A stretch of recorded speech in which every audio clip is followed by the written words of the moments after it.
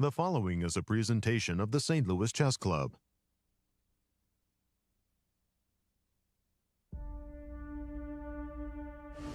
The grand finale is underway at the American Cup in St. Louis. Wesley So is sitting pretty after winning Game 1 and is only a draw away from clinching his first American Cup. Carissa Yip looked to be the captain of a sinking ship, but she was able to avoid disaster, right her course, and steer for a draw. Can the challengers even the odds and force a tie-breaking match, or will the champions go undefeated? Day 9 of Elite Chess. Coming up next.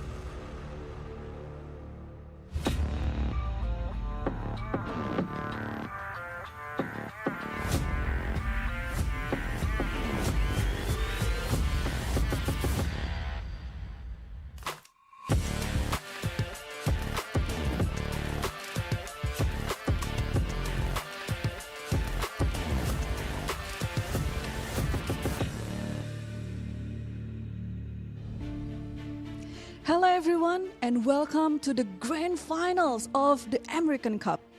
Today could be the day the champions are crowned. Wesley So is just one draw away to clinch his first American Cup title. In the women's final, Alice Lee can close the match today if she wins. And if Carissa strikes back, it's a tiebreaker tomorrow. Stay tuned because it's crunch time.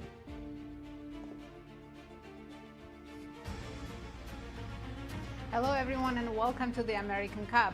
I'm your host, Paikidze, and I'm here with my wonderful co-host, Yasser Seirawan. Nazi, always a delight and a pleasure to be with you and Maurice. We are racing to a finish. Yes, Yasser, and either today or tomorrow we'll be crowning the champions. Absolutely. Hello everyone and welcome to our show. It is the last day for classical chess. We could be crowning 2 champions today or even tomorrow. What will happen? Well, you have to watch the show and find out. Nasi, honors, please. What were the results from yesterday? Let's have a look to remind everyone what happened yesterday. In the open section, Wesley So managed to defeat Levon Aronian with the white pieces in a beautiful classical game. In the women's section, it was a draw between Carissa Yip and Alice Lee. The format for the American Cup 2026. Right, it's been an 8-player double-elimination bracket. Players were not allowed to offer any draws. In the champions bracket, they played 2 classical games with the classical time control. If that's a tie, then we see Blitz playoffs. If that's a tie, then we see an Armageddon. I miss those Armageddons. Will we see one today? Well, tell us about the schedule for today. What are we doing? It's just the champions bracket today, grand finals. They're going to play their second classical game. Right. And if we have a tie in the match, we'll see Blitz playoffs. Wonderful. And Maurice, you've got to tell us some what ifs. How are we going to be crowning champions? Indeed, Yaz. Well, it's been quite a journey to this point that the players have had, and it's not quite over. For some, there are advantages. Win today, you're done. The others, they're absolutely on the bubble. Let's take a look at what we are talking about here as the players try and vie to win this title. Well, starting with Wesley So, he is the champion, or was in the champions bracket, took home the hefty $15K to even get here. And if he wins or draws today, it's over. There's no more to do. He will indeed be the champion and win this title for the very first time. And if Alice wins, it's the same. She got here by winning all her matches. So if she wins today, whichever way she does it, whether it's through winning the game or winning the playoffs afterwards, she wins the tournament. Now, the others, though, are on the cusp. Carissa, she needs to win today to have a chance at tomorrow. She could do it by winning the classical game or winning the Blitz playoff. She doesn't care. She just wants another life so she can tackle Alice again tomorrow. And the same applies for Levon. If he wins, and actually must win this game, he forces a Blitz playoff, and if he wins the playoff, he forces the rapid grand finals tomorrow, in effect getting another life. Now, I had a chance to speak to the 2 young ladies about this matchup. Here is what they had to say. All right, well, the game ended in a very enterprising draw. You got a big one tomorrow. Obviously, if you win tomorrow, it's over. Your thoughts going in? Well, it's not easy to beat Carissa, so it's. I mean, of course, I would like to win, but I'll just play the game and see how it goes. Well, tomorrow, you are on the bubble with her. You've got to beat her tomorrow to even have a second chance. What are your thoughts going into tomorrow? Yeah, today was a big fight, so hopefully it was fun for you guys. It was. And we'll see how tomorrow goes. All right, we'll get your rest. We'll see you tomorrow. Thank you. No bold predictions there. Both of them playing, keeping it close to the vest. They are besties after all. Well, no friendship on the chessboard now. It's time for us to crown a champion, and we'll see just how it goes as they fight for the title. Indeed. Thank you, Maurice. And as we get ready for the matchups, tell us the pairings in terms of colors. Yes, Yasser, let's take a look. Their last classical game, Alice Lee gets the white pieces against Carissa Yip. It's going to be a great fight. Absolutely. I see those two doing battles for years to come. And in the open section, Levon Aronian has a chance to come back with the white pieces against Wesley So. He's in a must-win situation. Yeah. Wow. Just looking at 3 wins and 4 losses, 26 draws. And the players have been fighting hard these last 9 days. What are they fighting for? They're fighting for the title, but also a lot of money. Total prize fund in the women's section is $150,000. First place gets $40,000, second place gets $30,000, and we already know the champions bracket bonus went to Alice Lee. These two are fighting for first and second prizes, and in the open section? The open section, total prize fund is $250,000. Wesley and Levon are fighting for $75,000 or $55,000. However, Wesley already is enjoying champions bracket bonus extra $15,000. Okay, there's an extra $20,000 in it. Worthwhile, I'd say. Very, very nice prize funds. Thank you, St. Louis Chess Club, for all your generosity as we're getting ready. You see Irene there and Leonard Otis, Wesley's our official. in a good mood. Yes. Well, he has every right to be, because he was facing elimination there against Fabi. He was very close to being eliminated. Instead, he came back, defeated Fabi twice. Wow. And then he beat Levon yesterday in a beautiful game. And he played, I'm not going to say perfectly, but his precision at crucial moments was really, world class. Wow. That's why he was the second highest rated player in the world at one time, and a very elite member of that 2800 club. Absolutely, and that was 10 years ago, Yasser, and he still remains in top 10. Exactly. It's harder. It's one thing to get to the top. It's harder to stay on the top. That's what John McEnroe said as well. It is, and especially with all of the modern tools, the computers, and I tell you, every time I open up a chess-based website, there's a new genius. The kids are younger and younger, and getting those grandmaster norms. And speaking of grandmaster norms, she's hunting down her last grandmaster norm, and she's very close to reaching 2,500 as well. Exactly. And she'll be only second female in the U.S. with the grandmaster title after Irene crashed. Exactly. She's trying to get that Queen's Prize offered by Jeannie Singfield to the first 5 women from America getting the grandmaster title. And her opponent, Alice Lee, is another one. Good contestant as well. Nice Look at all the snacks, and I Wonder's not there. Boy, actually, funny you should say that, because I think a Wonder is going to be joining Irene. He saw that snack bar and said, "Okay, I'm coming in. back. Got to come back for this." There is Levon. He has a tough task today. He needs to win the classical game against Wesley, then win the Blitz playoffs to force tie breaks tomorrow. Step by step, how do you win? He's got the white pieces, but how do you take down Wesley So?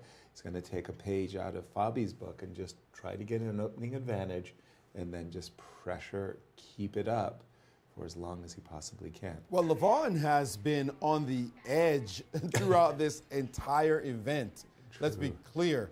He has been in disaster control mode, sometimes just blundering a piece here and there, blundering exchange. He has had many challenges to overcome, and he has done it every single time. it's what we were saying. He's like a cat with 9 lives. How many of them has he used up? Because this time, of course, he's facing off against Wesley So. Really tough to beat. Can he do it again? Yes, exactly. What a wild road he's taken in this American Cup. He lost his very, very first round against a wonder. Then he goes all the way in the elimination, plays a wonder again, and defeats a wonder this time, and then defeats Fabi and made it all the way to the grand finals. What a road. And today, very, very, very big challenge. And in the open section, no one has won the American Cup from the elimination bracket. Oh, this could be a first. This could be a first. Or Wesley So can win it for the first time. It was only Alice Lee who won the American Cup once from the elimination bracket. Chris Bird. I think she wished them good luck, and yes, games are off. Let's get started. Is it going to be E4? It is. Okay, Joko Piano, Rui Lopez, but if we see a Rui Lopez, will it be a Berlin or not? Let's see, Wesley's still filling up his score sheet. We'd probably expect Joko Piano, right? Oh. Unless Levon prepared some surprises. Knight of 3. Knight 6, so no far petrol, so good. by the way. Wesley could easily have played, and here we go. Yep. Bishop C4. Joko Piano it is. Which? Not the Knight F6, 2 knights defense, but rather Bishop C5. Yeah, the question is which line of Joko Piano? They all look so similar, but the move orders make Knight all the C3. difference. None of this C2, C3, but Knight C3. Oftentimes the move Knight C3 is associated with D2, D3, and the idea of chasing down this bishop with Knight A4. I always thought, I'm going to be very, very curious, how Levon gets an advantage with the setup with Knight C3. I always thought that the C2, C3 ideas were key. Another thing that White could potentially do is the old Knight E2 to Knight G3 routine. If you route the knight through D5 and just trade a pair of knights, I really don't think that you get anything. So castles. So Wesley is considering, I think, 2 moves. Castles, Or keeping D6, the symmetry, or D7, D6. Personally, I think D7, D6 is a better choice. It's a little bit more flexible, and it invites a variation where bishop could come to G4. You try to coax H3 out of White. Yasser, while Wesley's making that Sure. decision, I want to draw your attention to the other game because Let's we have do an it. exciting opening here. What? Bishop B5 check. Okay, so Carissa is an invitation to a King's Indian or a Perk. Perk. And the invitation to a King's Indian would come after the move C2, C4. Now, I've played the Perk literally my entire career, and Knight C3, Knight F6 is like the main line stuff. I also like to play it with C7, C6 to play for B5, and or A7, A6 playing for B5. This particular line of the Perk can transpose into lines of an open Sicilian. I have But never, Yasser, I was going to ask you, have you ever faced seen this Bishop move B5? Bishop B5 check in my life. There's only 10 games in the database. That's completely I'm amazed that a rare move that Alice definitely prepared. She blitzed it out. I'm just amazed that Bishop B5 check has ever been played. Me too. Because I mean, for me, I actually like playing the move C7, C6. Why would Alice do this? Because in her mind, she's thinking that the move Knight C6, like for example, Bishop E2. Let me just put a move on the board. She's thinking that her opponent might make use of the C6 square to play the move Knight C6. I don't think it's a good move, but that's the only way of justifying bishop b5 check, is to stop a future knight c6. Carissa went knight d7 and said, fine, let's play. I'm ready to play the a6, b5 variations. And I'm just wondering what the bishop is doing on b5, Maurice. Yeah, you know, I'm looking at it myself and thinking, I don't play the black side of the perk. And so to see, or Peart says, so it can also be called, to see bishop b5 on the board and c6 possible, it seems like a complete loss of a tempo. We're going to have to drill a little bit deeper to understand that one. But I do want to draw your attention to the other game. This position with knight c3, we've seen before. And we've seen it right here. And we've seen Levon himself play it, because he played it against Sam Seirawan. And this was the game from earlier in the tournament where Sam played d6 and they went into this line. You can remember this game where eventually he got that bishop and they played on from this position. He actually ended up getting a big advantage. This was a game he won quite easily, if you remember, as his pieces just prowled, and look at how he's just dominating the position. And this game ended up being victorious for him after he won this pawn, and he went on to win the game. So Wesley cannot be stunned or shocked by this move, because just a few days ago, he knows his opponent played this with success against the very strong Sam Seirawan. So he decided to deviate from what Sam played back on this move, knight c3. Sam played d6 in this position, but Wesley did not play d6 in this position. He went for the line with castles. And we have this position, castles, d3, and now h6. And now we're off in a different direction. Thank you, Maurice. Again, I don't know what white is supposed to do for an advantage here. In my mind, you know, you can play knight to d5, but why would you think can I take? That's a fun question. I liked your knight e2, knight g3. Yeah, I was about to say, I probably next turn I could probably play d7, d6. But okay, the problem that I'm having with knight e2, yeah, knight e2, knight g3, very conventional. Now that your knight is no longer attacking or protecting the d5 square, you do make this move d6, d7, d5 possible. You can make it in one move. There is knight e5. Oh boy, maybe I'm opening up a Pandora's box. Yeeks.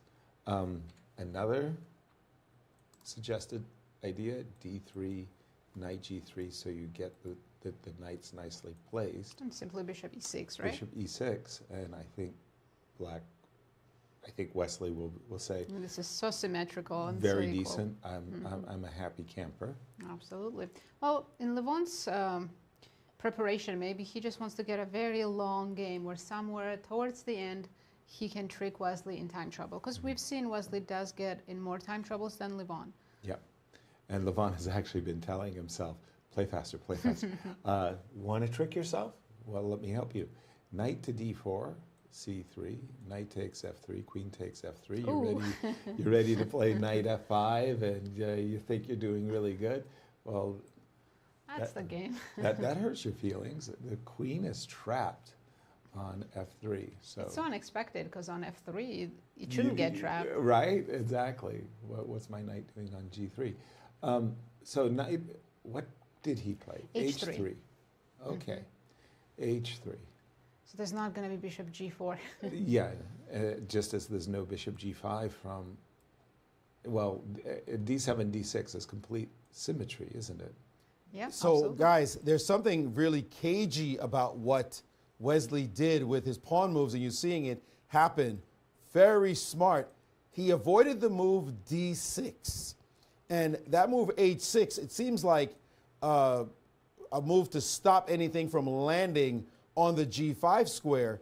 But the move, if you go back a couple of moves, the move that he did not play to maintain symmetry was the move d6, because he saw that d6 allows knight a4. And that was what he tried to avoid. So now, by leaving the pawn there, he said, let me make one waiting move. Let's see what you do. Oh, you want to make a waiting move? I'll make another one. This time, my bishop will hide on the a7 square. And that's why you see Levon is stopping to think, because against Sam Seirawan, he was able to execute knight to a4 and grab the bishop, as I showed you in that game. Now, finally, d6 on the board because he has a haven for his bishop back on the a7 square. So what we have is actually just an exchange of bishops, in fact, and this structure is something that Levon decided to go straight for. We have seen some games in the line. Only 14 games do I have in this database, and I see one of my young proteges, Brewington Hardaway, in this position as a 2100, drawing Arian Tari, who was 25.59 a couple of years ago. But that's not the win that you need. You got to win the game. And this is not what he has here. I also see a very big game. Whoa, this one is worth looking at. It's the game Nordebek Abdusatorov winning in 2022 when he was only a 2600 at the time. Now he's number 4 in the world against one Wesley So. Ooh, Wesley has seen this exact position with the black pieces before. And yeah, incredibly, for some reason, oh, here we go. Let me pull that up.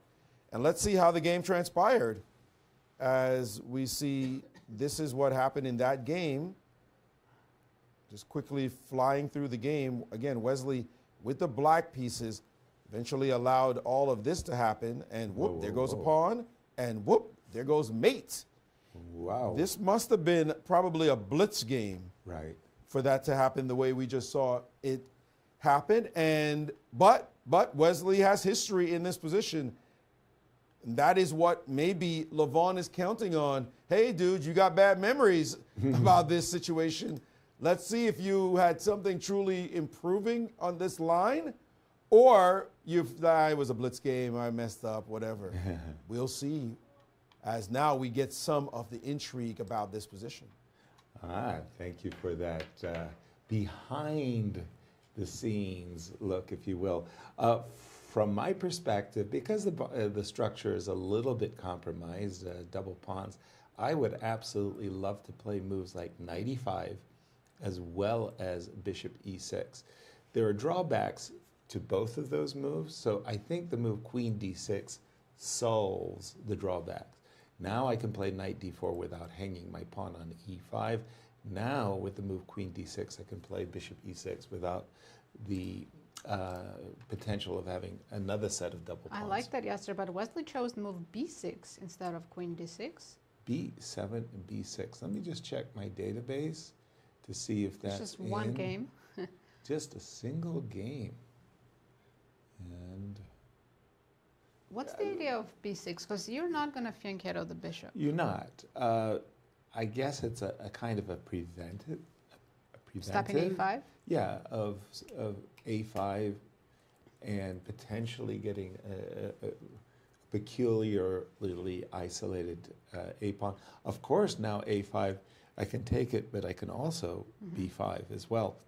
So something to, he's probably thinking after queen d8, pardon me, queen d6, a5, maybe white has grabbed a little bit more space. So I can believe that b7, b6 is a good way of Levon's not surprised by that move. He quickly responded with knight to d5.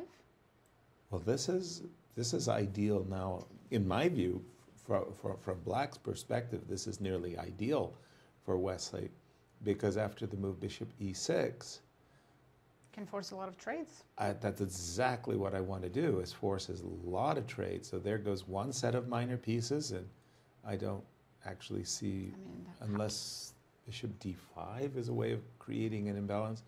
If you capture, This is great for Black. Nothing to worry about. nothing to worry about. All the pawns are still on the board, and Wesley is saying, okay, this is what you've got for me in a must-win game. Oh, look at that. Levon has knight e3 prepared. So Okay. he's okay with trading the bishops, but he's keeping the knights on the board. The way they're blitzing, this is definitely still preparation. Doesn't it feel like it? I mean, because again, they are playing so very quickly. I'm just looking at a trade.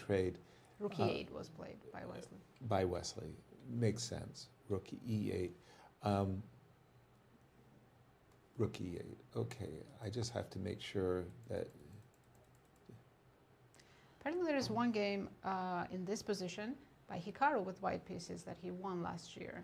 So it's like I a think it was Blitz. transposition into a position that Hikaru has played. I would say that, again, it's very, very hard to get advantages against Wesley, e4, e5, but Wesley is going to feel like, look, this is ideal. I just need a draw, and I am the champion. And trading off two pairs, well, hold on. Yeah, it's about to be two pairs of minor pieces. This is perfect. Absolutely. Just a dream position.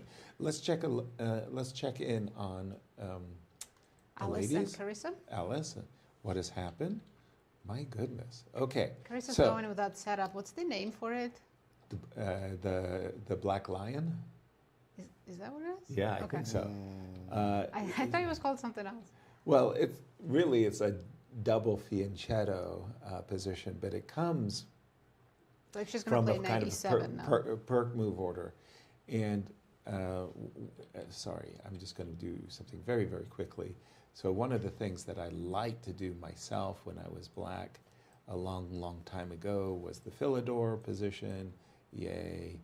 And we get this, and we get this, and we get this, and we get this. And I was a bit of a clown, I guess. And I would play for... G6? Oh. H6, Queen C7, and G5. Then when I get my pawn on G5, I try to maneuver a knight to G6. Why am I showing you this? Because in the current game of Alice Lee, one of the things that Carissa can do is play knight E7. Which is also referred to as hippo.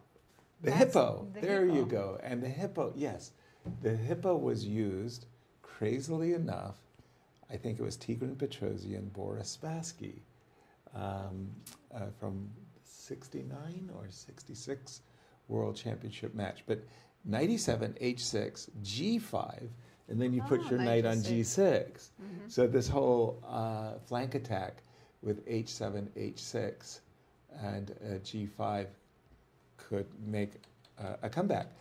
But what is very surprising for me is how Alice is literally putting her bishop on B5, encouraging her opponent to get a tempo, and now putting her bishop on C4, encouraging her opponent to gain a tempo. So why not? Why not play B5? There's a drawback. A big one. Surprise!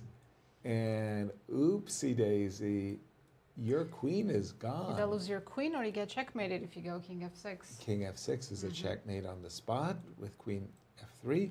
And if you go back, well, there's just no squares for your queen. And there goes that. So the bishop came back with a threat of bishop takes f7. Carissa said, yeah, I see that cheapo. And now, by the way, black is ready to play b5 with a tempo. It'd be like an accelerated Sicilian of sorts, where you get to go a6 and d5 as black. That's why, put your bishop on b7. No. That's why Alice played a4. a4, b6, rook e1, bishop b7. Now, for me, maybe Carissa's also calculating knight f6. Normally she would go knight e7 without thinking. But in this position, maybe she is considering knight f6, provoking e5. Yeah, specifically because it's so contrarian to see your opponent putting the bishops on squares where they're vulnerable to attack. Like you say, knight e4, maybe in order to play, knight f6 in order to play knight h5, and or, knight e7 and playing for e5. That could be a very useful tempo in the future. I don't like this setup for... Do you think Alice's bishop f4 indicates she wants to play e5? Quite possibly.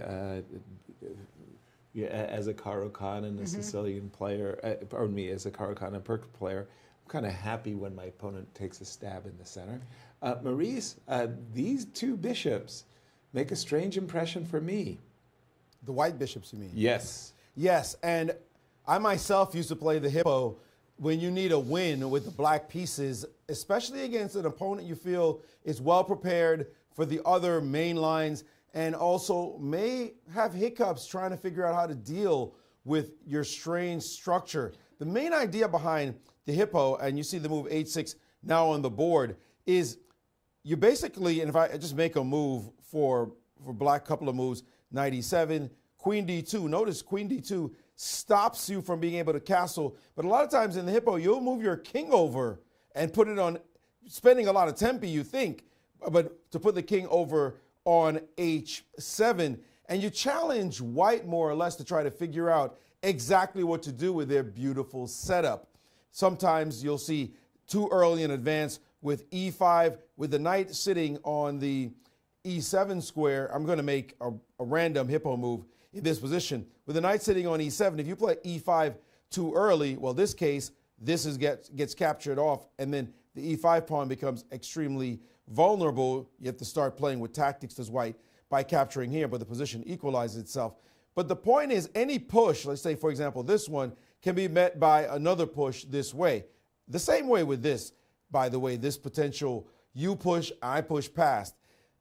However, with black to move, here you have to be careful as white. Like a move like this one could be met by your idea, Yaz, g5. And we see that black, once the bishop drops back, puts the knight on g6, is again playing on two, now finally a piece on the third rank, but can expand from what looks like a passive position. And you have to be accurate enough with white. You can't just start casually putting your pieces on squares, because black will get one of these breaks, and especially the biggest danger for white is attacking too quickly. Is thinking, I'm going to make this break and it's going to work, and then suddenly see black either block the position up or get just that exact trade they need in order to at least equalize the game. I have to say, I don't think the hippo is very good, but that didn't stop me from playing it. It's just a different kind of game, and you have to have a different kind of mindset in order to be successful playing this kind of opening. I agree with you, Maurice. It's not like the hippopotamus took the world by storm and everybody adopted it, because you are giving up a lot of space. But I just think that Alice's bishops on f4 and c4 are misplaced when you're playing against a very flexible setup that Carissa's played. h7, h6, not a... I think she's indicating she's going to go for g5 and put the knight on g6. Yeah, not a completely necessary move, but I'm more than curious as to what Alice ultimately wants to determine her setup to be, her development rather. Does she want to play knight c3 and queen to d2? So again, we'll just go down this path for just a moment. Knight c3, knight e7, queen d2. I will not play the move King f8? King f8 for the moment. I'm actually more inclined towards the move knight f6. Strangely enough, this isn't You're a considering completely the d5? massive threat, but I do get to trade off certain pieces, and this knight on e7 may find a good... And what I'm really trying to do, obviously, is to coax you into playing an early e5, where this bishop is actually Pretty good. really good, like super well placed. And if you trade off, trade, and for argument's sake, instead of going castling by hand with king f8, king g8, king h7, when You you're can not, actually castle. I can castle with that. Yeah, without the that. only difficult task here for white against hippo is when to push the pawn e5 or d5. Right, and as Marie's saying, if you play e5 early, you have to be careful of bishop f3 and then d5. Right. And if you play d5 early, then you have to deal with the consequences of e5. It's like the king's Indian, right? Exactly, exactly. The hippo is very flexible in that way. And you're right, Yaz. We're looking at inexperience potentially with the player with white. You hope that you're playing against a young player who doesn't see this kind of opening very often, and she has to be strategically nuanced in order to handle it properly. Those bishops on c4 and f4 are not natural in the hippo, precisely because of those issues of you push, I push, and I get tempo when I push. Exactly. So your bishops don't belong there. And so this is the kind of thing that Carissa is counting on. They may look about the same age, but Carissa is already 6 years older than her opponent. So she's been around the block a few times, and she may be counting on that experience to be what she uses against Alice, who will have to figure out exactly how to handle this opening that she no doubt very rarely has seen over the board. Exactly. A little chance of using some experience that Carissa has.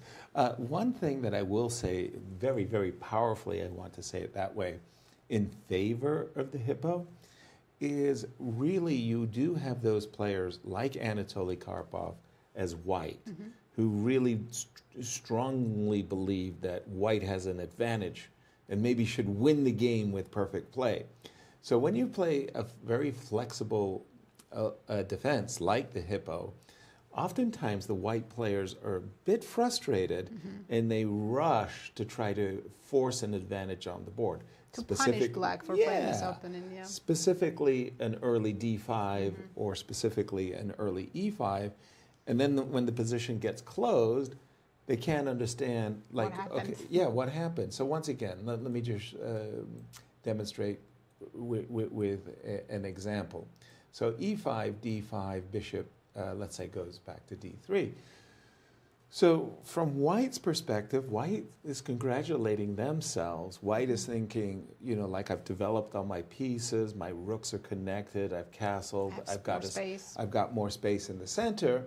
And then the opponent attacks that beautiful center with the move c7, c5, and you start looking and you start looking and you go, where's my advantage? Yeah. You know, you don't really want to capture, and now your opponent is looking at black has the control of the center all of a sudden. What happened, right? So prematurely advancing in the center, your bishops on c4 or f4, as Maurice said, you bypass with the tempo. I think that's black why is happy. It's important to have an experience in this opening with white, to not be so tempted to rush with d5 or e5. And where do you get that experience in playing against a hippo? It's so rare, right?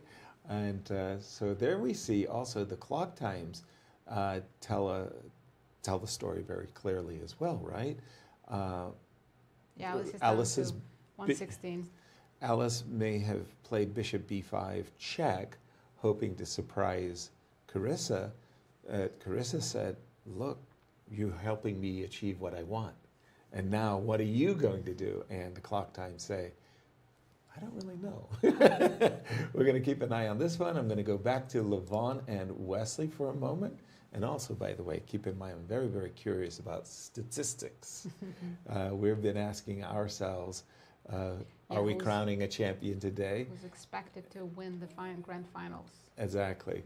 And I just caught up with the players, Wesley and Levon. Now, I can say, to my mind, the position's completely balanced. I'm not going to say triple zeros, but yeah, I think it's very close to that. And I'm looking on my thermometer. My chess board has a border there with the chess thermometer. And the computer prefers white. Yeah, but pretty clearly prefers white. And I'm curious as to why. Do you I think it's understand? the double pawns. The computer just evaluates that as a long-term problem. Okay. But after white's next move, Levon played b3, it dropped down a little bit. Like it's hard to explain like why. There was a moment here of great exactness was required to... Highly doubt that's the case. Seriously, b3 and... yeah, okay, so everybody played g2, g3, and g7, g6 in order to make their king that much more comfortable on the g2 or g7 squares. And then at a certain moment, if you're not playing, I don't know, queen d7 and rook e8, you're probably playing for more trades, something like this. In You this wanna fix case, your pawns? pardon me? You want to fix your pawns? Take with the C? If white allows. Yeah, and in this case, I am allowing an accelerated line, right? Some kind of an attack on the king. With f4, although there is b4. No, Yeah, I black don't. should be completely safe here. Yeah, I just don't see how Levon's going to get an imbalance that is so favorable enough to win. Maurice, over to you. Well, there is one plan, and that plan is to play the only pawn break in the position, or at least play for it, and that plan is the move f4. Yep. So let's see if we can execute that move in this position. Levon played the move b3 right now, but he could have played the move knight to h4. And that gets the pawn out of the way gets a knight out of the way of the pawn.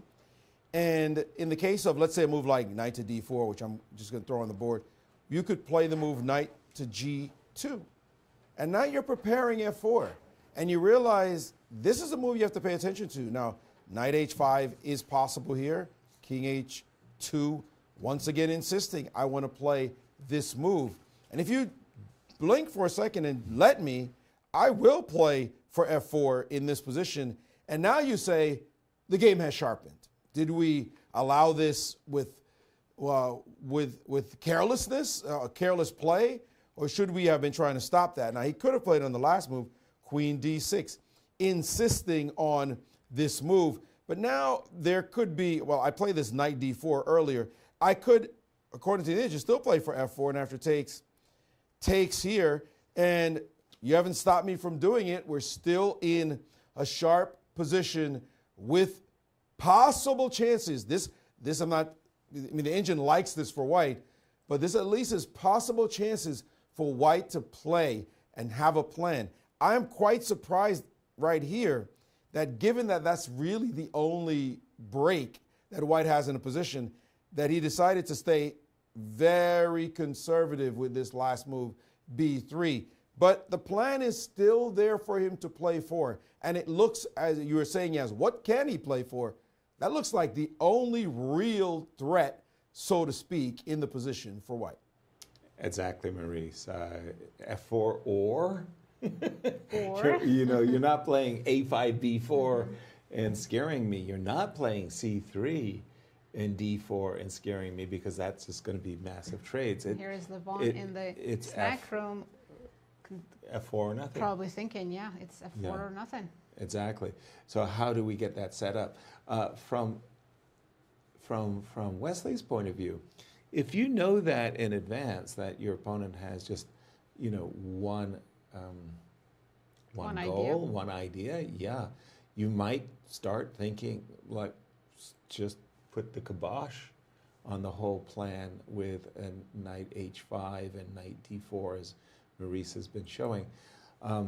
Again, the move g7 to g6 suggests to me that Wesley wants to put his king either on h7 or g7. But let's interrupt ourselves, and statistically, Ben Underwood, he's put together some great pie charts. Take us through them. Yes, we'll start with the women's pie charts, and pre-tournament, no surprise here, the rating favorite, Carissa Yip, was the favorite to win the event. Right. At almost 40%, and Alice Lee in second. Now, After day 6. after day 6, we have Alice Lee because she was already in the finals, right? Yeah, she defeated Carissa Yip to win the champions bracket. So the almost entire pie was for Alice, 82.9%, Carissa at 13. And then the current. After yesterday, because the first game was drawn, now Carissa increased her chances at 21.4%. And she, and in the open? The Open, of course, pre-tournament favorite was world number 3, Fabiano Caruana. Wesley was in second and Levon in third. After round 6, look at that, Fabi was down to 6%, while Wesley, almost 86%. Wow. And Aronian at 7. Okay. Wow. After yesterday, it's 98.3% for Wesley. Just one win will do? Yeah, I mean, look at that. But here's the thing, even though, of course, statistically that's correct, because Right. Wesley has 2 lives, Right. we know in chess all it takes is one bad move. Like a that's massive it. blunder. Yeah, and that's it. Goodbye. And the match could be tied. Maurice, jump in, please. In the other matchup, we see something that happens often in this opening, is that a funny move gets overlooked or is not responded to properly because the position is so weird that both players are not necessarily aware of the nuances. We said that Alice herself may not have too much experience playing against this line, but Carissa doesn't have too much experience playing the line herself. And so this is just the kind of stuff that's move by move almost. What did you just do? Should I do something different now?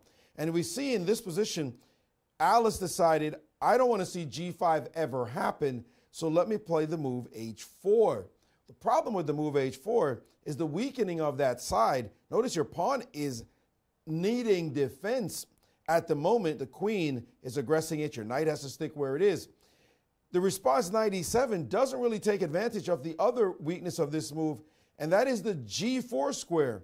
Knight to F6 could have been played right here, right now, and the G4 square finds itself a little tender. Not saying that you're going to go there right now, but this knight is so much better placed on this square. The only thing you might worry about is this shot, and that is the move D5, and the move takes, and now knight E4, and black feels better in this position, although the engine is giving this bizarre move, bishop to H2, as a really good idea in the position. But this is the kind of brouhaha you could get as breakout when you play this kind of opening, because the first break means that something crazy and maybe concrete needs to be calculated. Instead, she played the move knight to E7, which now says you're never ever going to get this G5 plan and the knight to G6 plan or setup ever. So Alice could play normally here, a move like knight to C3, and well, actually the engine's proposing G5 right now. What a move. It says white's better. I just want to follow this line. Knight to G6 and takes, a pawn sacrifice for the initiative. Wow, that is a crazy line. If she's prepped that, I'm going to kudos to you, sacking a pawn for some kind of attack. Yasser, I know you're a pawn grubber, but there is an open file that has been created straight towards the king. That's precisely right, Maurice. For pawn sacrifice, it's not a bad pawn sacrifice at all. And I don't like this move H2, H4 by Alice. And as you were talking, Maurice, it just occurred to me, like, okay, I mean, people know I'm courageous and creative and an angry man. G5. Immediately. I'm a pawn grubber. Let's take it. And take it. And you're going to take with the bishop, let's say. And I'm going to go bishop F6. And I'm just saying, check it out. I have the open H file. That's all I got. But I'm going to have an initiative for that as well. Now, in this particular case, would I prefer the knight on G6? Sure. You bet. So, knight E7 was Carissa's move with the idea, what Maurice is saying, of playing G5. And guess what? That's a real hit, in my opinion. I mean, this is exactly the type of position Carissa wants to have today. Absolutely. Absolutely. Now, as we were coming on air, we were talking about the fact that Carissa lost 2-0 in the Blitz.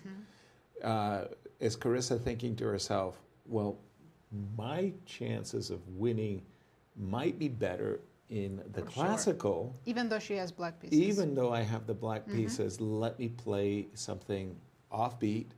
And let's just play chess with Alice in classical and avoid the Blitz. Definitely true. You think that's what's going on? Her best chance is in classical, not just because of the 2-0 result. I mean, Blitz is so random. Of course.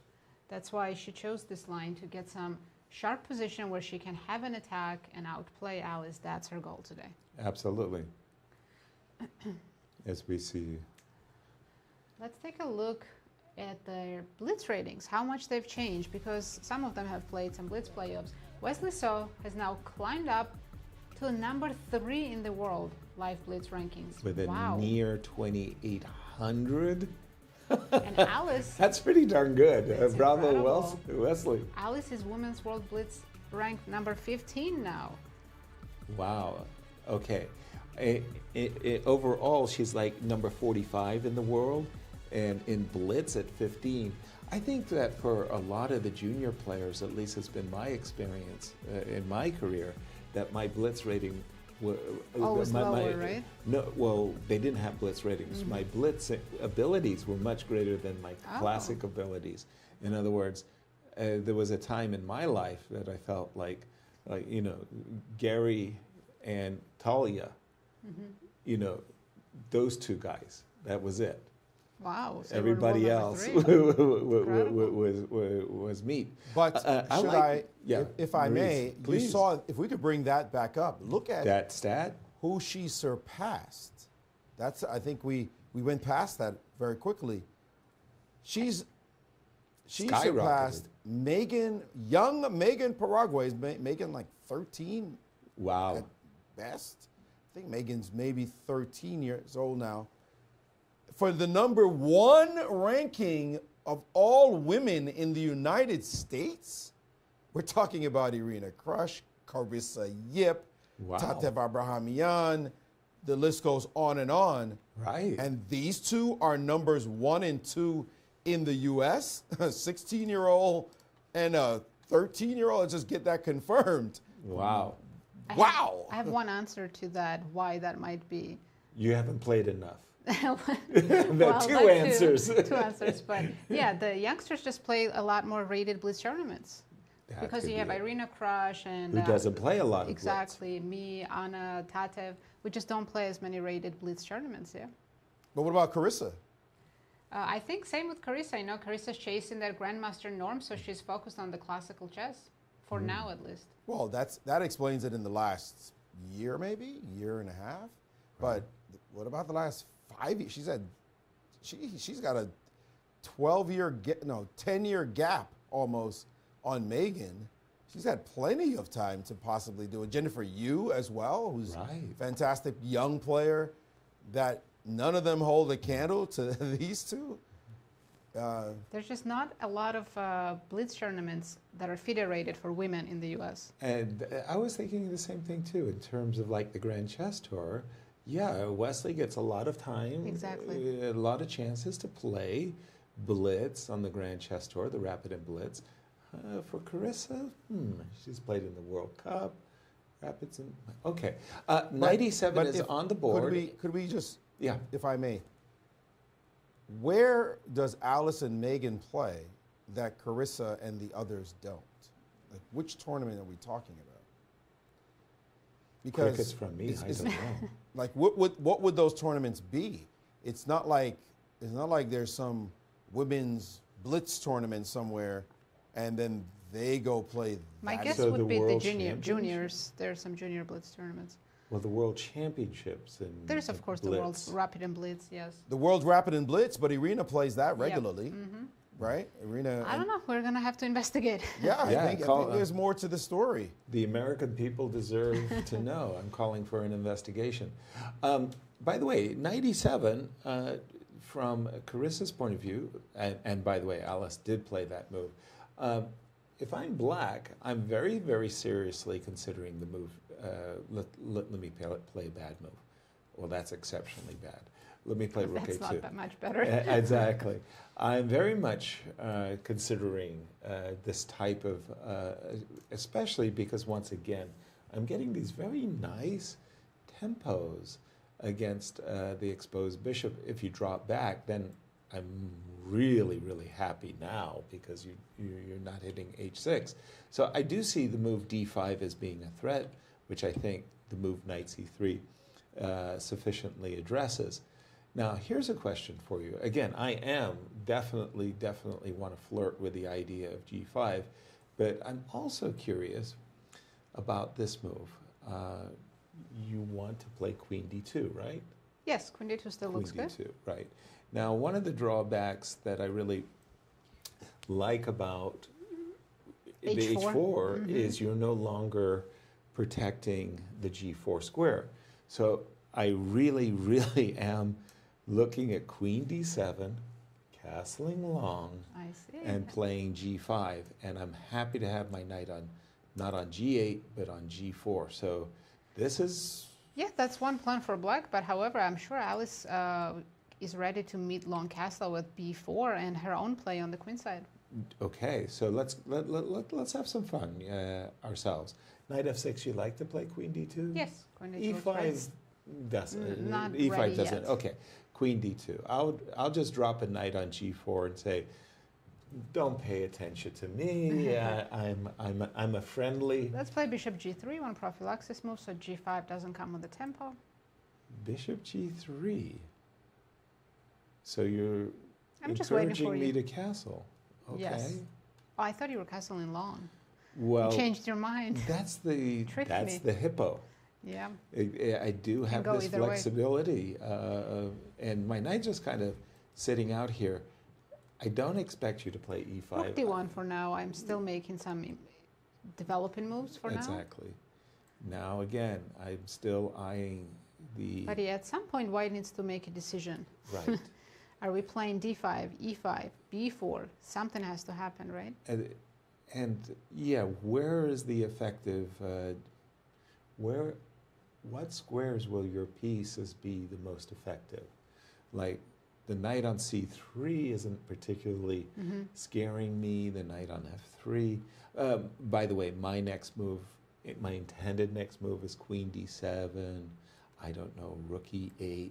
Yes, I do want to play for f5. Okay. But I didn't get in my g5. You're not giving me that opportunity of getting in a g5. I do think Carissa is most likely to play g5 right now and sacrifice that pawn for the possible attack on the h-file.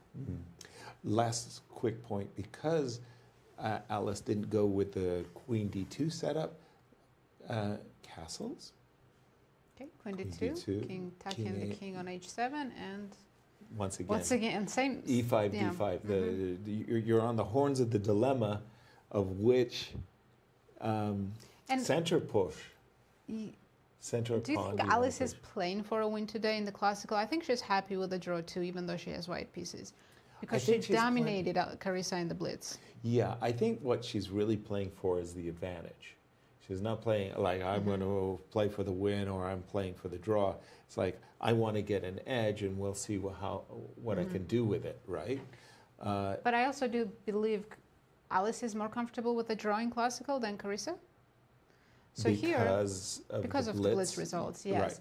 Right. So here, Alice doesn't actually have to push anything. She can just make useful moves, rook d1, bishop g3, and just wait for Carissa to do something aggressive and then counterattack. Well, if you wait too long, guess what? I will do precisely what you just said. I will go H2.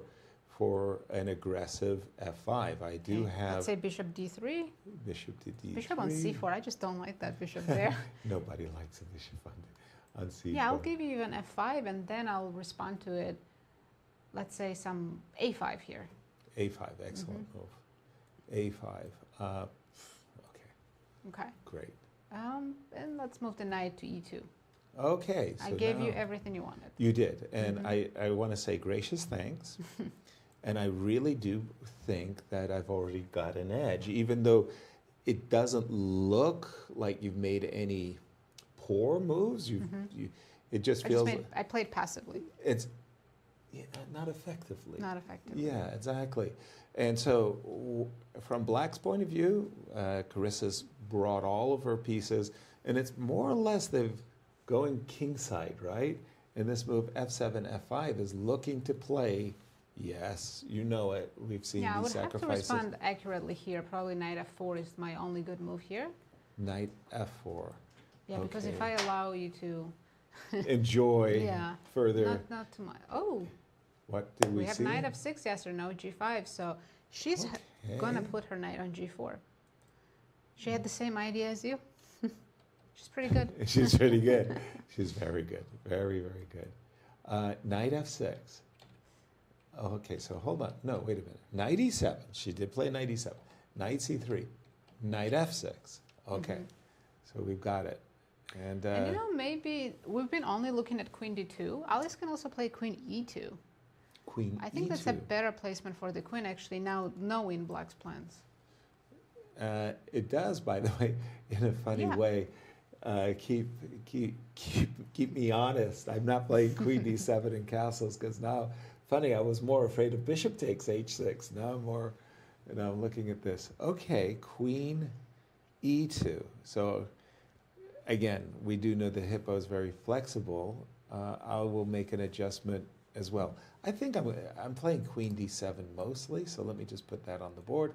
I think mostly you want to play this move. And now I'm going to ask you the salient question. Where are you going? h2. h2. Okay. And I will castle as well. I can't castle. Now this looks pretty comfortable in this position. She's saying, you know, I have better development at the moment, more space. Yep. You can possibly be better. And yeah, she's just enjoying this position. She's just deciding which way to go with the queen, e2 or d2. That's the main question she has to answer. Exactly. Again, from black's point of view, king h7, rook e8, some happy moves are going on there. The battle is ahead of us. It's not an opening battle where I'm trying for... At some point, we're going to see Carissa do some breakthrough with f5 or g5, and then the real battle begins. Exactly. Let me check back with Levon, and as I'm doing that, I'm going to toss the ball to you, Maurice. Yes, I've been revisiting the players' paths to get to this point, and actually the individual games. And I'll keep finding some highlights throughout the day so we can see just how brilliantly they have played, and sometimes maybe not so brilliantly, having to dodge bullets in order to get here. The first game I found is of one Alice Lee, and it's from the very first round of the tournament, where of the players sitting in that playing hall right now, she was the only one who won her game. And we're talking about that game that she played against Rachel Lee in round one. And the move that impressed us all in this game was this move, knight to b7. It was played early in the game on move 16. And we said, how often does a knight actually place itself, a white knight, on the b7 square? Black knight doesn't do it that often either, although I can think of some variations of the Spanish opening when the knight goes to a5 and ends up on b7. But knight to b7 with the white pieces, 16 moves in, well, it was chasing the power of the c5 square, and that eventually was something that it did. And then another knight was aiming for that square, and it went to that square as well. She dominated now, surprisingly took back with the pawn, could have taken with the rook, but very soon after that, she was able to collect this pawn and have a dominant position. Going later in the game, this extra pawn that she had turned into two extra pawns, with three of them passed on the other side. And this ending is one that you don't see very often in top chess. Looks like one of the games in an elementary school tournament, in fact. She won with 3 queens on the board and the move queen g8 with mate. This was how she started the competition. It's unlikely anything like this is going to happen today. But just going down memory lane as of about 10 days ago, when she was, again, the only winner for the players in the hall right now to start off this tournament. Thank you, Maurice. We might see something like that today if we go into the Blitz playoffs.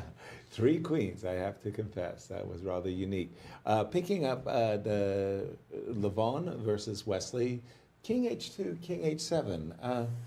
Intriguing to my mind that both players preferred their king on h7. Instead of g2 and g7? G2 and g7,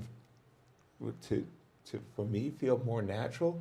It's entirely possible in the case of Wesley that king g7 was too invitational, that this idea that the potential knight sacrifice, knight on e3 to f5 check, especially with the queen lined up on c1, I can understand in his case. In But for Levon's white, case, it's more more questionable. confusing Yeah. because I can imagine in this case, as white, you might, for whatever reasons, find the move knight g4 attractive, In Then which case, any rook on trades, H1, right? why isn't our rook on H1 and why isn't our king on G2? Okay, now having gotten rid of that Maybe house Levon cleaving, wants to play G4, and that's why the king is on H2.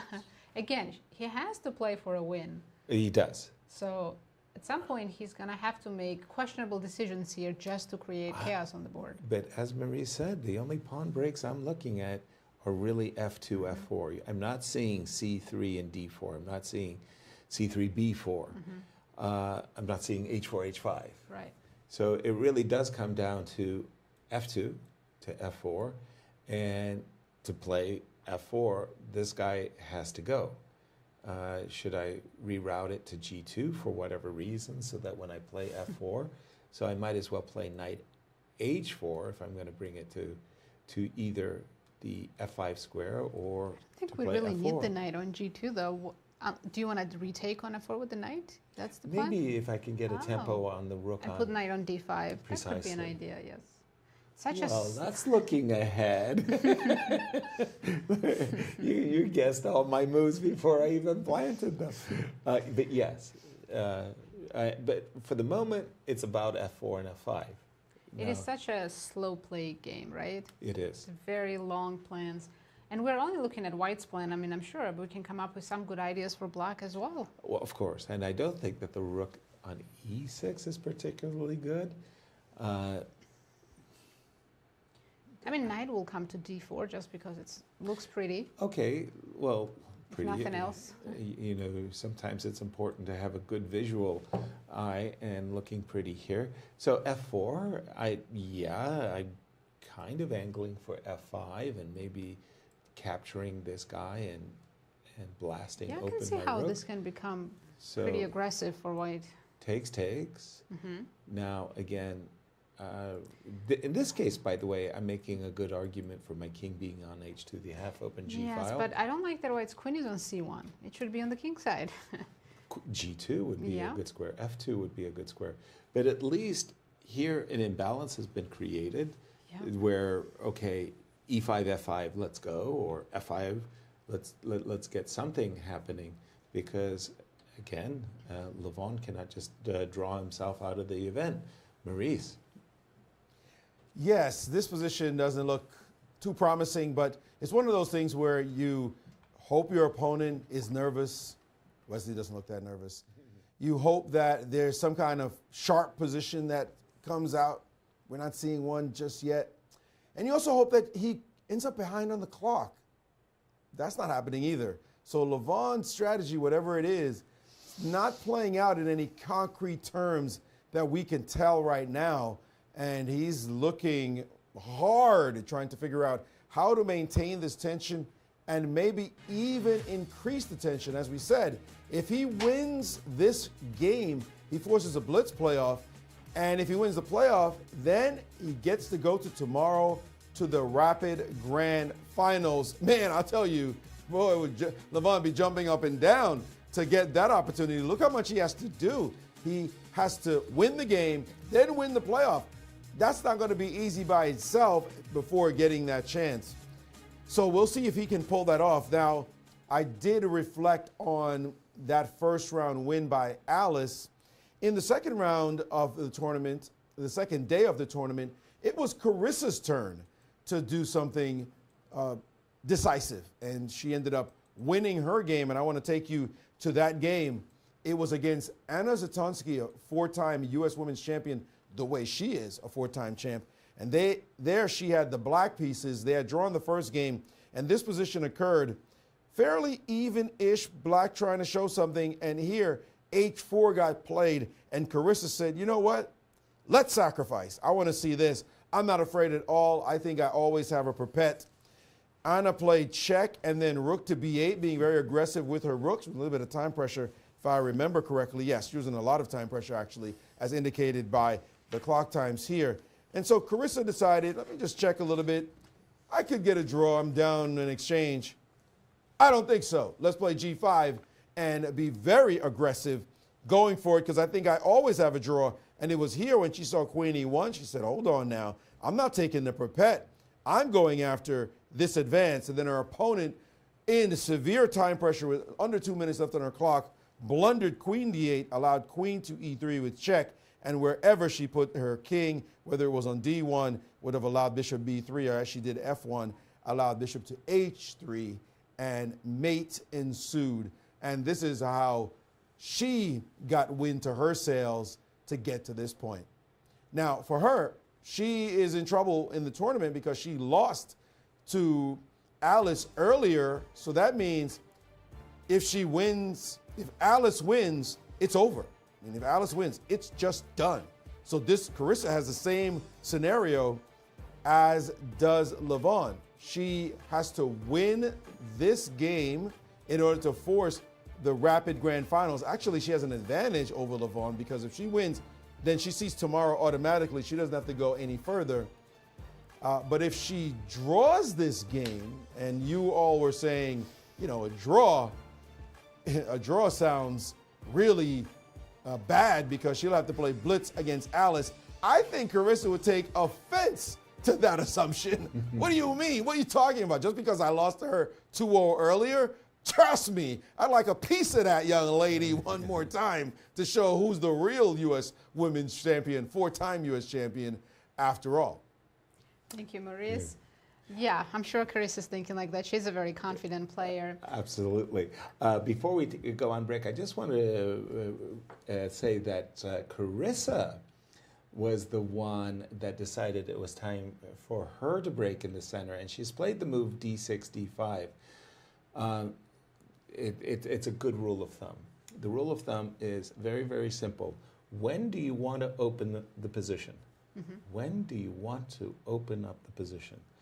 When you're better developed. Okay, but in this case, white is better developed. Correct. And that's why I don't like the move d5. d5 might be okay to try to equalize, but I do think that this move is a bit of a relief for Alice, because now she knows exactly what she wants to do, which is to control the e5 square, and she's better developed. If I were in Carissa's shoes, and if I, oh, sorry, that's not, now I can't make the move that I wanted to make. How could I? Queen d2 messes me up. But I'm saying castles, king h7, queen d7, rook e8. I liked your plan very Then much. playing d5 makes a lot of sense. We do have d5 takes on the board. And you while can I see think even the position, engines are really liking white's position now. yeah, well, I think the position's still balanced or whatever. I think it's a much easier, now is an easier position to play for Alice than 3 or 4 moves ago. Definitely. As we go on break, We have a very special guest very today. special guest with Irene. Yes, today Irene Sukandar will be joined by Grandmaster Awonder Liang. I'm sure he has a lot of insights to share. I have an insight to share with you, Irene. Keep a wonder out of the snack room. We're getting The guy's going to go to the confession and tell us that you've got great snacks. We're going to go on a short break, but you guys enjoy their analysis, and we'll be back very soon.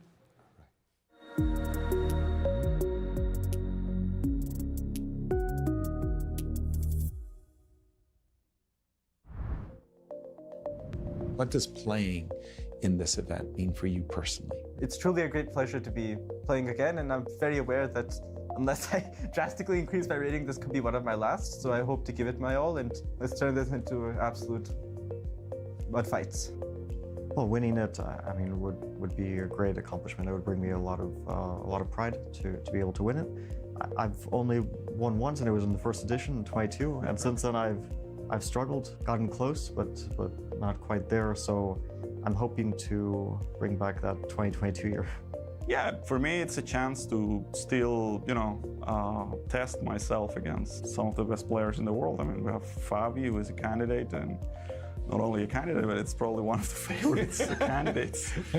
So we're talking about really top players and, of course, the top US players. And for me, it's always a test, like a chance to see where I'm standing, especially as I'm taking these breaks. You wonder, like, what's my current level? And it's a good chance to measure that, and hopefully I'll be able to show some good chess. Well, I'm very excited and very grateful, first of all, to have a career. Without the St. Louis Chess Club, I wouldn't be a chess professional. So I'm very grateful that they even have this event. It's become a tradition. It's where all the top US players come and congregate and play and show who's best. Well, I've always really liked this event. I think I've played it since it started in 2022, and there I did pretty well, and I think one other year I've done quite well. So I think with the format, obviously I'm playing a lot of the same players that I've played many times, but the different formats makes it different, and also with the double elimination. It also gives me a chance to play matches against them because I'm usually playing them in just a regular tournament. So it's more exciting for me, and it gives me a chance to beat some of them. I have beaten some of these players in these mini matches before, which is really exciting. So yeah, for me it's just a chance to play against and try to beat some of these guys that are the best in the world. I mean, it's an honor to play with the best players in the country almost every single year. Playing a match format with great players is always, doesn't matter if it's classical or blitz, it's always helpful for your chess, so I'm very happy about that. Well, I started off slowly. First couple of American Cups I wasn't doing well, and then I got in shape, and now I think this is my tournament. It's knockout and I like it. Yeah, I don't know. It's somehow been a long goal of mine to play this tournament. Yeah, for many years now. And I've always just kind of slipped out of the rating grass. I've always been on the boundary. And now I'm finally here. And I'm always kind of looking forward. So, now that I'm kind of here, I'd like to, really crack into, before it might have felt like this was the leap, but now it's like, I feel like those guys like Fabi, Wesley, Lanier, Levon, they still kind of have an edge over some of us, the youngsters, and so just trying to cross that bridge to get to that level, and just getting further and further. So yeah, it's honestly wonderful to be here, but then there's always just a little bit more that hopefully I could try to strive for.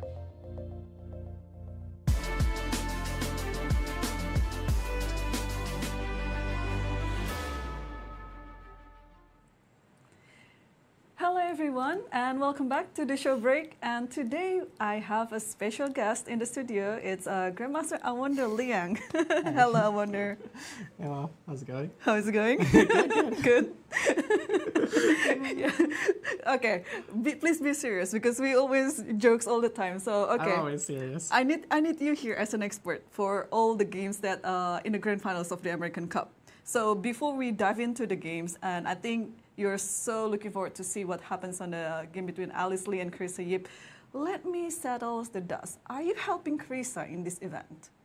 No, I don't even help myself in this event, so there's nothing I can really do there. But yeah, we worked together in the past, and yep. Yeah, at some point I just got busy with my tournaments. But yeah, I think there's still a lot of leftover stuff that is good, and she's working with other people, and so it's kind of nice to see what new stuff she has cooked up. I see. Well, okay, let's take a look at the game then.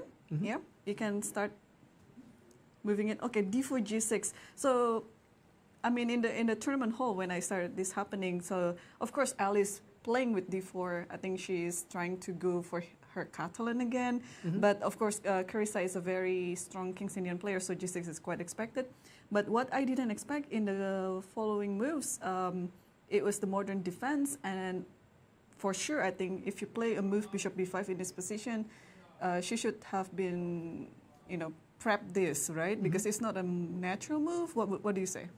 Right. So yeah, I think it's a pretty typical idea, and they're trying to get back into the bishop d3 lines. So mm-hmm. This is actually what I think Fabi played against me, where they go like knight f6 c3, and here black should play with knight c6. So that's kind of the typical idea. So let's say castles, and knight c6. And yeah, this is similar to a lot of Roy Lopez structures actually, where black is playing with g6, and they're going to play e5 next. And I think it's kind of considered equal or slightly better for white. Mm-hmm. It's kind of hard to tell these days. But yeah, with the idea of bishop b5 check is knight c6 is no longer really an option, I guess. Probably because of d5, a6, and bishop takes c6. So white will just pick up this pawn. Oh, looks like that's not it. But, there's some reason. Sure. So we can't play that anymore. And after knight d7, black's position is a little bit more passive. But yeah, it's kind of tricky with these modern openings because there are so many different move orders. And so Carissa basically says, we're going to switch into a hippo move order with an extra tempo, which is not really an accomplishment or anything, but I guess it's kind of something. And yeah, the thing with the hippo moves, So yeah, here there's kind of a little bit of subtleties because I was playing this a lot, especially when I was grinding opens. And yeah, I think basically we sort of want this knight on g8 to be on f6. And later in the game, we sort of see Carissa play knight e7 and move the d7 knight to f6. Right. Which is slightly less accurate because black wants to be playing for e5 in this structure. And so we want to attack the e4 pawn. After bishop b7, yeah, I think this bishop doesn't really belong on f4 for the simple reason that it kind of will get attacked by this e5 or g5 stuff in the future. But these are all like, I think it doesn't really matter that much, but I think if you play this stuff all the time, then it's important to know. But I think both of them are relatively fresh in this structure. And yeah, I think it's kind of just a normal fight. So yeah, I actually had a game in this almost exact position against, I don't know where he's from, maybe from Virginia. There's maybe like a 11 or 12-year-old, Matthew Diao. I think it was last year, and I was playing some random opens. So I was playing the hippo as my standard, and he also put his bishop on f4. And I kind of messed up. I sort of castled. But what I should have done, as we'll see in the game, is Carissa had this opportunity to play g5 and then knight g6. And I think this is very typical. Whenever the bishop's on f4, that this is a very strong plan. And I think black is fully equalizing here, and it's a huge fight. So even though you're sacrificing this pawn on g5, yeah? So maybe, let's say, put the bishop away like on e3, and then do you take on g5, or what do you do here? Yeah, you could take on g5 and play bishop f6. You could even consider... something like this, and what's going to happen? Like bishop f6 just bishop f6, and then we're playing for queen e7, and even long castle is on tap. Wow. And it's completely fine for black. I see. So I think I just want to note one thing. It's just aesthetically, like, pleasant here. Like looking at this position, everything is in a symmetrical mode. Like all these pawns, like I think both of the girls are just having fun. And then you see also like all of this structure by Carissa, everything is so symmetrical. But yeah, you are right. Like this g5 is going to be very interesting should it happen on the board. Yeah. Right. Yeah. I think for people that don't study like the hippo, or I think very few people study these kind of openings. But yeah, it's hard to know. And I think this bishop f4 is somehow very common, especially among lower-rated players, because it stops black's main break, which is c5, because d6 is now hanging. And so, yeah. So actually, in my game is pretty funny. I did something similar to what Hikaru did. And I think he was around 2100 at that time. Or not, sorry. I did something as similar to what Carissa did. And my opponent was around 2100 at that time. And I broke with d5, and we got this structure. And he took, and I actually didn't realize how bad it was. This structure is actually very bad for black because of this h4 line. H4 pawn, and white will go h5, and black has to play g5, and the king will get much weaker. It's actually very subtle. I don't know if both players realize it. Yeah, so what happened in my game was I actually ended up losing. So I lost like 9 rating points in one game. And then, but I didn't feel so bad because I think 6 months later, I actually saw something funny when Hikaru was playing his opens. He played the same opponent. And after like 15 moves, it was like -3 or -4. Like Hikaru was dead lost. And I was like, wait, I played that kid. Like this 11-year-old, like unbelievable. And Hikaru brought it back. He was a little bit trickier than me. But I was like, man, like, these 11-year-olds in these random opens. Like, wow. Yeah, so what a story. I know. It was crazy. And yeah, unfortunately, he didn't manage to get it done that time. But I'm sure he's a very strong player, and probably will be much stronger later. But yeah, and here. So yeah, here the issue is this. I think Carissa is kind of familiar with this line. One time we looked at this Queen D8 Scandinavian, and you can get very similar structure here. Let's say G6, Bishop C4. Black's often going. Black should go Bishop G7 first. Sorry, H3, and then castles B6. And I think this structure is very similar because Black will go Bishop B7, Knight C6, E6. But basically, because our knight's on F6. White won't be able to play this H4, H5. So it's very subtle, but it can also arise through this modern structure, which I think she didn't know, and I also didn't know before my game. So yeah, we saw this position, and then Alice played Bishop E5, castled, and Rook D1. I mean, I think Alice was just playing all of these natural moves that are looking good, and for sure it's very useful. So wow, Carissa, is Carissa in trouble? I don't think so, because I think both players are kind of not as familiar with the intricacies of these positions. I think because, I don't know, my opening repertoire tends to be very wide and diverse, and I play many dubious lines that somehow I end up acquiring a lot of positional knowledge, which is mostly useless, actually, because you never get these kind of structures. But yeah, I think it's still a big fight. I just think it's kind of interesting that, like I know Carissa's kind of familiar with the Scandinavian, and probably she was trying to get into that direction. But then here it's like a little bit of a mistake, and then Alice probably like not super sure what's happening, but just trying to develop naturally and maybe prevent this c5. So I feel like, yeah, these opening battles, especially at this level where both players are coming in extremely well prepared. But I think maybe lacking just a little bit of that experience. I mean, when I lost to that like 11-year-old kid, I was 2,700, and I didn't know about these positional factors. And then, the thing is, it's not useless because I analyzed the game later, and then I understood and learned these things. So he understood it better than you. Apparently so, But, the kids now, they're strong. They're strong. You're right. So it was, yeah. Well, we can leave this for a bit because now Carissa is still thinking and figuring things out, what to do in this position. Alice Lee, I think, is sitting comfortably, but it's still a big fight in this game. So let's take a look what's happening on the other grand final match between Levon versus Wesley, because Wesley won yesterday, so he, as black pieces here, he just needs a draw. What do you think? Yeah, I think this is a nightmare scenario for any player trying to beat Wesley, with anything. But let me ask you some questions in the opening, because Levon is in a must-win situation, and yet he chose a variation that is very quiet and there's nothing on the board. What's your take on it? Yeah, I think chess has really shifted a lot in the past couple of years, like maybe past 20 years. I think before, when people were in must-win situations, they wanted to go into very sharp lines. And now it's kind of flipped completely on its head. People want to go into quiet lines. So Levon did play this earlier against Sam in the elimination bracket. And yeah, I think he didn't get much of an advantage there, but he got a very quiet position. And then eventually Sam made a couple of dubious positional decisions and he got outplayed. Yeah, I think this is some very old stuff. I haven't seen black play like this in a long time with h6 and a6. And I think it used to be quite popular 10 years ago. They were playing exactly this structure, take, and with 95, 93. There's one subtlety that black should definitely not play a5 here to preserve the bishop. So d6, 94 is kind of white's typical idea. But if a5, I think this is a trick that some people fall into. There's a d6 and then bishop b5. And bishop b5, yes. And black's pawns will get tripled. So yeah, this is some pretty old stuff. And I think I was trying to understand before the broadcast how this position works, and I didn't really get to understand it. And so I made a note for myself to check it deeply later. But yeah, this 93 is typical. And here, I think it's very very nice for Levon in that he has a very maneuvering game.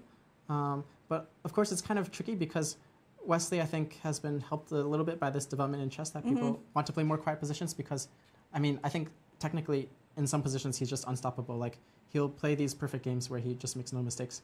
And yeah, I think we're probably seeing one of those games today, unfortunately. I think so too. Yeah, unfortunately for Levon, yeah, because the position looks just very quiet here. And yeah, Wesley in this tournament has been performing very well. And he rarely makes any mistakes too. So, well, it's a big fight for Levon if he wants to force the match into the playoff. But I wonder, thank you so much for joining me in the break. And I guess I'll see you on the next one.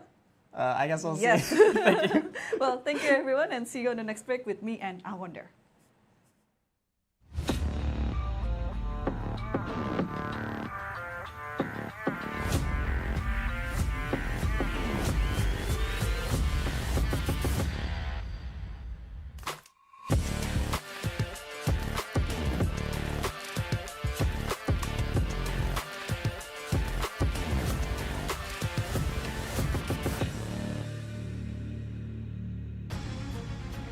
Welcome back, everyone. Thank you so much, Irene and I Wonder. I really enjoyed your analysis. Now let's take a look at head-to-head of our players, how they've matched up so far. Indeed. Alice Lee and Carissa, this is just the classical matchups. They're very evenly matched, 6 draws, 1 win for each. So wins are hard to achieve, huh? Very, very much so. In the Open? In the Open, I'm sure they played so many games. Again, just the classical, 25 draws, 3 wins for Levon, 4 wins for Wesley. One of them was yesterday. Exactly. So it's just +1 for Wesley because of yesterday. Looking at Levon's position today, as we've been mentioning throughout, he must defeat Wesley, and he doesn't have that position. As you heard a Wonder explaining just now, Wesley is in these technical, especially the dry technical positions. He plays with them with such great precision that he's nearly impossible to beat when you have the situation. I think, actually, Wesley has equalized. It's not one of those triple zeros. It really, from Levon's perspective, he's now getting more desperate. You've got to be playing for F4. And from that perspective, from Wesley's perspective, the one piece that's not doing great is this knight on F6. Get the knight on F6 out of the way. I find myself drawn to the move knight E8. So what's the idea behind knight E8? Quite reasonably, I'd like to get rid of this knight on C4. So knight to D6 and to trade. Take the pressure off of the E pawn. And when you do play the move F4, it gives me the flexibility of taking and playing for F5. Right. Or even playing to simply F6 and saying, okay, you're not going to break me up. So I find myself drawn to the move knight to E8. And again, if all you need is a draw, a policy of just trading pieces isn't bad either. Absolutely, Yasser, but Wesley did choose a move, and it's knight H5. Knight H5. Something similar, getting the knight out of the way. Knight could, in this case, come back to G7, somehow nicely going to E6. Maybe you want to play a rook I F6. like rook F6 move as well. Knight takes F3, rook F6. All Wesley needs is a draw to win the tournament for the first time, become the American Cup champion. Absolutely, that and would be... Wonder made a very good point. This is absolutely the worst thing you want to have against Wesley when you need a win. It's not the position where you take down Wesley so very easy. You're almost, at this moment, if you're in Levon's shoes, you're almost saying, I need some help. Like, you got to make a mistake. Yeah, you, Wesley, have got to make a mistake and give me something to play for, because at this exact moment, I just don't see how he's going to achieve it. Let's jump to the other game of the ladies, Alice Lee. When we left it, Carissa had just played D5. A move I consider a good move, but prematurely made. I would much rather Carissa have castles and Queen D7 and right. rook in the game. She played D5, and then she surprised me even more when she took with the knight. I thought she was going to take with the bishop. Bishop takes. Bishop takes. And if you take, I'll take with the knight. I think she just wants to maintain more pieces on the board. Except there's a problem. In the game position, it's like the knight is on D5, but the bishop on B7 is a little bit stuck. Now, if you had taken the bishops off the board, there would be no issues with that. Better. So knight back, I'm assuming bishop E2. I don't want to see bishop takes F3. That stands out to me in this position is the pawns on A4 and H4. Yes. Kind of like if you move them back, those wouldn't be your moves right now. No.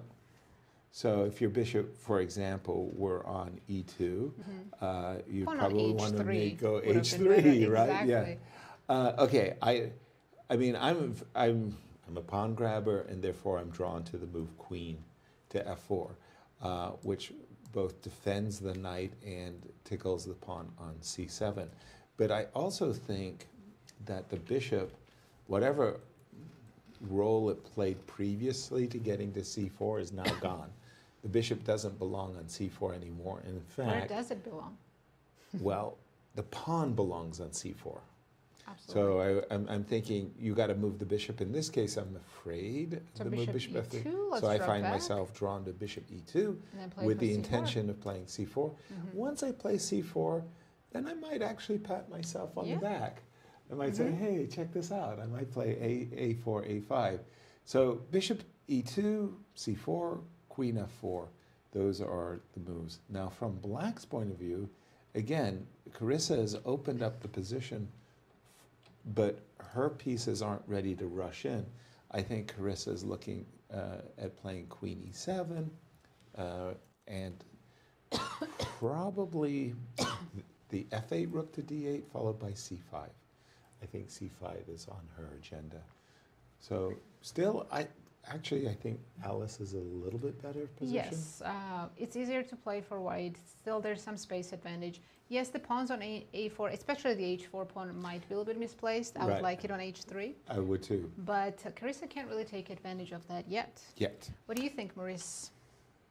Yeah, definitely this is an intriguing position. And playing KG chess, we've been talking about Blitz. I'm starting to see that we might be seeing Blitz real soon. Now, I did talk about the road to the finals for these players, and I've already talked about it actually for Alice and Carissa. So let's be equal opportunity and talk about how Wesley and Levon got out of the first stage, the first match that they played. And I have this one on the board in front of me.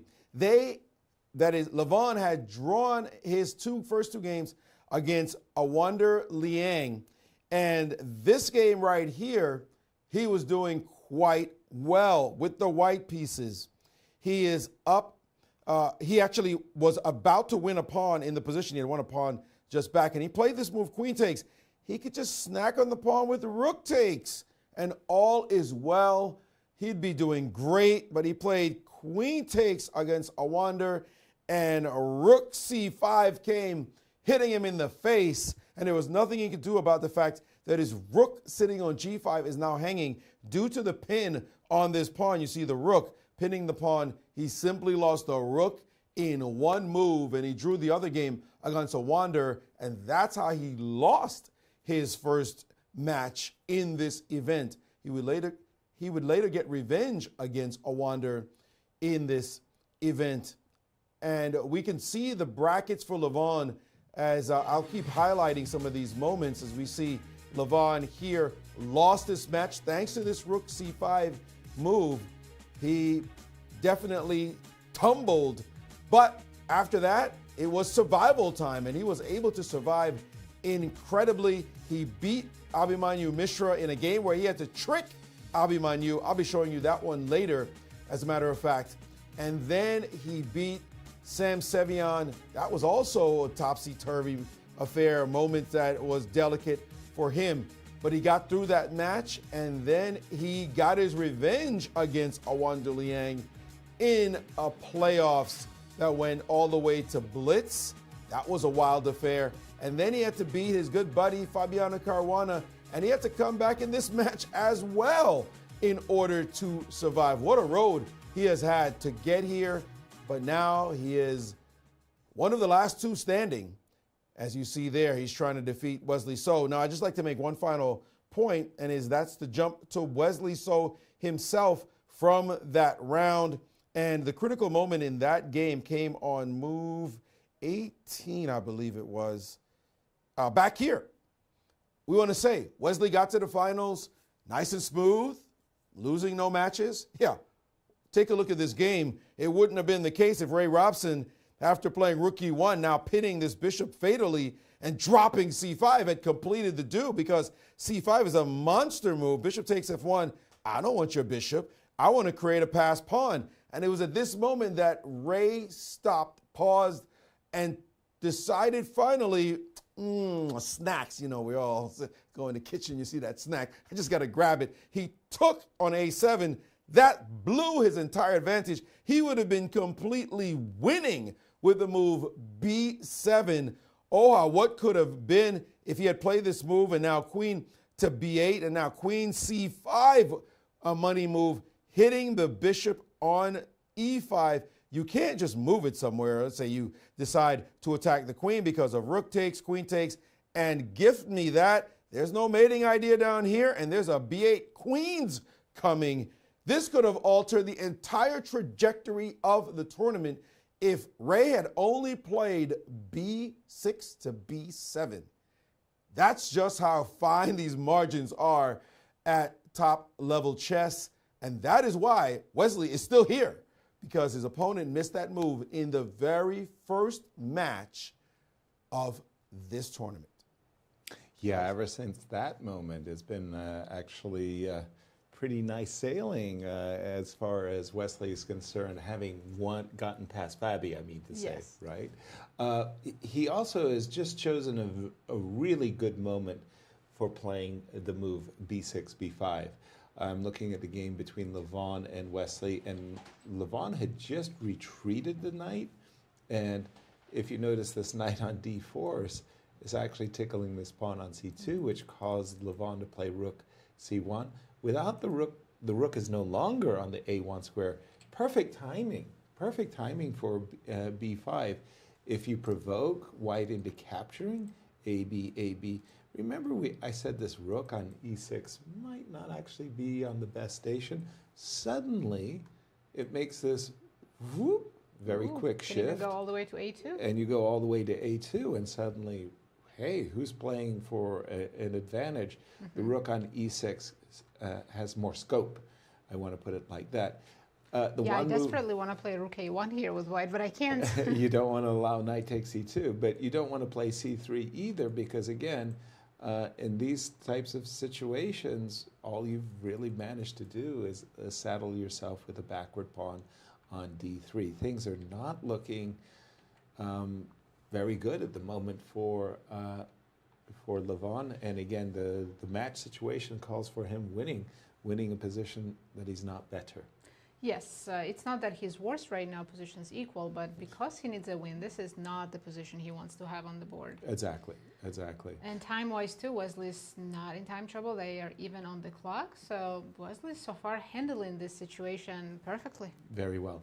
I will once again say that f2, f4 is kind of required, but it's getting harder and harder to get that move in. If we start with knight takes, c takes, and yeah, I would love to play f4, except my queen is hanging, we can start to see that, well, it is getting harder for you to play f4. I have the move rook f6, and I'm no longer, when the pieces start coming off the board, I'm less and less fearful of the move f4. For example, if I gave you the right to go ahead and do it, maybe after takes, and queen c7, you start to wonder who benefited from f4. Yeah, or even queen h4 was interesting, yes. Queen h4. So it might be white who is weakening the king side instead of...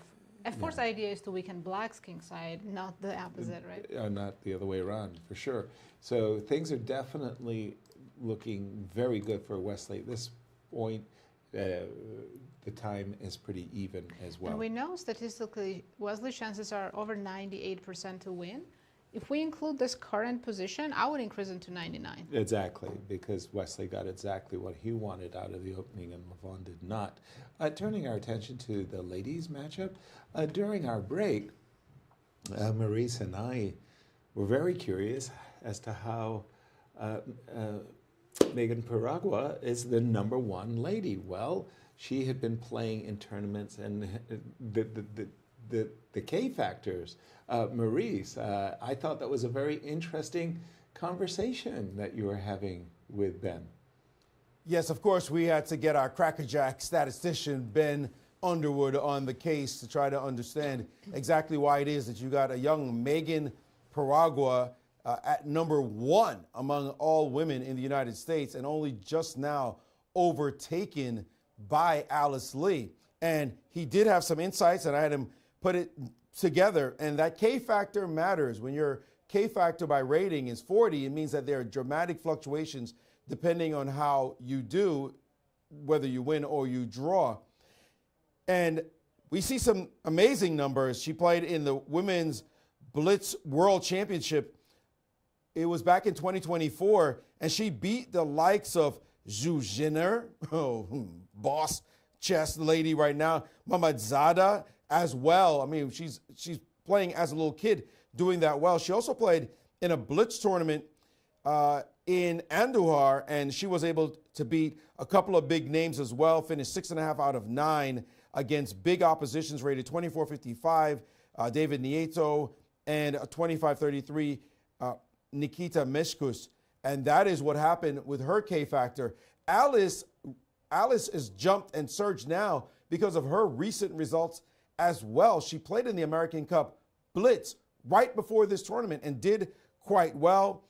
She had a draw against Max Ramadan. She beat our very own Irene Sukandar, Rose Atwell as well. And this name, I'm not sure exactly what it is. Titus Shumavicius. You guys can correct me on that one. And so, and her 2 wins against Alice as well, as they played here, that's given her a tremendous surge in points. And that is why those 2 women now stand atop the U.S. ratings list for women. Thank you, Maurice. But wait a minute, we got through the Blitz. We know about the classical, but what about the rapids? Who's the #1 women's player in the United States in rapids? Do you want me to say it? I have to say it out loud? None other than our a picture says Did you know 1,000 that? words. I knew I was in top 3. I wasn't sure that I was top 1. How did you do? What's your secret? Well, rapid is my favorite time control. Really? Because it's the perfect combination of, you don't need too much opening prep, but it's also not blitz and totally random. So I just do really well in rapid. And this is my way of saying we need more rapid. You heard it here first, folks. We need more rapid, more opportunities for rapid. In fact, that's actually, I think, a bit of a problem is in the Grand Chess Tour. We have the rapid and blitz. We have the Kieran's Cup for ladies, but we don't have the rapid and blitz opportunities. And you're I'm waiting you're for the day petitioning that we for do. more Yes. for more rapids. Okay, well then you won't be able to do commentary, and the whole world will It would stop. just be 1 or 2 tournaments. Yasser. Okay, but more rapids. Very good. I'm turning to Alice Lee and Carissa. Not much has taken place. In fact, both Only ladies one have move. really slowed down considerably. Last move, not Bishop E2, Queen E2, and I don't like that move. I just don't. It doesn't jibe with the position Well, very she's well. doing the same thing as Bishop E2 was doing in one sense, that protecting the knight on F3, but maybe she's not planning on playing C4. That's why she didn't think it was necessary to drop down the bishop. Right. Instead of the Okay. queen. So Queen E7, developing, connecting the rooks, always a very She good wants to play idea. C3 and have this setup where the bishop comes back to B1, H7 diagonal from there. I was about to say, I don't know if Queen B4 is necessarily a threat. I am pawn hunting, right? Or she can play C3 But- and then A5, provoking B5 to get the C5 square possibly. Well, let's give it a look-see. I want to play for the move C5, but I don't want to face the consequences of a bishop Let's play D6. A5 here for white. Okay, and I'm a pawn grubber, but there are times There's some when pawns even you won't touch. yeah, exactly. I do have my limitations. B5, and like a Sicilian, I am seeking once again to play the move C5. You have to move your bishop. Where do you want to move your bishop? E2. A2. Okay. So long as you're retreating, I'm happy. Unless And you I'm still get blundering. C5. Unless I'm blundering. But you know what I'm saying. I'm getting a Sicilian as black, where I've got pawns on A6 and B5. Yeah, I and was usually, hoping here taking and B4 would be good, but I think he equalized very nicely. well, I'm not even 100% sure about this. If your knight was on E5, we know what's about to happen. You're about to That go bishop on knight takes A2 F7, and your gonna become bishop alive. on A2 is. I do, unfortunately for you, have this move, which is keeping you honest, right? But okay, those are the contours of what the players could be facing here after the move Queen E2. And I don't see a better move than Queen E7, but I don't know. I mean, some people, don't ask me why, some people do like playing moves like Knight E4 here and keeping that bishop open. Like you said, if there's one drawback, Yeah, it's the pawn on H4. pawn on H4. Maurice, jump right in. Yes, I'm just checking. Again, let's continue our walk with the players through their incredible tournament where they had some dominant victories and then some dodgy moments in their matches. And this one that I have pulled up right here is Alice Lee playing against Zoe Tang. Again, this is now the second match of the event. And Alice had this moment right here, and we all were in awe of the moment as she had this opportunity after her opponent made this mistake. She should have played bishop to f8. Instead, she moved her queen to d7. You see the eval bar go crazy there. And why? Because of this very saucy move. We like moves like that one.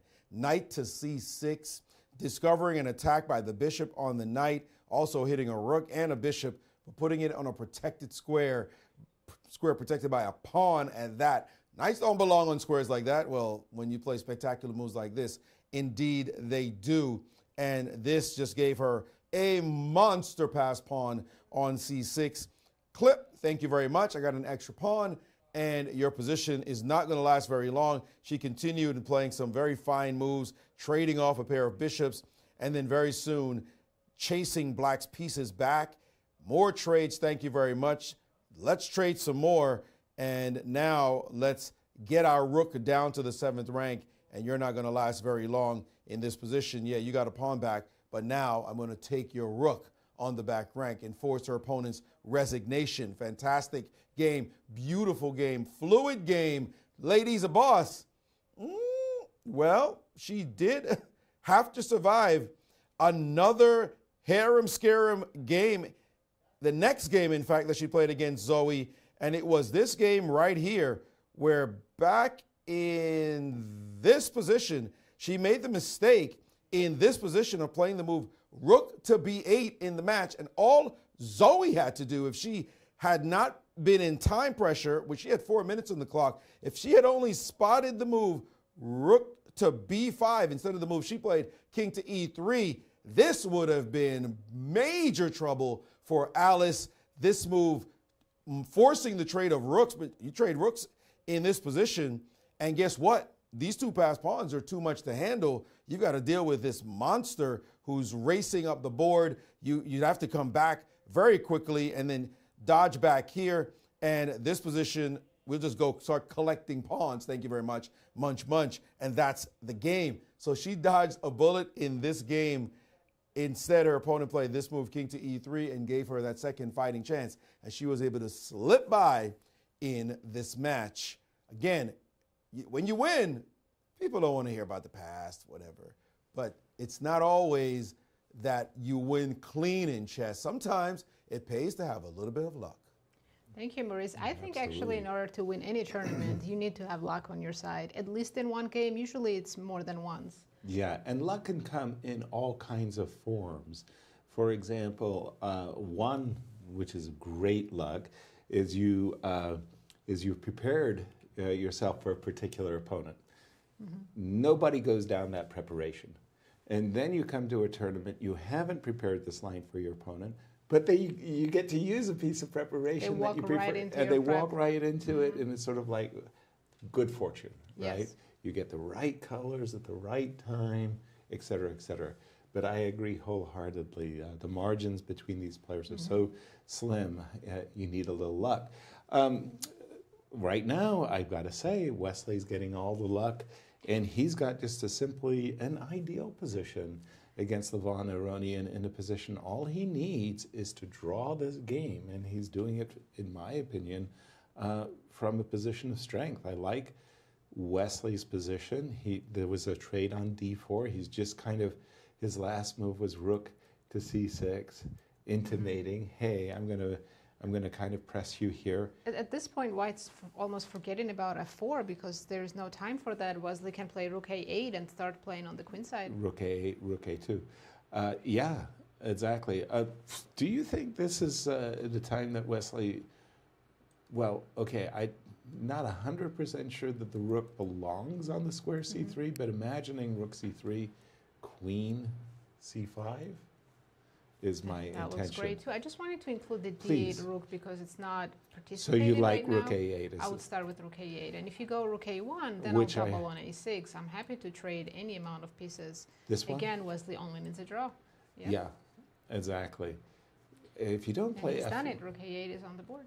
Yeah, if you don't play f2, f4, 10 moves earlier, you know, by the time you get it in, it will have no impact. because the whole idea of F4 was to break the center and attack and attack. If you don't have no pieces left, who are you going to attack with? See, that's the problem in the king and pawn endgame. There is no attack. You're not attacking, and we do have, just as you prescribed, rook AA, and you're happy to trade a pair of rooks. Feeling pretty good about guessing Wesley's moves. Because they're He's just been so playing natural. Such good chess. Earlier you said that Wesley's getting all the luck, but today I think so far he didn't need any luck. He's just equalized out of the opening very easily and has made all the best moves. Yeah, his repertoire is rock solid. E4, E5. He's made chessable courses for amateur players on the, really how to play. And look at this. When I see the move Rook C1, I instantly understand.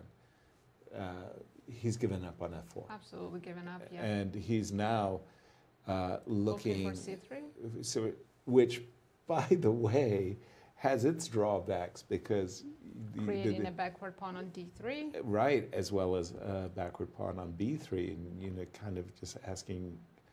Is that really beneficial? Yeah, who is benefiting from that type of a break? I'm not especially happy with the knight on H5, but it's all going Wesley's way so far. Maurice, jump in, please. It definitely is going Wesley's way in that position. Doesn't seem like much for him to do there. Levon, I'm speaking about. And if you were thinking White was playing for a draw, then you'd probably be getting it right because the position suggests that. But I want to jump back now again in time to this moment. Another match, Carissa versus Tatev Abrahamian. And this we're looking at right now is nice, quiet, solid. This game they played was insane. Just absolutely sick. And she found the only move that Carissa with the white pieces to maintain her advantage. And it was a great one. The move C2 to C4. And now her opponent decided, you know what? I think I'm going to sack a piece because I think I'm going to get it back. Right now, what do you do to defend your bishop if you play the move C6? Well, that's even losing according to the engine after this nice move. C3, queen takes, and now queen A6 check. Where are you going to hide this king stuck in the middle of the board? You're in big trouble here. And if you play king to D2, we're going to snap this pawn off, and that bishop on D7 has got trouble. Beautiful variation, except for one line. After bishop takes D7, rook over, I get my piece back. You can have that piece back. A brilliant retreating move, bishop to E1. And now it's all about your knight on B4 that your rook just left behind. And that was a fantastic response. She ended up winning this piece. Now you'd say, well, the game's over. She's up a piece. Not so fast. Her king is stuck in the middle of the board. And you're going to see some wild things transpire as Tatev was able to get her rook down the board. And then another rook sniffing in the position. Give me that pawn with check. And it got insane here as both sides were suffering. I should go back to this moment right here where Tatev had her chance to draw this game with the move G3 check. This is not a pawn you want to see stay on the board. Don't play something like king H3 trying to hide. Queen E7 will show up at your doorstep and suddenly you're losing because the queen is coming to H4 with mate. So G3 check, king takes, and now rook G4 check. And where's the king supposed to hide? If you play king to H2, then queen C6, this pawn is hanging. The threats are mounting. You can defend from this side, but suddenly another check. Too many checks, too many problems. King here, another check. For example, this would have saved the game for Tatev, but instead of playing that move, she played queen takes C6 and allowed her opponent to fix her king side and end up winning the game was Carissa. The next game had its weird points as well, but Carissa was able to draw that game and clinch the match and move on. Thank you so much, Maurice, for that reminder. That was a crazy game against Tatev. Yeah, going down that memory lane, it's just amazing. So the chances and what got missed. Yeah. That G3, you're a piece down. And suddenly, Tatev missed a It's the chance. butterfly effect, right? The one move different, and then we would have completely different players in the grand Ray finals. Robson had played Yeah. these, if only, yeah. It's like that. Just checking in on the game of Levon and Wesley after the move Rook C1. Interestingly, for me, if I've got this right, Wesley has not He hasn't made a move answered. yet. He's taking his time after Rook C1 because I guess he's considering, is C3 really something he should avoid and not allow, or Right. welcome it? Yeah, sometimes you're in those situations, your opponent just made a move, and you Mm-hmm. think to yourself, I want to see you make that move, so how can I make a move that encourages you to play the move C2, C3? If I play C5, I find that move will discourage C3.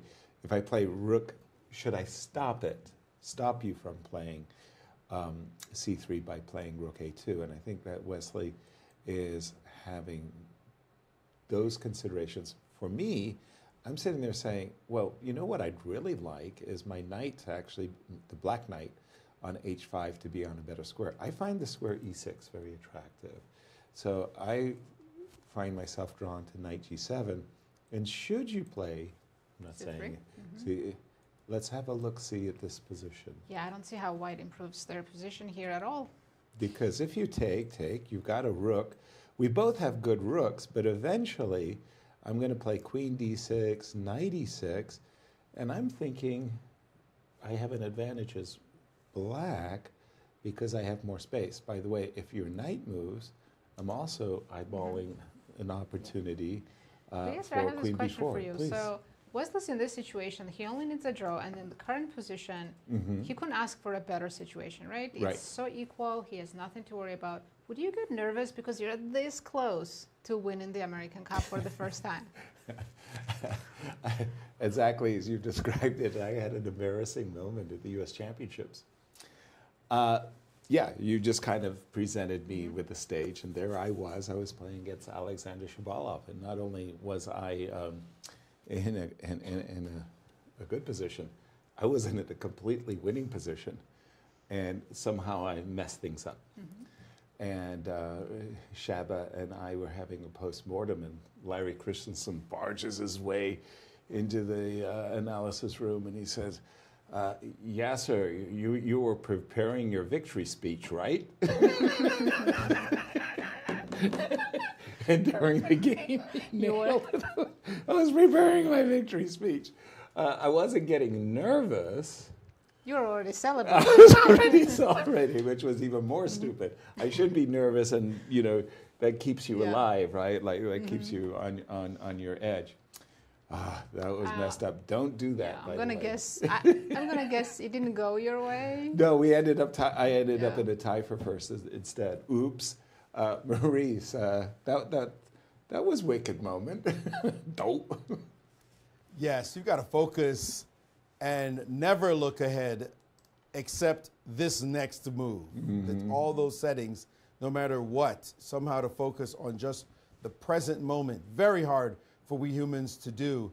And there are different techniques which include meditation or conscious breathing that I used to use at a board just to make sure I knew I'm here, I'm present. No, I'm not, the game's not over. No, I didn't get the title yet. No, just focus on this moment only. And that is a required skill as a competitor. Now, we want to go back again and show another couple of dramatic moments that happened as Wesley got to this point. And take a look at this. He drew against Sam Seirawan the first two classical games that had some real content to them. And then they got down to the playoffs. And take a look at this moment.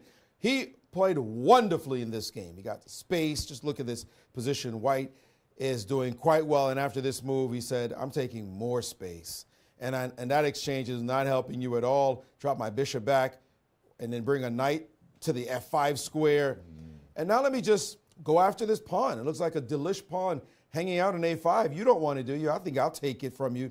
Rook E6, giving the pawn away. And now Wesley was just up a pawn, and he just backed up, retreated the knight, said, oh, no, get your knight out of there, please. Let me centralize. And then his opponent, with all the pressure on him and just a few seconds on the clock, blundered knight takes, thinking pawn takes with the e-pawn was necessary, could he trade rooks? And suddenly Wesley played c takes, and that was all she wrote. Sam lost that game and was down 1-0 in the playoffs. So now you think, okay, Wesley's up. He just needs to make a draw. No problem. It's Wesley So after all, right? With the black pieces at that. Sound familiar? Happening right now. He's up in the match. Of course, it's a classical game, so it's quite different, but still the situation. Let's go back now to that game as I pull up the game right here. And if I get to the critical moment in that game, it occurred here. Wesley's doing quite well. He's doing just fine. He needs to retreat his rook to a couple of squares. One is rook g4, where his rook is not protected. And however, it's attacking a pawn and everything is okay.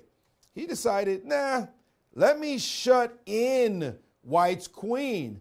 As you can see from the eval bar, this was a horrific mistake, and his opponent had to find the winning line, f5, right here, right now. You can't take with the knight because of the mate problem on the back rank, and now your rook is in trouble. This pawn cannot be allowed to live, and after captures, you'd have to see f5, not just f5, but also e6, a beauteous move, protected by 3 different black units.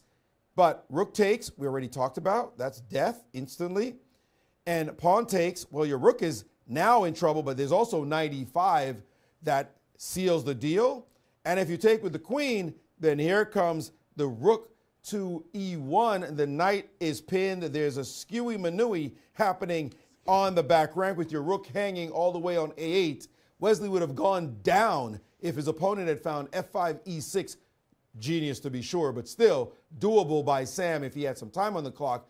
That's where it really cost him. And then Wesley ended up not losing this game. Now, he wouldn't have tumbled. It would have been a tie, and they'd have to keep going. But nevertheless, dodged the bullet and, again, moved on. Thank you, Maurice. Just looking for spelling for skewy manui. Missed that one in high school.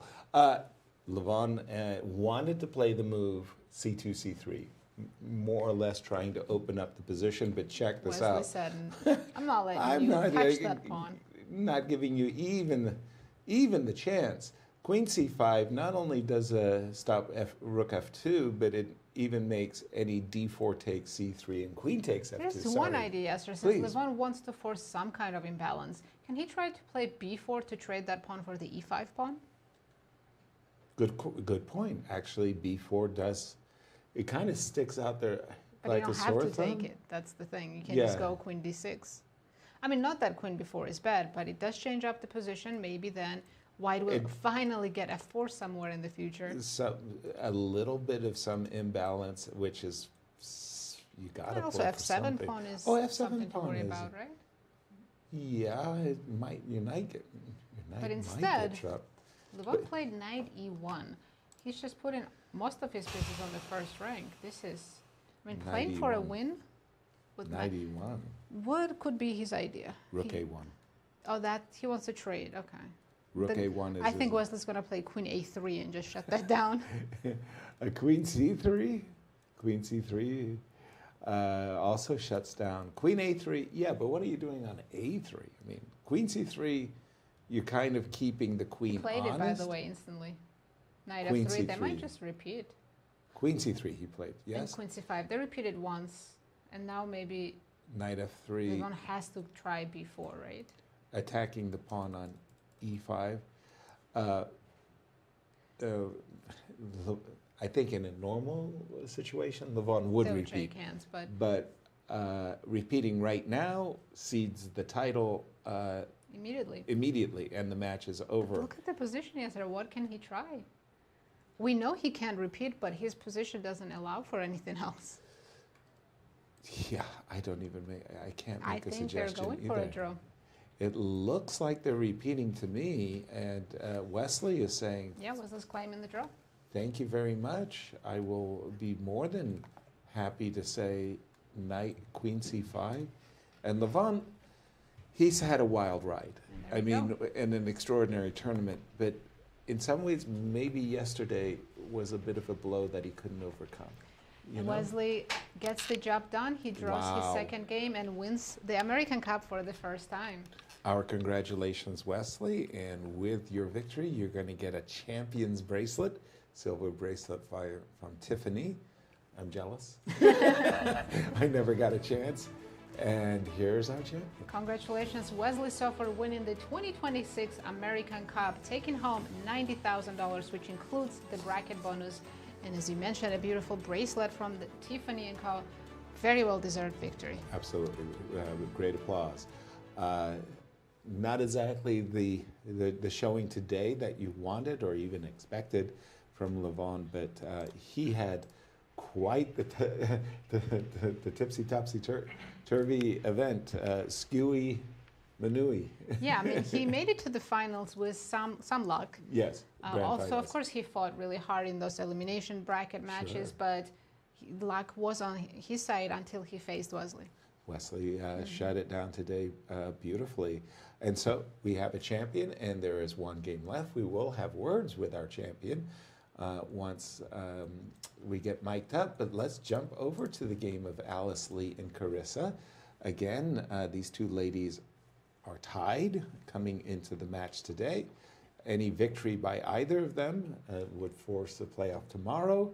Should they draw at this game, they're going to be playing a Blitz match. If either of them win this game, it's over. No. If Alice wins, it's over. If Carissa wins, we have playoffs tomorrow. Precisely. I'm a pawn grabber. Which pawn are you looking at, Yasser? D4? Well, there's only one. Oh, that's true. Actually. With this more? Queen B4 is a move, right? Is that what you're considering? Yeah. It was funny. I was actually looking at queen. Oh, Queen C6. Queen C6. That is a double attack. But I have Bishop E4. That's the problem. You play Bishop E4, we force a lot of trades. But if I am a pawn grabber, and I am, could you take a look at this with me and just tell me why I can't do this? Bishop E4 wins the rook. That answers the question. I was looking at Bishop G7. G6, right? Yeah. Bishop G6, pardon me, and I was going to play Queen takes B2, but you're absolutely right.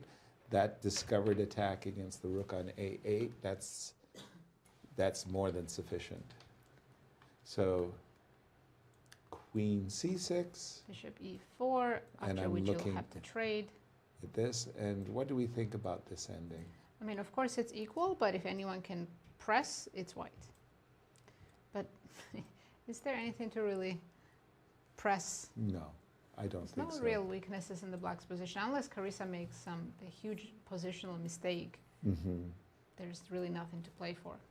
Yeah, this looks very, very balanced. And again, if they do draw, then they will play a Blitz playoff shortly after that. After their game, yes. I think they'll get 15-minute break or so. Exactly. Bishop D3. By the way, this whole Bishop D3 thing, now you see that Alice is looking to play Bishop E4 and C4, and I thought the bishop was wrongly placed on C4, especially when you play G3, by the way. Who's got the light squared bishop? Yeah, of course, she wishes that bishop was fianchettoed on G2, but that's harder to do than just play Bishop E4 and trade it. Exactly. What do you think about Carissa's knight on G7?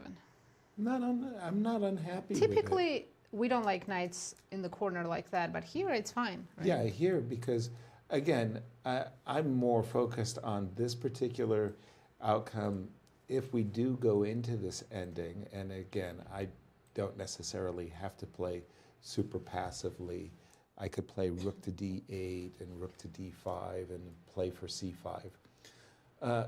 But I also don't mind playing these types of structures. Like if you go F6, I'm happy to play this. And then suddenly my knight, ooh, look, Mom. I made it. I made it. I have a really sweet blockade. But I would think the position's more balanced than anybody really having an advantage one way or another. Something like of course, these two players are such fighters. Even if they get to this end game, they will fight until the very end. As we saw yesterday, in fact, at a time, Carissa's clock ran down to 2 minutes on her clock. Her king, I won't say was in a precarious position, but there were more checkmating patterns against her king than against Alice's, and she still played on for a win. Instead of taking the perpetual. The repetition and the draw. And they made quite a fight out of what I thought was a pretty dry position. Right, we have Maurice with our tournament winner, Wesley So. Actually, just pull a switcheroo. We have our runner-up, that is Levon Aronian. And Levon, you had a bad game yesterday, and you had to win today, but it didn't seem like you got things going at any moment. I kind of liked my position, but then I started playing really, really weird moves. B3, King H2. I mean, I wanted to play King H2 here, and then Let's Knight take H4. a look at it on the board. Yeah, and just King H2, preparing Knight H4, Knight G2, F4. Then I went B3, and I realized B3 actually enables Black to have this Knight D4, Knight takes C2, Knight takes B3 idea. I basically created a weakness myself. Right. That was ridiculous, yeah. And I've made many ridiculous decisions throughout the tournament, but it's okay. I'm rusty, so I just need to play more and get back in shape. Nice to be rusty and come in second in such a prestigious event. Well, I got lucky. I mean, in so many occasions. So, I mean, the luck is still there. Yes, you still have that experience. You did have this exact same finals back in 2024. Yes. It was you versus Wesley, and now it's reversed. So some kind of poetic justice, I guess. Well, sure. And I like Wesley a lot. He's a great guy and somebody who I always support. And I'm happy that he played so well. What's your next venture? I'm going to play my favorite game, Chess 960, in Karlsruhe, in Grenke Open. So that's something I'm excited about. Not sure if it's state secret, but are you maybe helping Fabiano Caruana? No. No, I'm not helping anybody. I'm watching from a side and advising when my advice is asked. Okay, all right. I thought a little birdie had told me otherwise, but those birds, they're chirp, chirp. Yes. I mean, it would be natural, but, Okay, all right. Well, congratulations on the runner-up position. I hope your form gets into it, and good luck in Chess 960. We know you're a beast in it. Thank you. All right, guys, back to you. Congratulations, Levon, for an outstanding performance. Let's take a look at the results. Right, the grand finals in the open section, we had a draw between Levon and Wesley. The ladies are still playing their game, and it's actually getting kind of exciting. And the final standings in the open sections, now that we know the tournament's first finished. through 8. Yes, that's Wesley So, the tournament winner, dominating this tournament. In second, we have Levon Aronian. In third, the top seed Fabiano Caruana. Fourth, Awonder Liang. It was first time for Awonder playing the American Cup. Really great result. And then you can see Sam Sabi and Linier Dominguez sharing 5th and 6th, and Ray and Mishra sharing 7th and 8th. Congratulations to all the players, and thank you for making the 2026 American Cup such an exciting event. We still have one game going on between Alice Lee and Carissa, and I must say, I think that Carissa has misjudged this middle game position. I actually like Alice's position now. But before we dive into this position, we have Maurice with our champion. We are with our champion, Wesley So. And Wesley, congratulations. Your first time winning this event. You did lose to him a couple of years ago, so you have been a runner-up. How does it feel to win? Yeah, it feels wonderful. It feels great, man. I mean, doesn't happen often that I win a big tournament, so it's really unbelievable. Thanks, man, for encouraging me. I don't see it as unbelievable at all. I know the rest of us watching you from afar know you're a fantastic player. Take us through this last game. What were your thoughts knowing I got to at least make a draw, and how were you lucky in getting the kind of position you wanted? Yeah, for sure. Yeah, I mean, I knew this was gonna be a very tough game because Levon, he usually very determined. He bounces back. I must say also a big shout out to my opponent Levon Aronian, who's one of the best chess players who ever lived. As I said, it's a big honor to play with him because other than winning the classical world champion title, he's achieved everything there is to achieve in chess. Basically, he's been world number 2 for such a huge time. So it's a big honor for me to play him. World Cup winner, Olympiad gold medalist several times. Yeah, Levon is type of guy who gonna have a professional chess career. Then he's the guy who's achieved everything. So, and he's very determined. I knew he bounces back like he bounced back against Fabi. So, but at the same time, I didn't know what opening to expect. I mean, I play what else do I play but my trusty Berlin E5 stuff, yeah? Like, I thought he would go for Bishop G5 blinds and just go all out. Okay. But he's played this against Sam Sebian. I thought it's a bit, I think Fabi has been playing this also. Levon second has been playing this. But I thought it's pretty harmless. Okay, Bishop E3. Yeah, but the thing is, I didn't really, I mean, I knew it was close to equal, but it's going to be a long game, so I wasn't particularly that happy because he could play on forever. It did seem, though, that you were able to trade off some key pieces and get less tension on the board. Yeah, for sure. I wasn't sure. Yeah, maybe here White's slightly better. Yeah, for sure. Because the pawn structure, White's got a better pawn structure. Like, I played this with White, too, against Ray in the US Champs. Also, I played this last year in the World Rapid team with White against Dimitri Kollars. So I have some experience, but not good experience with White. Like, every time I play this with White, I finally get a worse position. But he did have a good plan here to play for Knight H4, King H2, play for F4. Instead, he played this very soft move, if you will, B3. Yeah, he told me after a game he didn't like B3 because it's a bit slow. He should really. Also, I didn't like Queen C1 because he should really go for a quick F4. Because if he waits too long, then my knight gets H5, King H7. That's what happened in the game. Right. He really has to play for a quick H4. Maybe G6 was a mistake. Like, he should just go move the knight away. I'm not sure. D2, H2, H4, and then go attack. I mean, his only chance, yeah? Because in the game, when I got King H7, I was very happy. I think Queen C1, the queen is misplaced. Because, I mean, if he goes to B2, then... Not the most attractive queen. Then I'll just ignore his queen and then attack on the king side. So here, I thought I equalized. And yeah, I thought I completely fine. It seemed at some point that if anybody would be playing for a win, especially near the end, it would be you.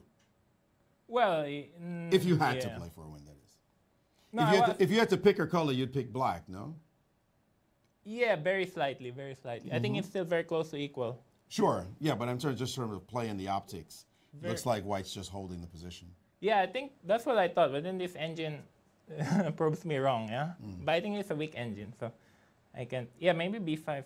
Yeah, the thing is, yeah, I think I was never really better. It was just equal because also the pawn structure is very close. Like, it can't really make progress. Like here, I mean, if White wants to play for a win, I guess he could still try to go for some F4, yeah? Okay, I thought F4 doesn't work here. It's a funny line because I think I have this. And then Queen G4, G5, Queen F5. I have Rook F6. And then G5 preventing Queen F5. So I knew he couldn't go F4. But I think if White wants to play for a win, he shouldn't take on B5. Like, I don't know, play something King G2, Queen D1. Because the thing is, if I take, then he gets the C4 square. But yeah, Black is fine.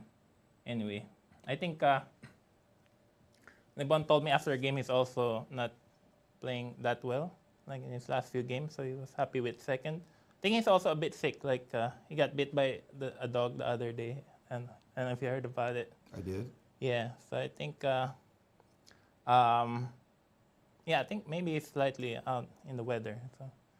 You're making a lot of excuses for your opponent. Wesley, you won the tournament. Yeah. And by the way, I'm very happy. For that, you get a gift. I opened it up already because I wanted to see what it looks like. But wow, this is a gift for you from Tiffany, as we see on the monitor there, and company. Wow. And it's a bracelet. It is given to both the champion in the Open and for the women as well. So congrats, sir.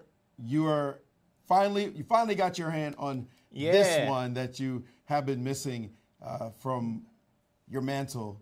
We hope you appreciate it, and congratulations. This is really beautiful. Yeah, I just want to say a quick shout out. Please. Thank you to Rex and Jeannie Singfield for having this tournament 5th year in a row. It's a wonderful event. And also thank you to my mother, who always travels with me. She's very supportive. As you know, it's very hard to have a chess career, and without my family, without people who support me, it would be impossible. I could never make this on my own. Also, thank you to the people who made this event possible behind the scenes. So like you guys, thank you so much. The three of you. Also the arbiters, Chris and Maya, they do an exceptional job. They really go above and beyond. And also to Leonard, who's here every event. And also to Irene, Sukandar, and to many other people. Many others indeed who work behind the scenes. Yeah. But you're the star, and we do it for you all to shine, and you have shown at this tournament as the champion. Yeah, Once thank again, you so much. Congratulations. Thank you. I really love it. Wesley So, he gets his hands on this title finally and walks out with $90,000. I think dinner's on you, Wesley. Yeah, for sure. Congrats again. Thank you. And indeed, our congratulations to Wesley, a very, very deserving champion. Thank you for competing and making this event that much more illustrious. Before we take a break and turn things over to a Wonder and Irene, let's just do an update with Alice. Let me make sure. There have been a couple of moves made, but now Alice is in a deep think. Do we have... we are updated to yes, this. This is the current position. Carissa's purposely walked into this middle game position, and I actually prefer Alice's position. I don't want to say by a lot, but I really do mean by a lot. It's surprising. Why? I think that Black's king is actually more vulnerable. Are you thinking what I'm thinking? G4? 95? No. That's much too brutal. No. I like G4. You like G4? No, I was thinking in a different way, which was knight E5, knight C6, C2, C4, and spank. You're just a positional grip. I start with the move C2, C3. Just my next turn is knight E5. I don't want to trade queens. I want to play queen to D2. And I think if you do that, I'm going to start attacking your queen side, maybe queen B3. Giving me A6? Yes, I am. There's rook A8. I'm okay.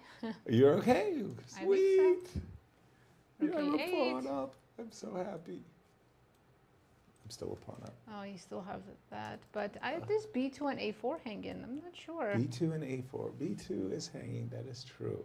I mean, Carissa would enjoy some kind of imbalances here because she can create chances for really herself. what I haven't demonstrated is what I really want to do, and maybe I should even just do it right away, is just plonk my knight on the E5 square. It's not that I'm threatening knight takes G6 or queen takes E6.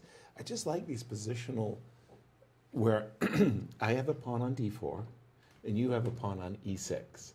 It's like I like the positions where I have a white pawn on E4 and you have a black pawn on D6. I just like the space and the leverage that the knight has.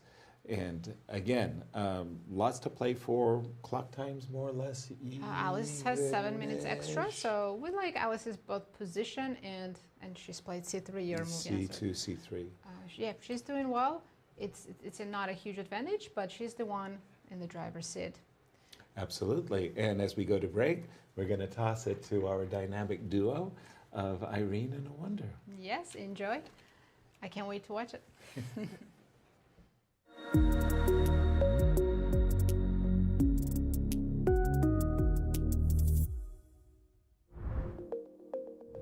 Give me a word, a single word, that you hope will describe your play in this event. Wow, the simple word would be like winner. You know? But that's that would be good. enough. That would be enough. Well, I'm hoping for exciting. I'm good with exciting. Exciting works for me. Remember last year they asked players playing Wesley So and they all say solid. Yeah? Like, Solid. Exciting. Hopefully not blunder, you know. Hopefully not blunder. Anything besides that will be good for me. Surprising. Surprising. Nice. Nice. Strong. Fearless. Brilliant. Love that answer. 2 words, but good performance. I like it. I like it. Maybe creative. Nice. Like it. Resilient? Fighting? Fighting. Fighting. Fighting. Incredible. Incredible. Love it. I love it. I say intriguing. I'd say normal. Normal would be a good word. Normal. Tenacious. Tenacious. Nice. Winner. Excellent. That was what Arena Crush said. Decent. Decent. Decent. I'd be pretty happy Decent. with decent. I think they will. I hope they will use normally the word that I personally use to describe my performance. Lucky. Lucky. Lucky.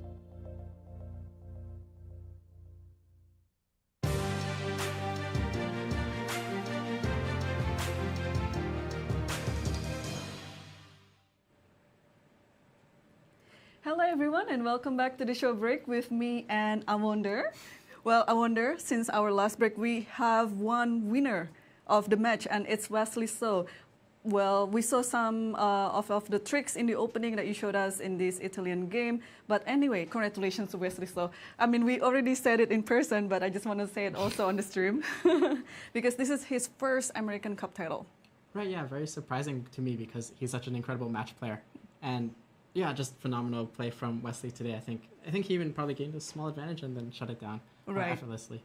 Well, he just needed a draw. Maybe if he would have needed a win, he would have pushed in the game, but he just needed a draw, so it was enough. So we saw the position up to this point, I guess, yeah? Yeah, I think we last left it around knight d4, and yeah, this is, I think, a favorable pawn transformation for Wesley, because White's main idea of f4 is a little bit weakened by this powerful knight on h5, which is kind of sending some dangerous signals to White's king. And sort of what ended up happening was after rook c6, White didn't really have any active ideas.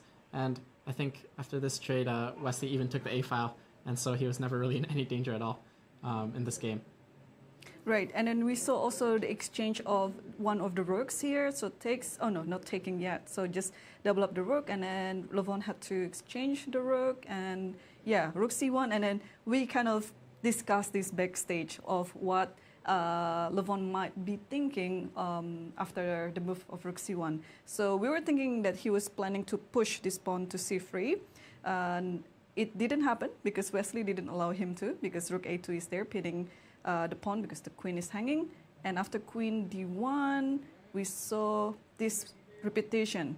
Queen c3, knight f3 again, and then this is like a silent draw over, yeah? Because in this American Cup, no draw over is allowed. So people, the players, they have to keep playing until there's repetition or insufficient material.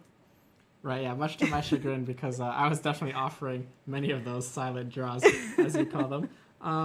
Yeah, I think here Levon just has no counterplay, and there was nothing better he could do to make a draw. And so it was really incredible by Wesley, and I feel like it shows just the difference in class between these elite players, and sometimes that I feel like when they need to make the draw, they shut it down very quickly and effectively.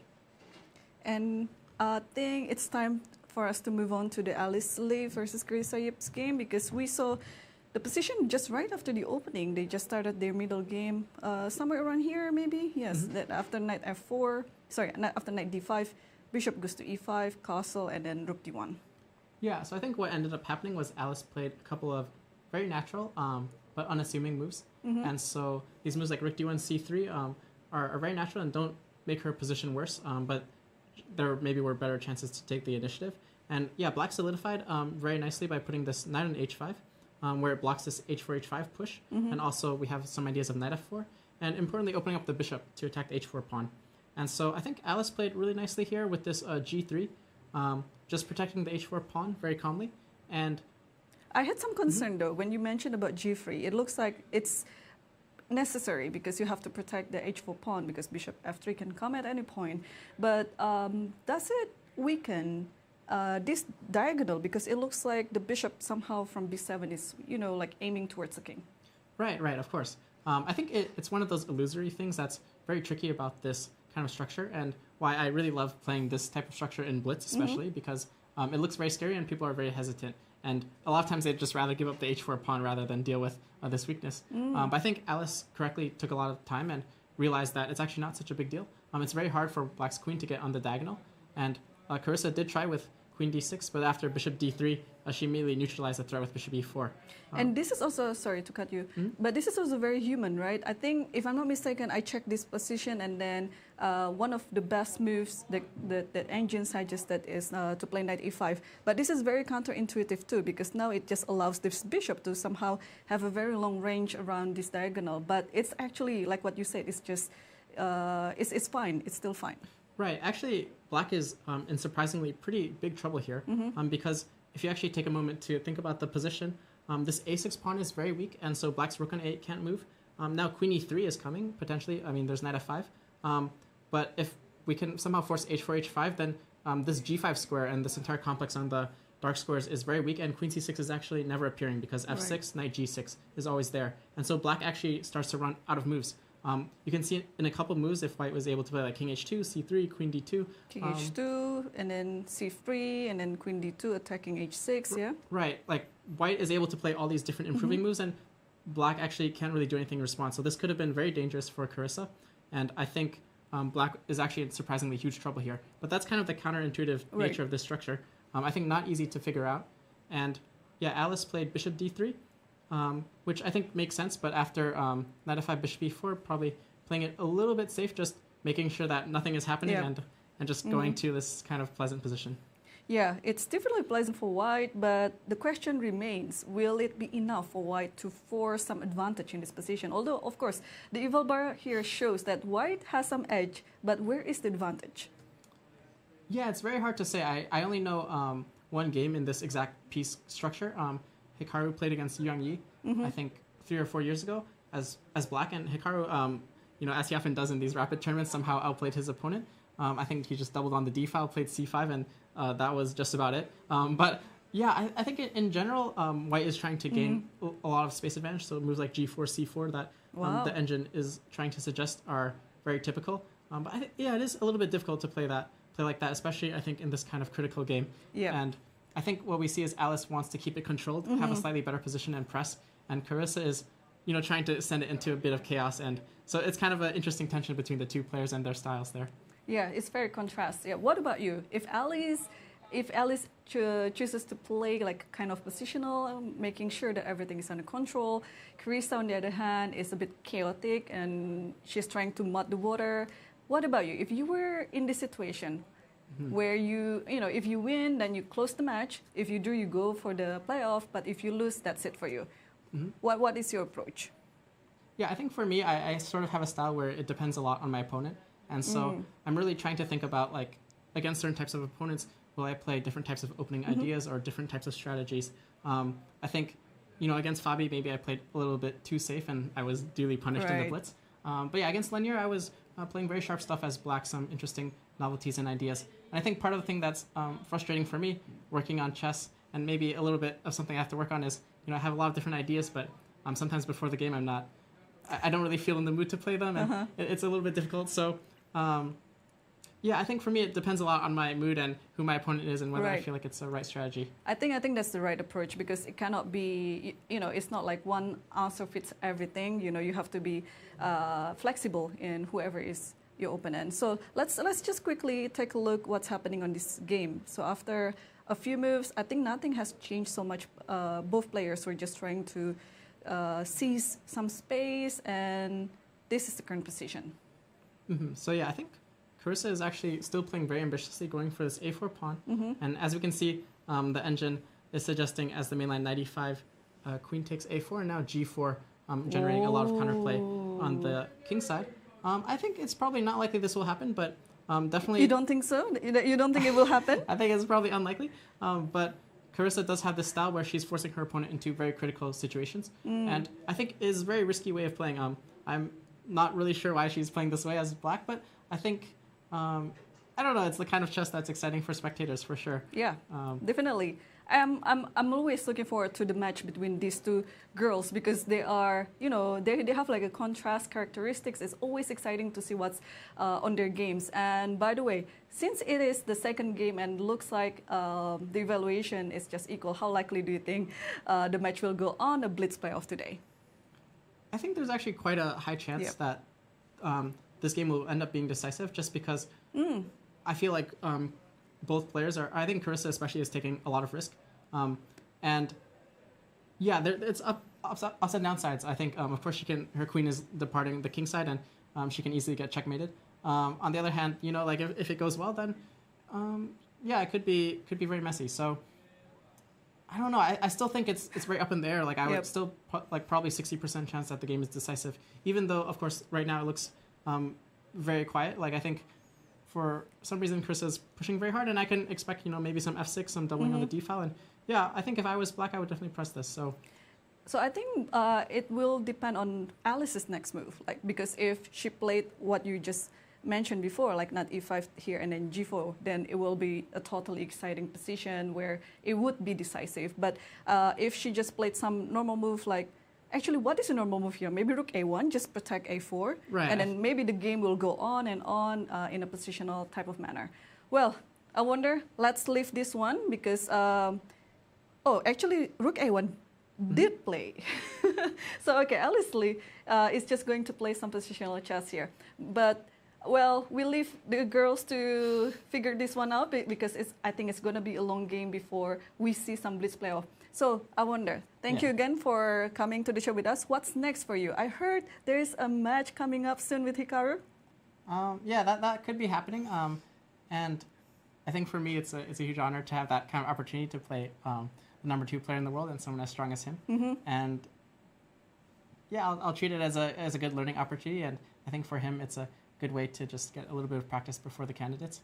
And so, yeah, it should be fun and exciting, and I guess we'll see what happens. So you'll be playing in all formats of time control, yeah? The classical, the rapid, and the blitz. And it will be streamed on Hikaru's Kick channel, so stay tuned because it's going to be another event that I'm looking forward to watch.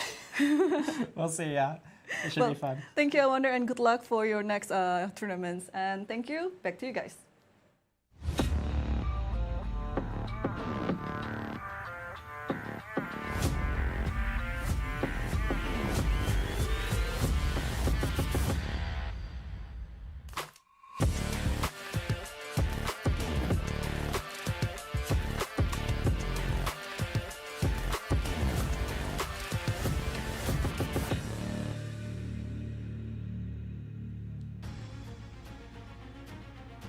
And we're back. Thank you again so much, Irene and I wonder, for that wonderful segment. Let's take a look once again at the final results in the open section.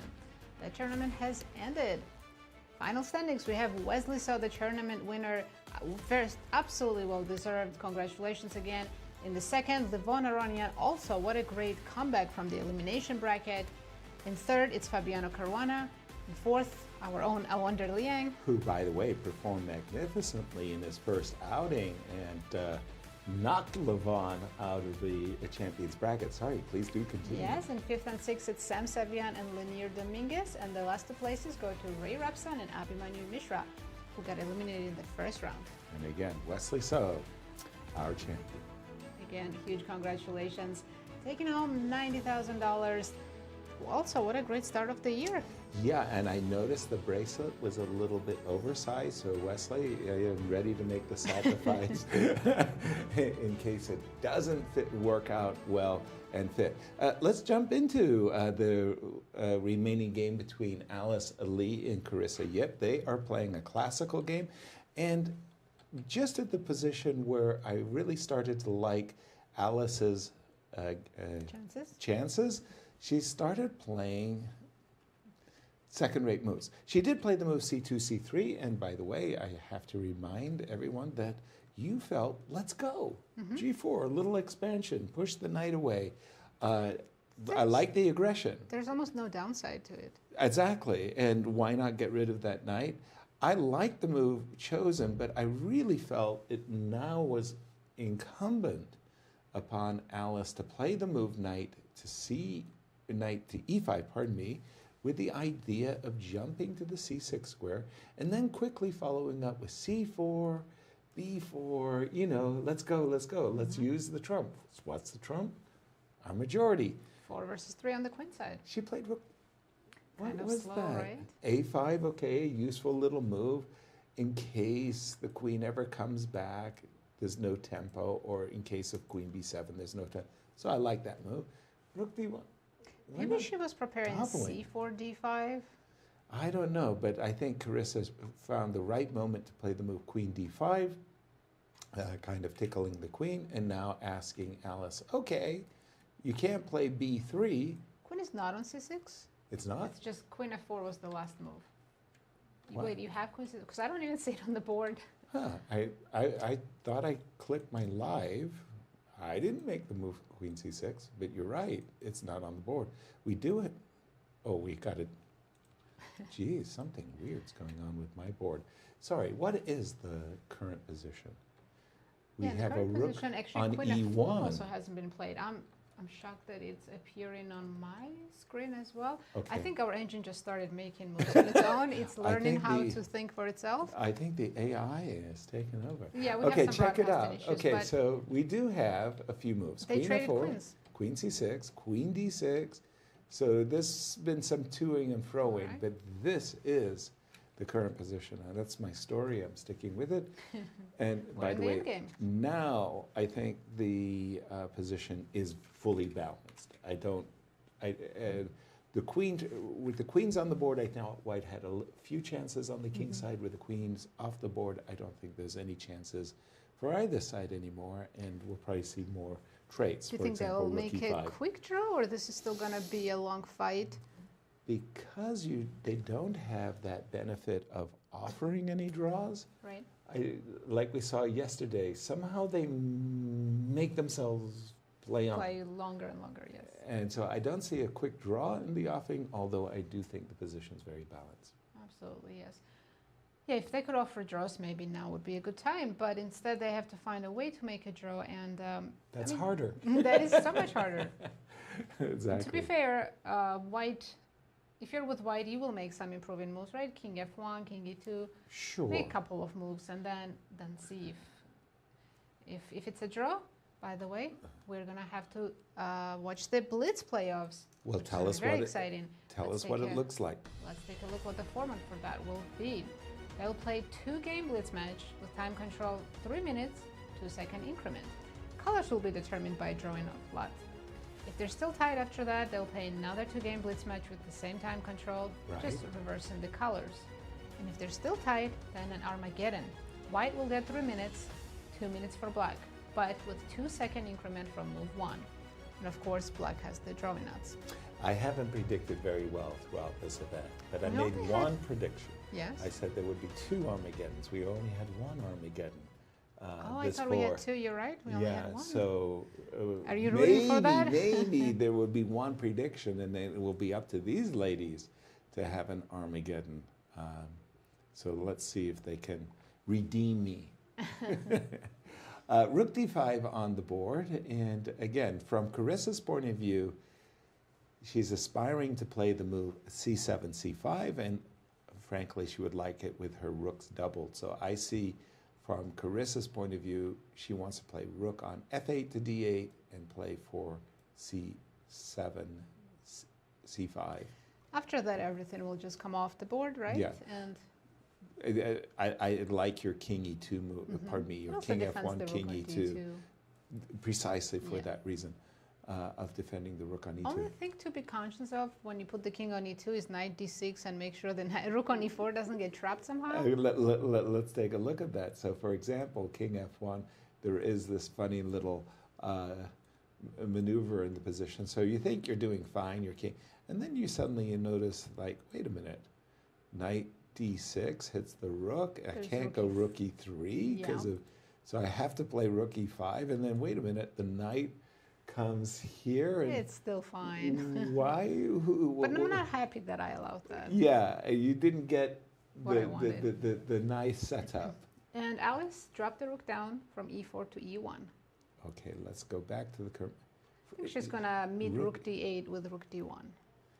Rook d8, she's going to meet with the move rook e1. And here c5 might not be the best move. Because all Maybe in I'm the knight endgame I have some advantage. For white. For white, yes. Yes, precisely. All I'm doing is maybe ending up artificially isolating my A pawn.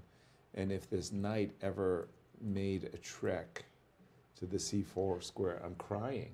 I mean, So- even this should be holding, but this gives Alice at least some hope for Exactly. an advantage. I would probably fall back on what I said earlier. I like playing these positions, with f6 and king f7. I feel like, well, frankly, they are fully balanced, and I don't think either player. It's very hard to make any progress for either of them. Precisely. That's exactly. And looking more and more, whoa. Rook b8. What? Carissa's playing in maybe b5 and doubling on the b file against the b2 pawn. Never crossed my mind. B5. You know, when I see that move, it's sort of like, how can I encourage my opponent to play You want B5? to see it. Yeah, because I want to it see separates B5. black pawns, right? Well, again, I see the knight as being so beautifully positioned on the c4 square. Like, I think this is a bad move for another reason, by the way, which includes knight c6. But at the end of the day, I see this position, and I'm saying, explain it to me again. Oh, you have knight d6. Oh, that ends this Oh, too idea to unlucky. attack the a5 pawn. Okay, in that case, knight to d3. Okay, and it looks to me like White shouldn't have anything to worry about. well, black split her pawns. What about still knight d6, knight c4, Yasser? It's a little bit uncomfortable, that backward pawn on b2. There's some pressure on it. You can always go rook a1, of course, and just trade b2 for a5. Let's say I agree that the knight is kind of nice on c4, but I'm still It aspiring. shouldn't be enough to win, of course. I'm still Win, not even No. win. I'm talking about small advantage here. very small. Yeah, I guess b5 actually. It's an anti-positional move, but maybe it doesn't lose. It doesn't do enough damage to lose. Yeah, not at all. I would. Also, maybe Carissa's provoking c4, which wouldn't be a great move, of course. Then Carissa will have a play against the d4 pawn. Is that true, by the way? No, seriously. If you go c4, I'm kind of happy here a little bit, right? You're not worried about the d4 pawn? Are you going to play d5?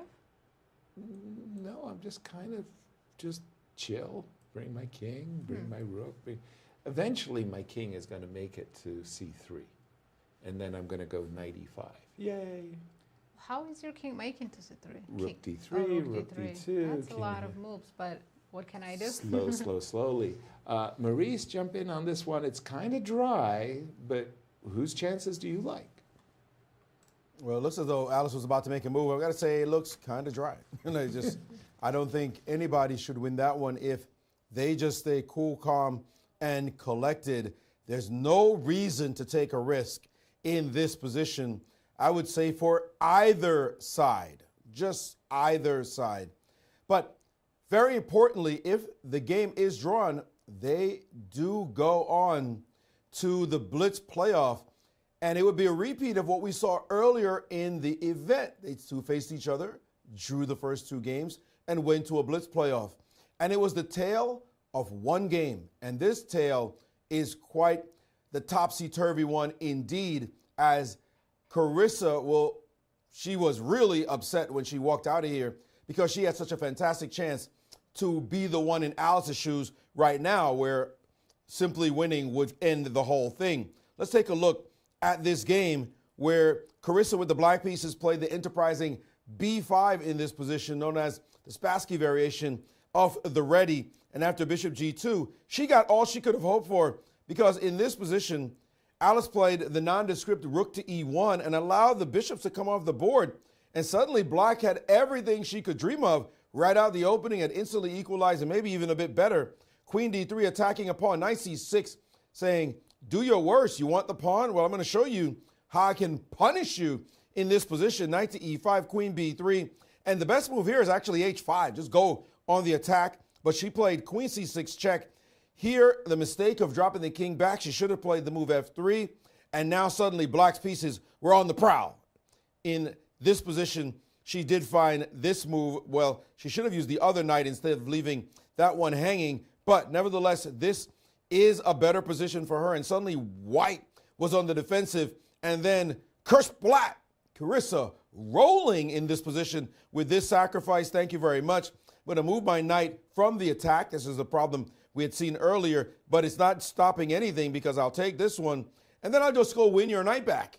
I mean, she had a fine position, did Carissa, but if we speed ahead, as you see here, she was able to get some counterplay, that is Alice with her pawn on a5, and slowly but surely she crawled back in the game, and it was no longer an advantage for Black. It was now for White. This move d5 wasn't necessary, but here comes the moment. Rook c2, the last chance for Carissa. She could have played rook takes on e3 in this position. Queen takes, looking for mate on the back rank, would have been hit by queen c2, and you get mated. Her instincts were not on point at this moment, so much so that she could actually play a move like queen a8. She played queen a7. Why would you, queen b7, excuse me. Why would you do that and just give me a straight a6 for free? Now she was in real trouble, the pawn sitting on a7. And here it was all she wrote as, boom, let me sack my queen and end this game. That gave her a 1-0 lead. And try as she might in the second game, Carissa just could not get an advantage in the other position. And in fact, I'll bring up the moment that, again, she's kicking herself when she re-evaluates this match, because in the very next game, this position, we'll go right to the opening. They saw a Sveshnikov happen in this one, and she played the knight d5 line. We saw Fabi and Magnus play this in a world championship. And it was in this position right here where all theory, I mean, theory goes down. We have 37 games in this line. 35 of them say the correct move is a5. This is what White wants to do coming right out of the opening.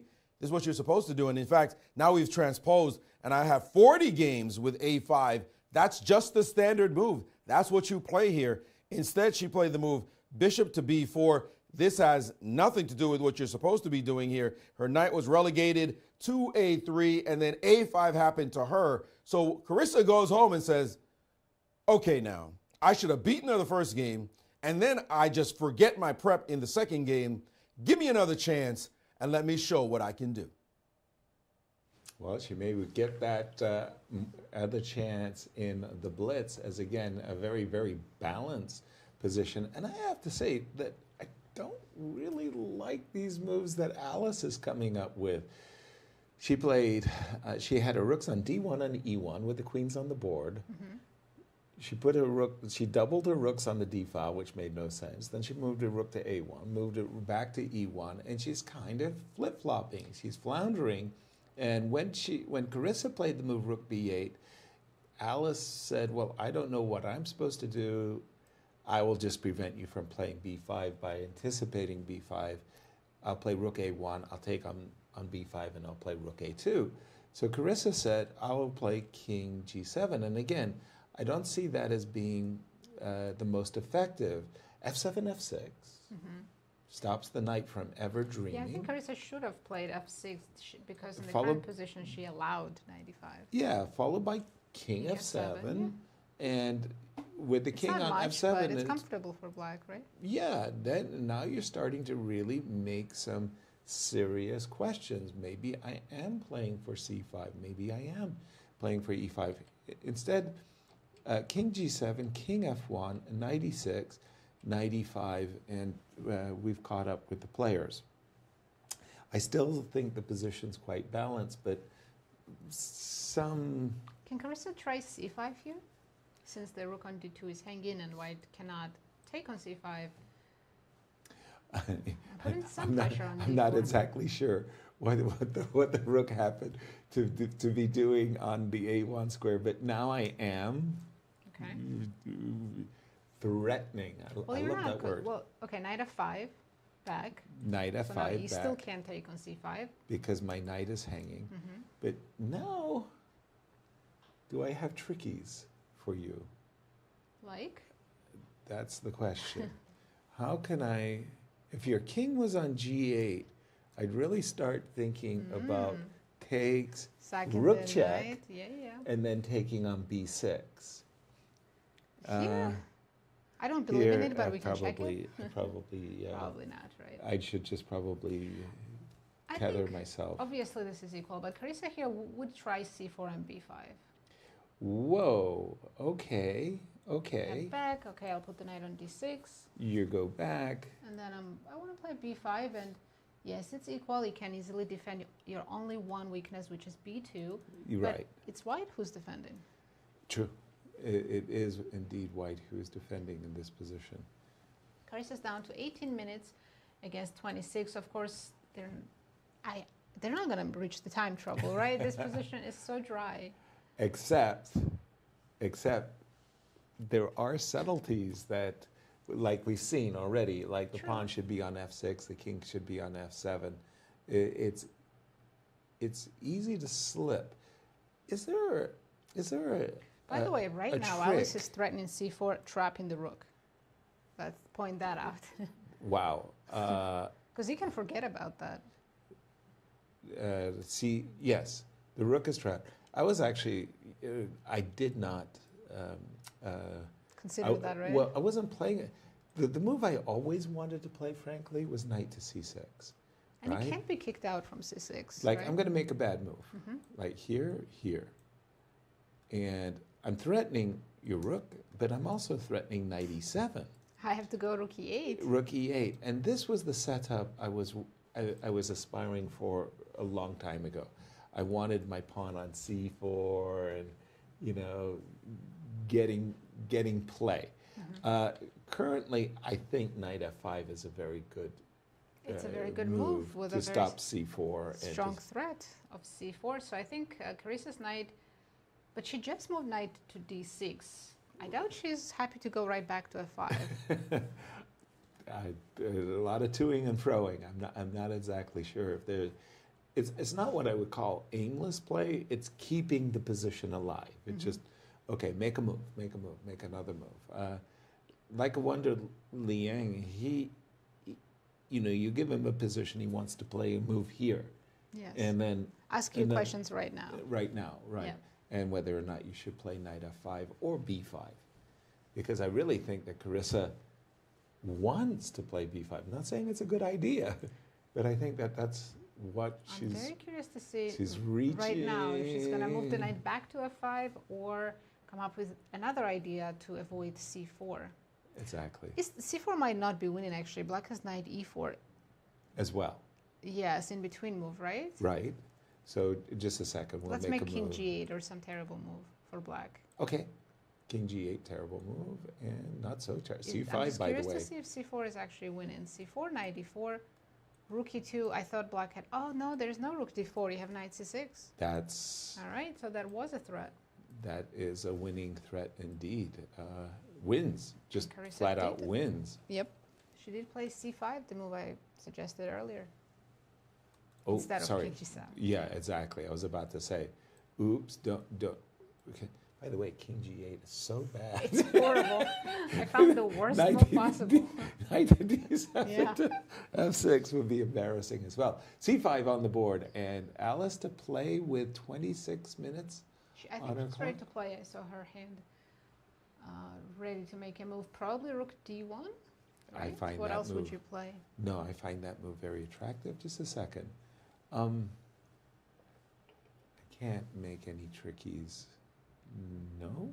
Okay, I like it. I like it. Rook to d1. I'm anxious now to take and to take.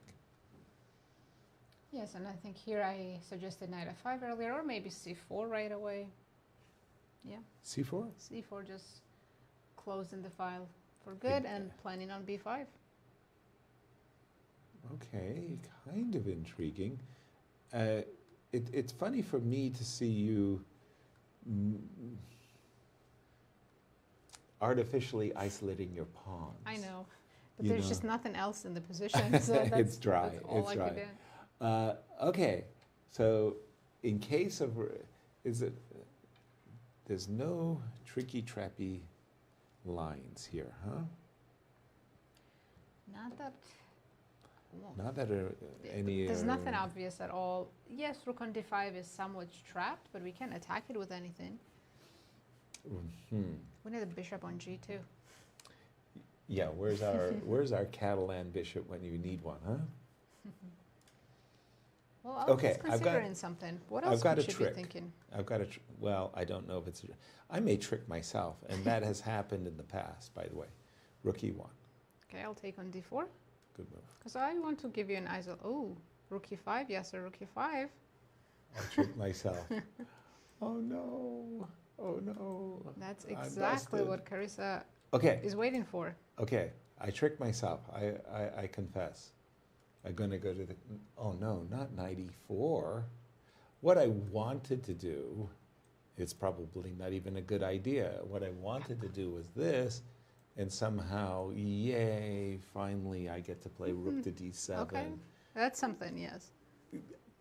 Maybe not, but yeah, I was thinking the knight on e5, and I've got the control of d5. But yeah, black has knight e4 here. I think you have a number of moves that, including knight e4. Because you don't even have rook e2 anymore.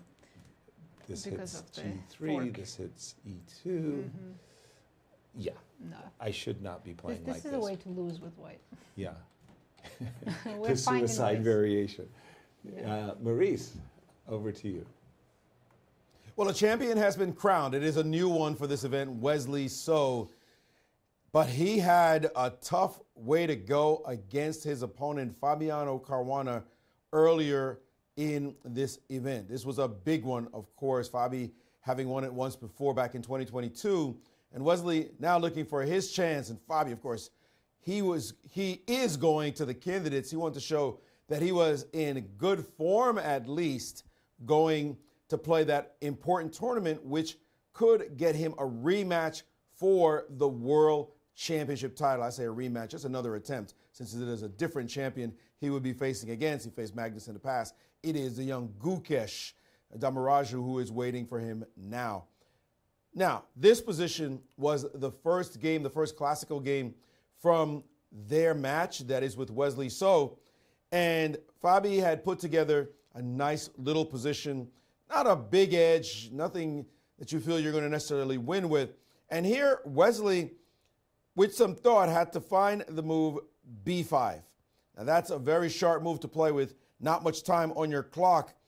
And this would have led to this sort of position where he actually has a great bishop, passed a pawn, and counterplays. Bishop stops this pawn from rolling down the line, also stops the rook from going to this square. And be careful about moves like that because you simply lose your knight to check. That's something, given a few minutes, he might have found, but with just seconds, he played a horrific move, knight to c8, and suddenly h5 marching down the board. Thanks for the free move. And now rook to d8, and real panic set in.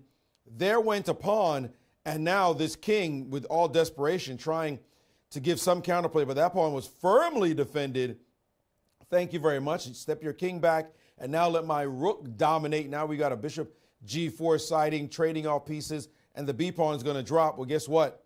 That's exactly what happened. Give me that one. And now more pawns will fall when the rook lands on b5, and Wesley went down. Now you're down a point against the number 3 ranked player in the world. What do you do now? I mean, you are in serious trouble. Well, you play and you play and you milk and you milk. And they got to this position right here. Opposite color bishops, whites for choice with more space. And here the king is trying to go up to e4. How do you deal with that?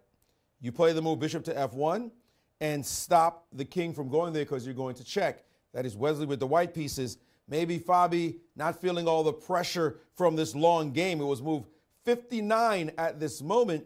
He decided to make the consequential decision of capturing on c5. And now after pawn takes, he thought, hey, I have a chance. I'm going to go after this pawn on a5 and get some counterplay. Wesley said, no, no, no. My turn to go after your pawn. And when you defend it, guess what? I'm going to sneak my king forward, and now I'm pushing the pawn. a5 was attempted, but c6 played, and now f5 undermining the defense of the bishop on d5.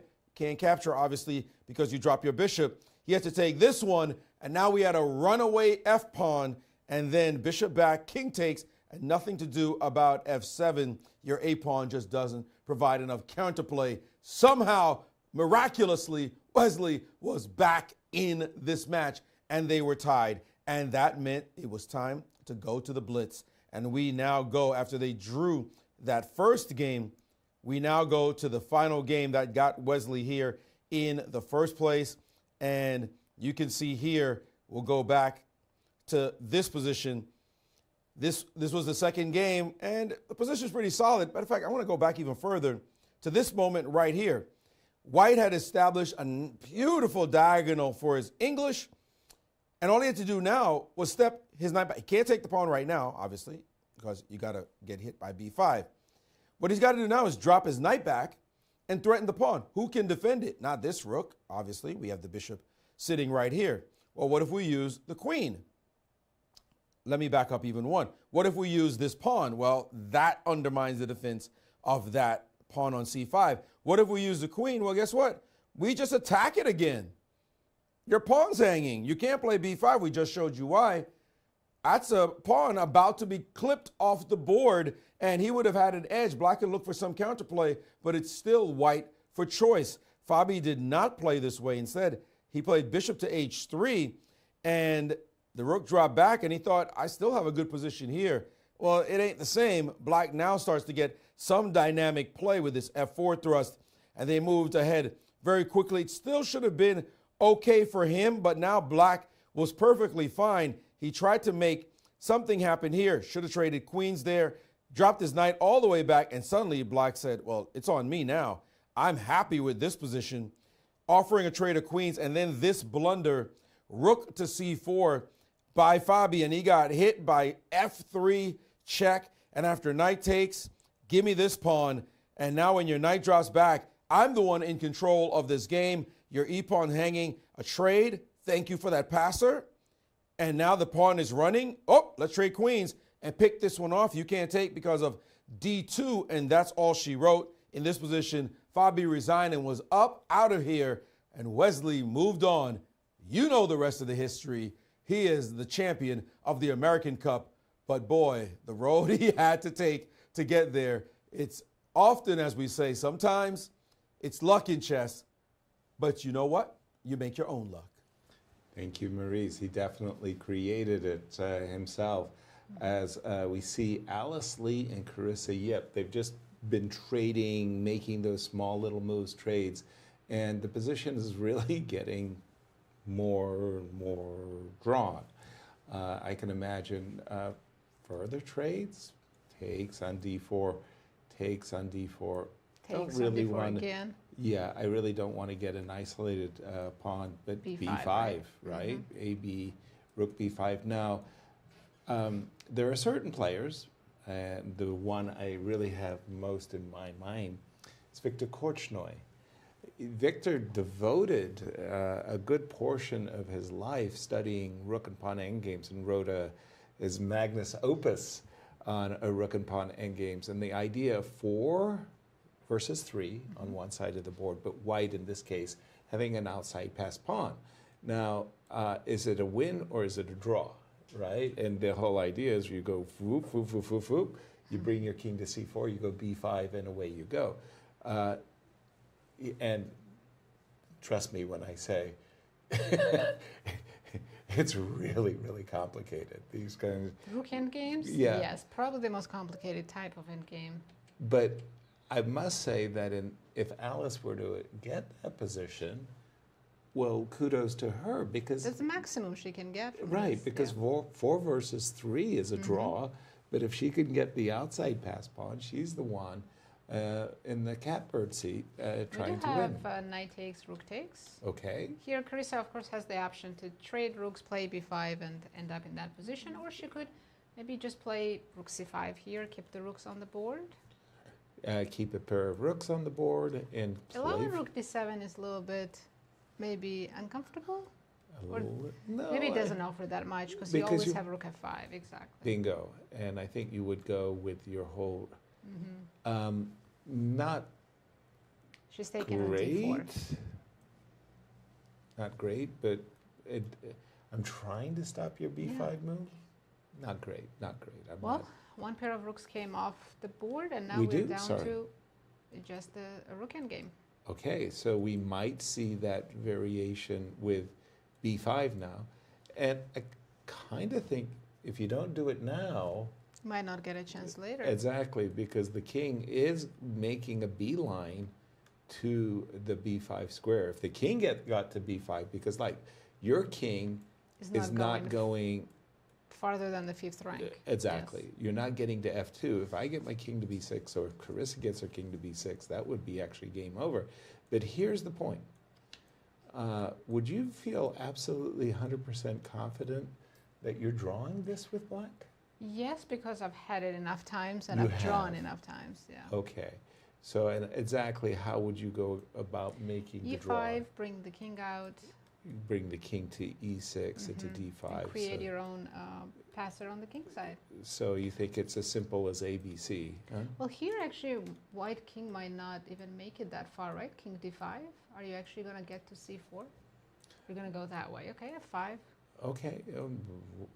I didn't get a chance to play rook c6 that I really wanted. King e4.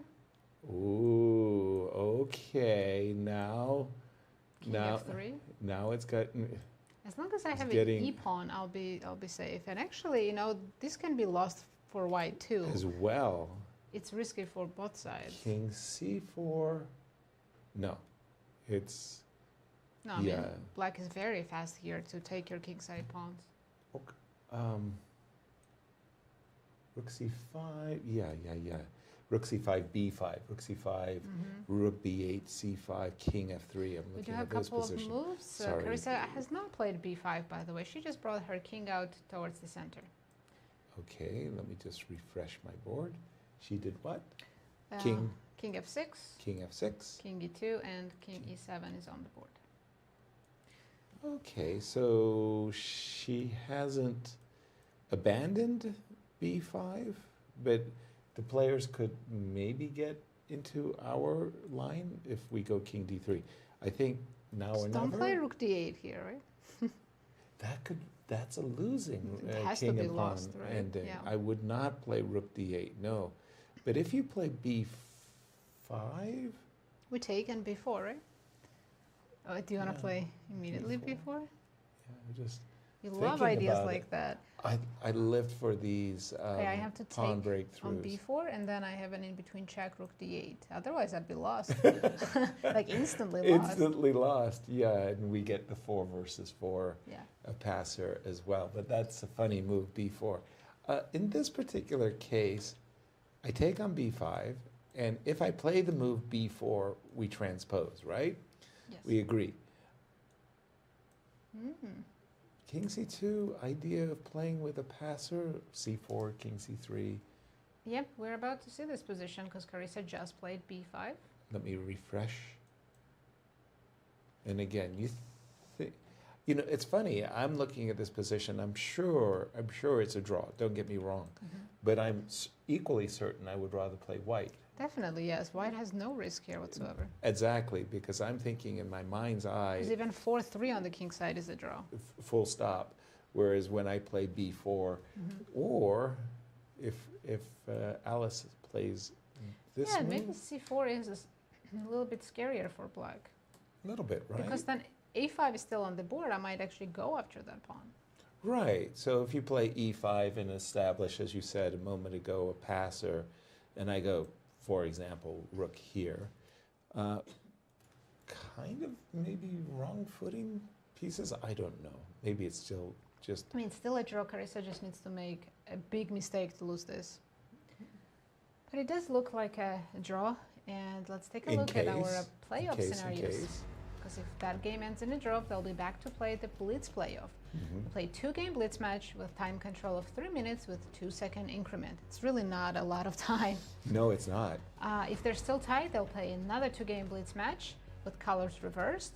In case that ends in 1-1, then we'll see an Armageddon. And also a reminder that if Carissa wins today in the playoff, then we have another day of chess tomorrow. Tomorrow. That's right. We will Because play a Alice tiebreaker. gets 2 lives since she came to the grand finals from the champions bracket. Right. She didn't lose, whereas Carissa lost a match, went to the elimination bracket, and reemerged back into the grand finals from the elimination bracket. Alice wearing the St. Louis Chess Club merch. I like it. Gotta represent. And sorry, let me just get the current position. So we have b5 on the board. How, you know. Maybe King C2 right away. Right. It's one of those things. You're playing an amateur player, and you're the big rating favorite. So how do you trick your opponent, who's the lower rated opponent? You try to create problems for them, and hopefully they see a ghost and they error. I think King C2. King C2 is the trickiest move, yes. Exactly, that's what I wanted to say. It's the way But of keeping the most for Alice, play. she's not playing an amateur. Well, sometimes you just have to have that, how do you say, that aggression that, look, I want to be champion. That means I have to beat you. So I've got to beat you. By the way, after King C2, if Black doesn't immediately take on A4, now your move B4 is a winning threat. Because there's no longer Rook D8 check. So I'm going to make a bad move? F6 or something. Yeah, F6 or something. B4, white is winning. Look at that bar go all the way up. Wow. And yes, because a moment ago the king was on D3 and you had that intermezzo check move before taking on A4. Now it's not there, and ha ha ha, I'm ready to play A takes B5, and guess what? You're lost. Agreed. Whoa, whoa, whoa, whoa, whoa, which means King C2 is definitely the trickiest move. Of course, Carissa's going to take on A4. Okay. Rook A4, and then you have to play Rook B5. You can't defend passively from A8. But then we've got the position where I want a tempo. I don't know Also, maybe now B4 and C takes B is a slightly better version.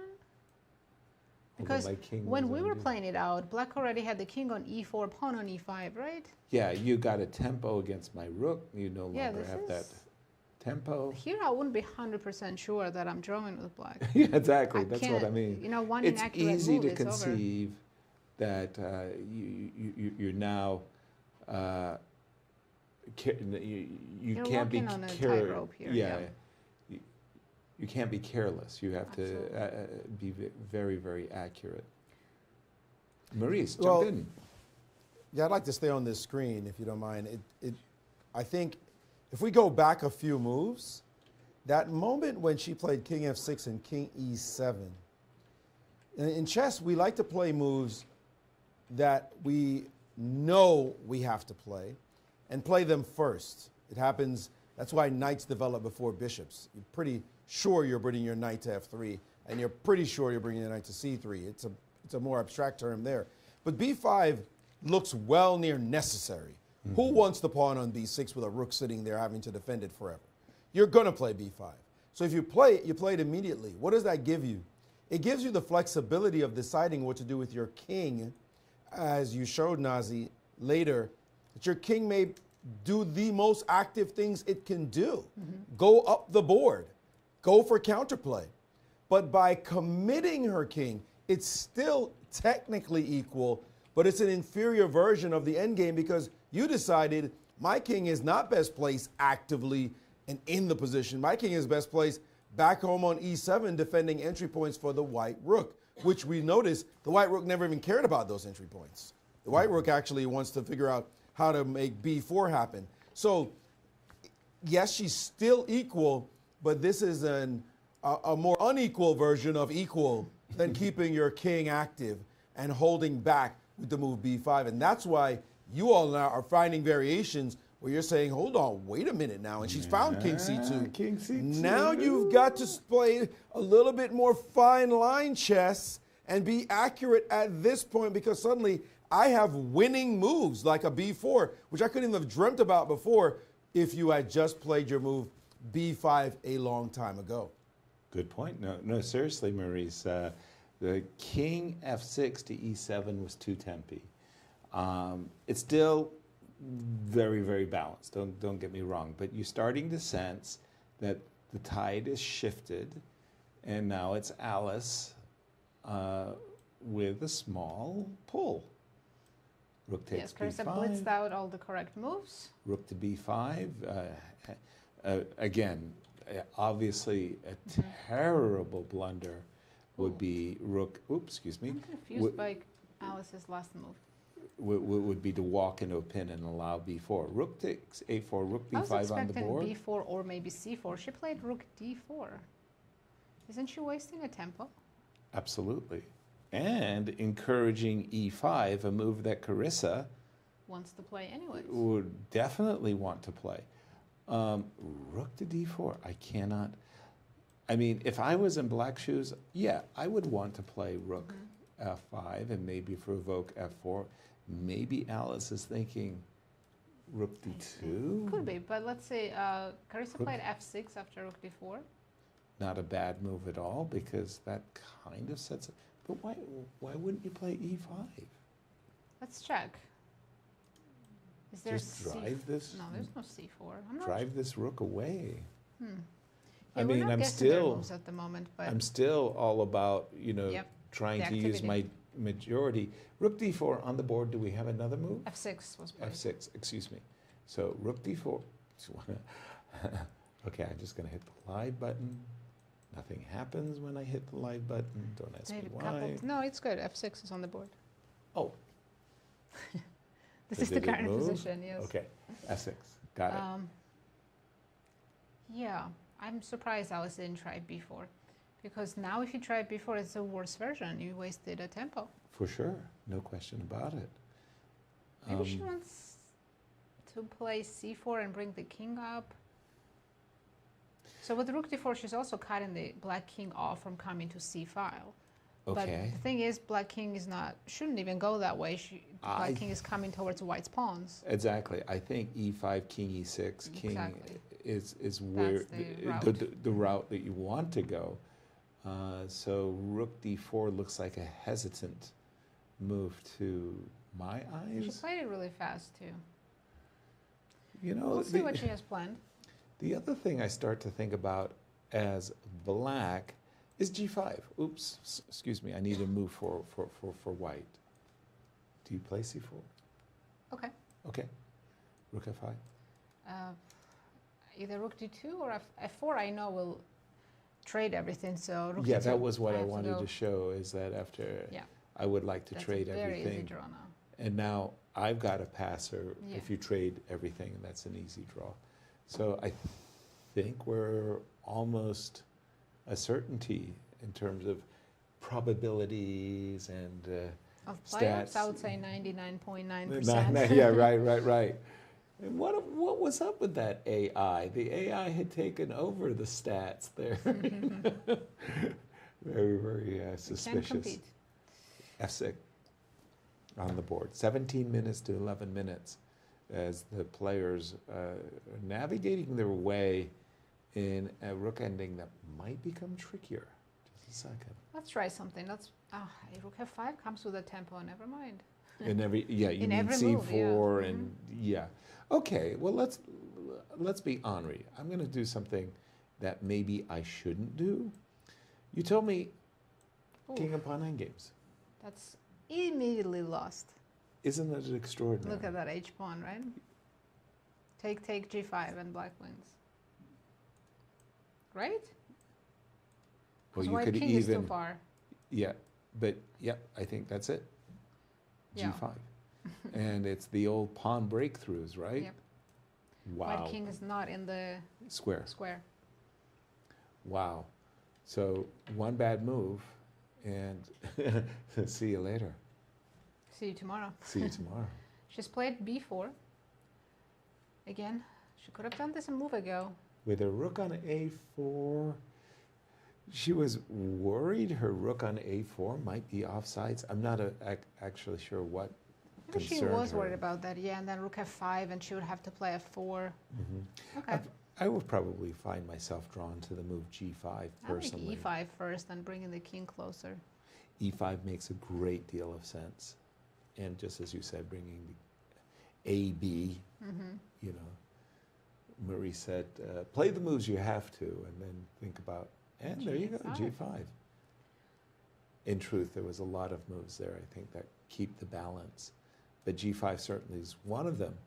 And by the way, maybe G4 and Rook F5, you might want to be careful yourself. Play actively instead of playing passive defense. Exactly. We're going King B3? What else? What else, right? Yeah. Let's check that G4. Whoa, whoa, whoa, oh, whoa, not whoa, immediately. whoa, whoa. I have to take on B4. This is how I lose. Yep. This is how we do it. Okay, yeah, don't do that, but take on B4. Pause, pause, pause. You can try C4 if you like, but I don't think it makes any difference. No, C takes B. Well, hold on. What's more dangerous, the C pawn or the B pawn? Probably the B pawn. Okay. It's farther from Black's king, right? And here we King B3. Sorry, Alice had a completely different idea, and this might be connected with Rook F5 and being in the square and playing King E2. Okay, Alice, that is to say, did not play the move King B3, but went the other direction. So now she on still Rook got, F5, she wants to play King E3. but she still got King C4 on the. Does she? Because what do you do after Rook F5? Oh, you want to sorry, play no, B5? I want to play B5. Yes, yes, that's something. Well, Rook F2, I'm not sure if you're. Okay, G4. Again, Let's AB. take on B4 first. before we before I blunder the blunder game something, away. Let's take it. Okay, AB, CB, let's go. And now Rook F5. Yes. Didn't we actually have this kind of a position a moment ago where we were saying, oh, just trade everything off and make a draw? Take on H4, play E5, and that's it. Yes. Yes. Simple draw. It's a very simple draw. Maurice? Before we jump, let's just see what she does. She has played Rook to F5 in this position, tempting that pawn forward. I feel like I want to show something else, but I do also have the sensation that this game may come to a conclusion quickly. Let's actually stay on this one. I'm not going. I have something to show, but I will wait until we see what happens next. I do feel there are a couple of nuanced moves like Rook to D4. The way we didn't really like the king going back to E7, that Rook D4 just tossed back the tempi that she wasted playing King E7. And again, Carissa was always drawing with accurate moves, but you like to force your opponent to play those accurate moves instead of giving them a wide berth. And here, now Carissa is back on track. And it seems to me, I'm going to just throw in my opinion, I think Alice felt this position was drawn anyway. And she's trying for a little something, but whatever she does, she's figuring this position is drawn. Why am I even bothering? Because this should be drawn. Now, be a little bit mindful that this could get sharp with the move Rook to E4. I just noticed that this move is possible. Rook to E4. Put that one on the board and see what happens. Because I think you're losing. Yeah, all of a sudden, an A pawn chases down the board. Now, you are still inside the square to catch that pawn, but now the board is going to be about the other side. And despite the fact, okay, now be careful because now the game has switched completely. Really? So you're the one who's losing that position. Wow. Yes, this king and pawn ending is fascinating. Okay, she decided she's not going to play anything that dramatic because now white is going to be able to come back inside the square yet again in this variation that you are looking at. They're closing in on a repetition, as a matter of fact. So we should note that as well. White's winning here. I think Now this endgame, again, we say it's fascinating because let's go to the endgame. Let's take a look. Rook e4. This one, of course, is just a repetition. But rook e4 here, rook e4 and takes, and now this move. Now I'm thinking you just press pause right here. The win should be associated with creating a pass pawn yourself on the other side. And so e5 seems like the move to be playing here. You're going to just simply create your own passer. I wouldn't even waste time playing this move because black's going to play for e4 now. And now you're in trouble because you have to go one way. We could probably... Simply king d6 now, right? Sorry? Simply king d6 then just... I think you just create a pass pawn and you're inside the box. So why not just play f4, e3? You're not going anywhere with your pawns. So that's why she did not play rook to e4 and create this ridiculous endgame for herself because of the outside passer. And now they are looking at a repetition. King e3 repeats. Looks like a logical finish to the game. Yeah, those tricky king and pawn endgames. It reminds me forcibly of a game I played in the Olympiad against Cruz. I was in a rook and pawn endgame where I had a pawn breakthrough. It was absolutely beautiful. My teammates were not, they thought I was losing the king and pawn endgame, and they were rushing out. They were coming rushing back in, and then the whole posse would leave. And then they came back with smiles. Once they figured it out? They had figured it out. Yeah, that was pretty, that was a sweet memory as we were expecting a draw. And for those of you who are joining us late, we find that Alice Lee is the highest rated women's player in Blitz. In the United States? In yes. the United States. And in the world, he's number 15. Right. Thanks to a recent tournament we just played here in St. Louis, the St. Louis Masters. There was a classical Swiss event, but there was also a Blitz tournament post the Masters, and she did very well, winning a lot of rating points thanks to the K factor as well. So she really hit the trampoline, did Alice. And she also beat Carissa here in Blitz. And then the 2 wins against Which Carissa. gave her 24 points. That's another quite a bag of rating points. Let me just make sure we do have rook f5. We haven't seen king e3. Yeah, Alice is, so Alice she's not repeating. She took on g5. Okay, this doesn't really change. Well, it kind of does. It means that you're never going to play rook e4 anymore because after recapture, you know, you've always got this h pawn. But what does she think White has here? King e2. Okay. What's the plan? I'm not sure, but After the check, rook e5. Also, a4 is something to I start to consider. think, you know, like if my opponent is giving me, you know, chances of getting passers, whose passer is more dangerous? Do you mind if I have a look? Let's go a4. Let's try b5. Oh, that's I just not want to fun. end the game in a draw as fast as possible. I was hoping you would drop back with the rook and I would play h4 and somehow I would, you know, look Two over here, passers, look yeah. over there, look over there. No, I think you're right. I think it's really balanced. And we do have king e2, by the way. Rook e5 check, and now I'm wondering if Alice is planning, yes, king f1, can Carissa play rook d5? Well, I would have With to. the a pawn, I will have to include a takes b first. so we start with ab. Take, and now rook d5. What is that?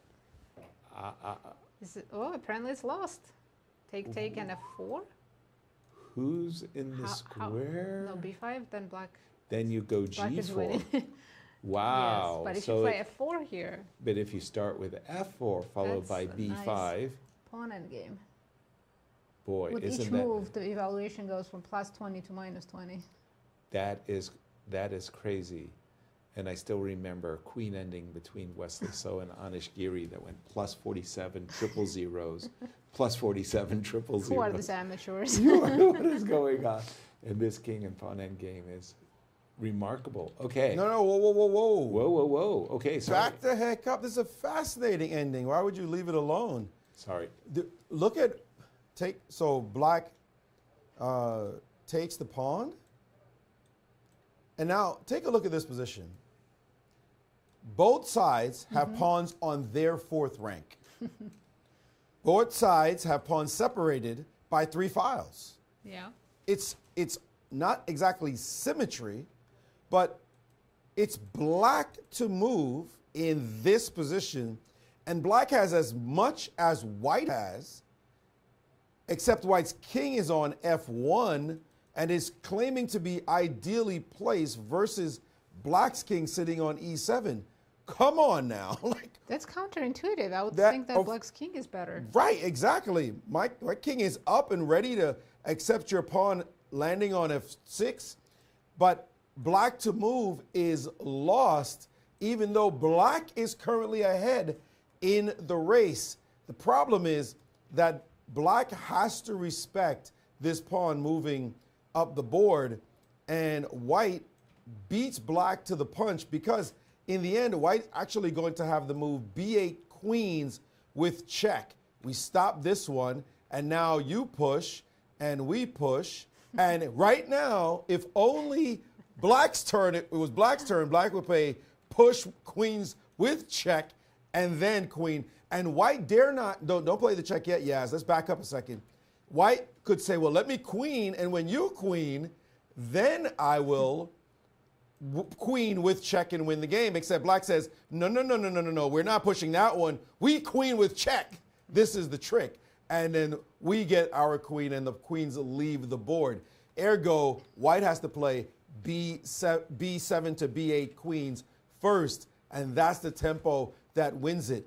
Crazy timing it came down to, and that all was because the king had to respect the B pawn while white's king was splitting the difference right here. Black's king, if you go back one move, Yaz, one move, right here, takes. White's king is splitting the difference between the 2 pawns. Anyone you push, the king is ready to go after it, while black's king is shifted to one side. So when the B pawn starts racing, black's king has to respect it, lose time respecting that pawn, while white's king doesn't have to do anything. It is ideal on F1. That is gorgeous. If black king was on D8, then they wouldn't be losing? Let's find out. Let's see it. Let's see it because that's so instructive. It's black's turn to move. Let's just waste the move. King D8 is the move. I'm just trying to get the. But we have to get this with black. No, we have to get it with black to move. Right. So it's now I'm white doing to the move. triangulation. How should I do the triangulation? King D8 now. Pardon? Yeah, King D8 now and King F1. And King F1. This position. And black is winning. And now with black having the tempo, black wins. Black is splitting the difference as well as white, but now we're going to see everything happen the same way, and then that B8, and then that promotion with check would win the game. We see a trade off of pawns has happened on the other side, but look, black does not have to wait. Black just waits one more tempi. Now white has to make a move, and here we go. This is so beautiful. This happens. Gorgeous symmetry, geometry of chess. It was fascinating how the black king looked more active on the E7 square, but in fact was losing because white's king was splitting the difference.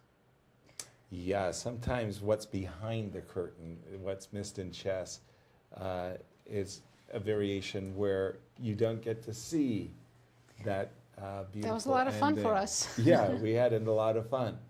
And this is Carissa, the current position in the game, and yeah, this looks very dry. exactly. Very easy as well. King, F5, H4. Wait a minute. Am I playing for a win? Who's am I? Who's playing for? Black or white? I don't know. I'm as Rook black. C8. Rook C8. Rook I'm gonna C8. go to Well, let's H8. find out. It's Rook H8. That's it. You're boring.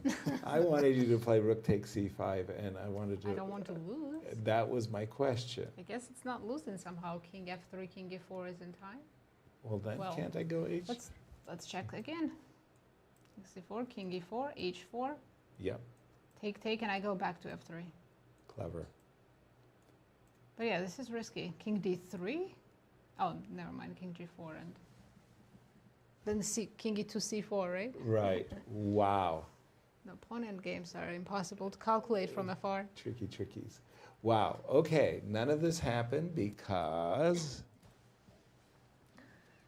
they don't want to take such huge risks. Exactly. Just give me rook c6 check. Whoa. I think a bit of a fake out there. I think Alice has kind of given up and said, yeah, it's a draw, it's a draw, it's a draw. So she said, I can play rook c6. I'll play rook c8.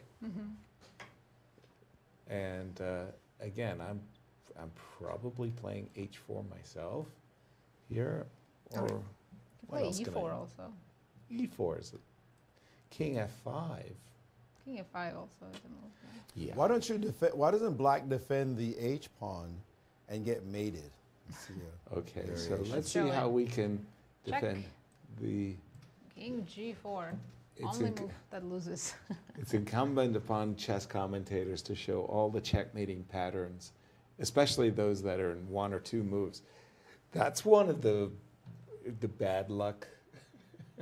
I mean, that's not bad luck. That's bad play. yeah. But That's you know, terrible. when there's this thing when you're doing studies, like, you know, I spend way too much time, but I'm quite satisfied. I have a lot of fun doing with studies, is that you like to show a position where the mate is improbable. You think, there is no way there's a mate. And then the mate unfolds before your eyes, and you're like, how did the king get mated from this position? You always like it to be counterintuitive and almost impossible to imagine. So we're always imagining moves like this, and of course, nobody's going to go to g4 in this position and allow mate, but you know, your fantasy has to take flight and see if it's possible to maybe pull it off. Exactly. Have you ever walked into a checkmate unknowingly, like you were just going happily up the board, march, and your opponent went checkmate? Nothing comes to mind. I don't think so. Nothing.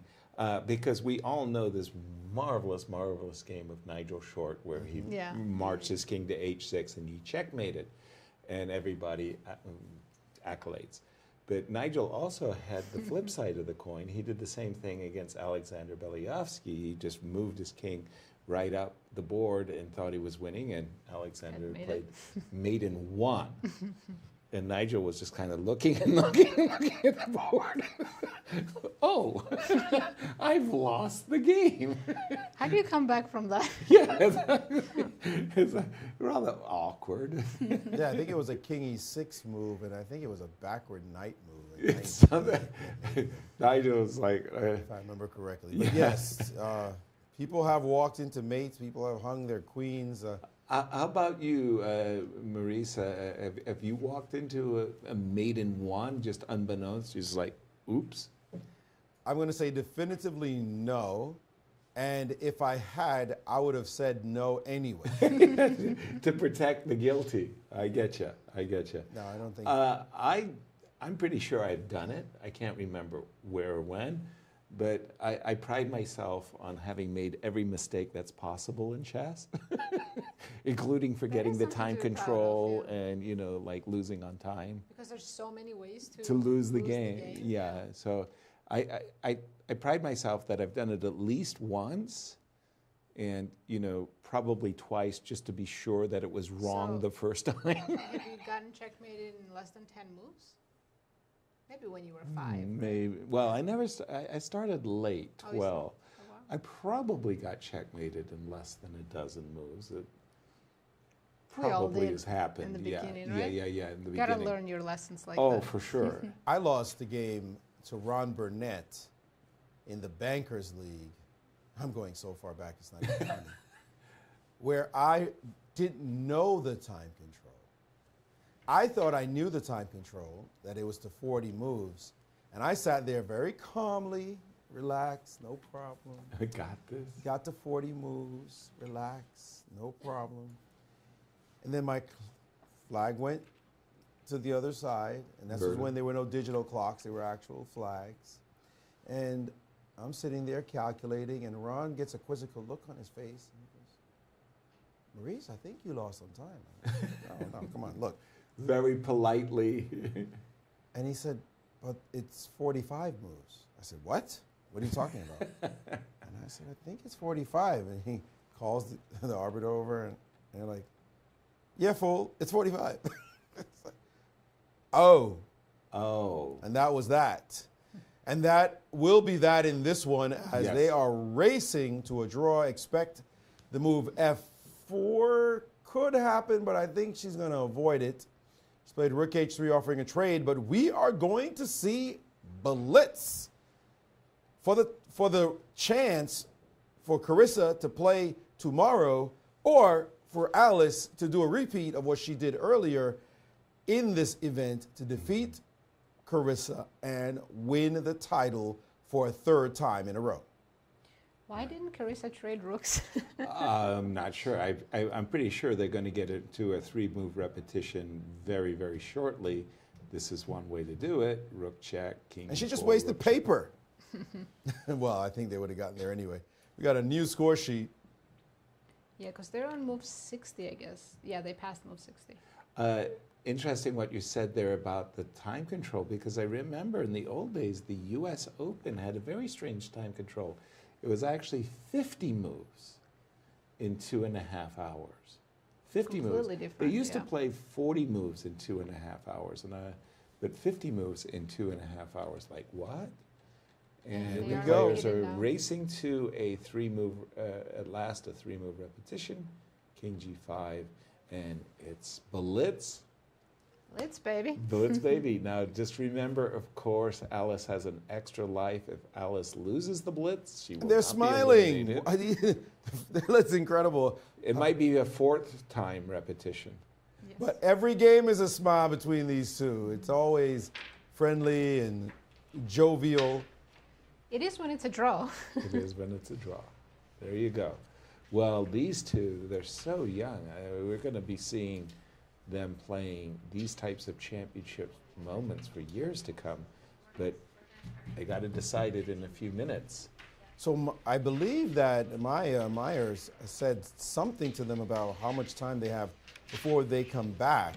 Normally I think they've we should given confirm. A 10-minute. 15 minutes. 15 minutes. Yes. I think that was in the regulations as well. Okay, we've been told it's a that's 15-minute break. So don't go anywhere. We got Blitz coming up. And so we're in the playoffs. Let's see what to expect. Blitz match. To time control, 3 minutes with 2-second increment. If they're still tied after that, they'll play another 2-game Blitz match with same 3+2 with colors reversed. If they're still tied, we're going to see an Armageddon today. Well, there you go. That's what I'm expecting. I'm expecting Armageddon. I'll call That it. would be a great show. I'll call it. I'll call it. But we're going to go on a short break. Don't go anywhere. We'll be back very soon. Meanwhile, you can listen to Irene and maybe I Wonder Again. And then Blitz, baby. That's it. See you on the other side of the break. Years of preparation, decades of battles, brilliance, heartbreak, and fearless sacrifices have led to this moment.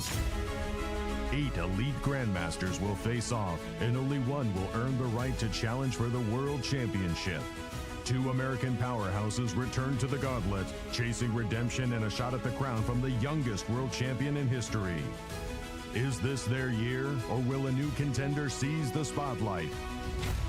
The road to the title runs through the 2026 FIDE candidates. Watch it at stlouischessclub.org.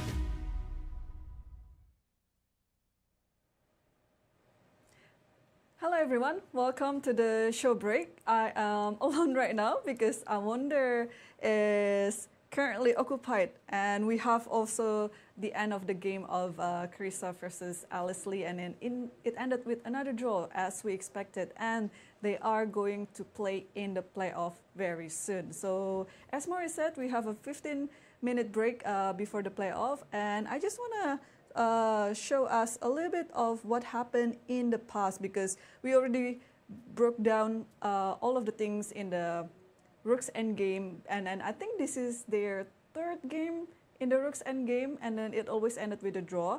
And Alice always come back in a blitz, so I don't know, like the strategy might be a bit different right now, because Alice could have played a better or a more aggressive approach, but she didn't do that. Maybe she felt more comfortable going on the Blitz playoff and then did what she did in the previous match against Carissa.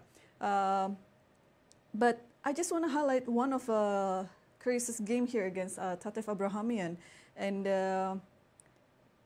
in the rapid where she actually played some sort of a, you see, like it is a very it is not like the main line of French, but Carissa managed to play a very good game, and I don't think this is going to happen in the game between her and Alice Lee, because Alice has a completely different repertoire. But this is one of my favorite games of Carissa in this tournament, because it happened on the day where it was, I think, 9th of March. Yeah, so we celebrated like it could have been like Fisher's birthday, and then Carissa just played a very, very energetic and nice game here against Tatev, where after she took a pawn on a4, knight takes e3. If I could remind you all of the games, like after here, and then Carissa took on e3, and in this position she could have taken on e5. So this is a very nice sacrifice that I think would have been taken by Carissa had it was a classical game. But after knight e5 here, and then I think it's just going to be something like this, and then takes, and then in the end you're up a queen against 2 minor pieces, and it should be enough for a draw. But instead, she was going for another thing that it was probably the second best move, that just simply to take on e3, and then after queen takes d3, now she accelerated this type of attack, knight e5, sorry, knight g5, because after this there will be like knight c5, and then this should be, oh, not knight c5, I'm sorry, it is knight f2. Yes, so attacking the queen and then also attacking the b7, and it should be enough to win the game. And instead, what happened in the game was after this queen takes e3, and then after king h2 takes, and now knight g5 again, attacking this bishop, and then still putting pressure on b7. And yeah, the remainder of the game is very, very interesting as well. Although we know that the king is kind of getting hunted here, but it was not that easy. It looks like everything wins in this position, but Carissa just played all the precise lines here, that after queen a2, rook e4, bishop d6, just takes, and now material is back again, but there is a plus side in the white's position, that the king, yeah, there are 2 different things between the king here, like one, king h2 is looking very safe, and another one on d7 is just, you know, it's looking for some checkmate there. And after rook c8, rook c2, queen takes a3, bishop here, give another check, and then this is where Tatev resigned, because she would lose another material there, like the king has to go probably here, and then after this it's game over. It's just a whole healthy rook. So this was one of the game that my favorite of Carissa in this tournament. Let me find another game by Alice that I think it was, bear with me, I will be able to find it, because in the last few games Alice just made a draw with Carissa in the classical, but she won in the playoffs. So this could be, I mean, this rematch is always very highly anticipated, and then this is the moment where Alice made into the champions. She made it into the champions bracket. So this is actually the game that Yasser and I talked about during our walk to the chess club, that this Sveshnikov is one of Alice's secret weapon, and I think she perfected it. And then Alice just did everything you need to do against this type of setup. And we know that Sveshnikov came to the popularity because of the match between Carstens versus Fabiano in the World Championship 2018 in London. And yeah, so yeah, Black is doing everything she did for the Sveshnikov, but here, after knight d7, bishop b4 is a very uncharacteristic way of continuing this game, because normally you would just like to go for castling, and at some point you push the pawn f4, or maybe some prophylactic move by king h1 first. But Carissa was a bit too ambitious in this game, playing bishop b4, attacking this d6 pawn. But unbeknownst to her, it is actually not hanging. Even though you attack this pawn, Alice played a6 because you cannot take it. Because if you take it, there is an immediate queen b6, and white should be in trouble right now because it is attacking the bishop on b4 and also attacking the knight on d6. So she changed her mind. So instead of taking the pawn on d6, she had to go back to a3, but now everything's starting to looking much better for Black's position. So after a5, hitting the bishop had to withdraw to c3, f5, and Black got whatever she wanted in the Sveshnikov position. And after castling, knight c5 coming, knight c4, and up to this point, Alice was just demonstrating like the perfect way to play in the Sveshnikov. And we'll see after f4, you take on f4, takes, and then starting to come with all of the minor pieces, bishop g5, rook f1, and another bishop comes from the other direction. And after bishop d4, rook c8 was a little bit inaccuracy, but still, Blake maintained all the control in this position. After b3, takes on c4, because this is a very tricky position where the knight is very good on c4, and you just want to take it because you have two weaknesses on b6 and d6. And well, the playoff is going to start very soon, and I think it's my cue to be on the upstairs where the playoff is. So thank you for joining us, and see you again on the next one.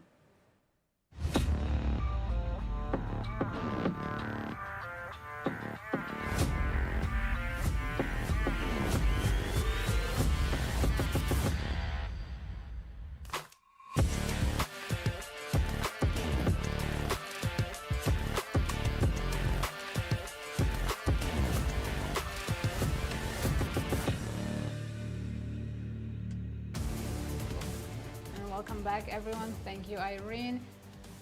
Where are we? Results. Let's just do it one more we're time towards to the tell very our end. audience what we have. We're in the playoffs. So in the grand finals, we had in open section a draw between Levon and Wesley, which gave Wesley the title. Congratulations, Wesley. In women's section, there was a draw also between Alice and Carissa, which means they're still tied. 1-1. And we're going to the Blitz.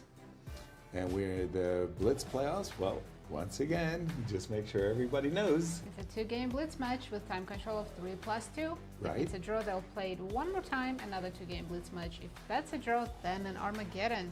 I'm voting for Armageddon. We are, but our players? No, I think it's really, really hard. This is one of the prizes, right? This Yes. beautiful bracelet from Tiffany & Co. Especially made the American Cup 2026. Of course, one of a kind, only 2 players will have it. Wesley is one of them. Yeah, And then it's going to be the Carissa or Alice. Yeah, the champion's bracelet. Very, very handsome, very attractive pieces. Thank you to the Tiffany Company for your sponsorship. Yes. Lovely. As we're waiting for the 2 ladies to come back and duel in Blitz. Now, the first time they played Blitz, it was Alice Lee fans were ecstatic with a 2-0 result that Alice put on. Really shocking us because we thought, okay, #1 seed Carissa Yip, she should be the favorite. She was dominated. What does she have to do to reverse fortunes? Maurice. Let's ask Maurice. Well, He's the man with the answers. I don't think that's a fair assessment. Losing 2-0, sometimes you lose and you say, yeah, she was dominated because you saw the result. But we saw that in the individual game, she was crushing Alice in the first game. She was completely just her dominating herself. And then she's made a series of mistakes, allowed Alice to get this advantageous position, and once Alice then hit her with the A6 and A7 move, she ended up losing the game. Now, once you have lost, what are you supposed to do? You can't make a draw, because if you draw, you lose the match. You're down 1-0. So even in positions that were equal, Carissa had to keep playing. She said, I got to try something. I got to get something. And Alice never gave her a chance to get anything, and then ended up winning that game as Carissa just kept broadening her field of risk. So I think that the evaluation of the match to lose 2-0, if Carissa just says, I'm going to do the exact same thing as I did the last time, except this time I'm going to win the game I'm supposed to win, and then I'm not taking the chances in the second game, that just changes the whole match. So she just has to do what? Play better. Mm-hmm. Well, it was the second game. I apologize. It was the Sveshnikov game that Alice won in such dominant fashion that made me remember the Blitz. You're right. The very first Blitz game, it was Carissa. And once again, the Open finals, Nasi. Yes, let's remind everyone who won the Open. It was Wesley So who won his last match against Levon Aronian. Takes home $90,000. Second place, Levon Aronian takes home $55,000. Fabiano in third, taking home $30,000. In fourth, newcomer to the American Cup, Awonder Liang. Doing very, very well indeed. And thank you to all the players. And the walk down memory lane, there were some memorable moments from this 2026 American Cup.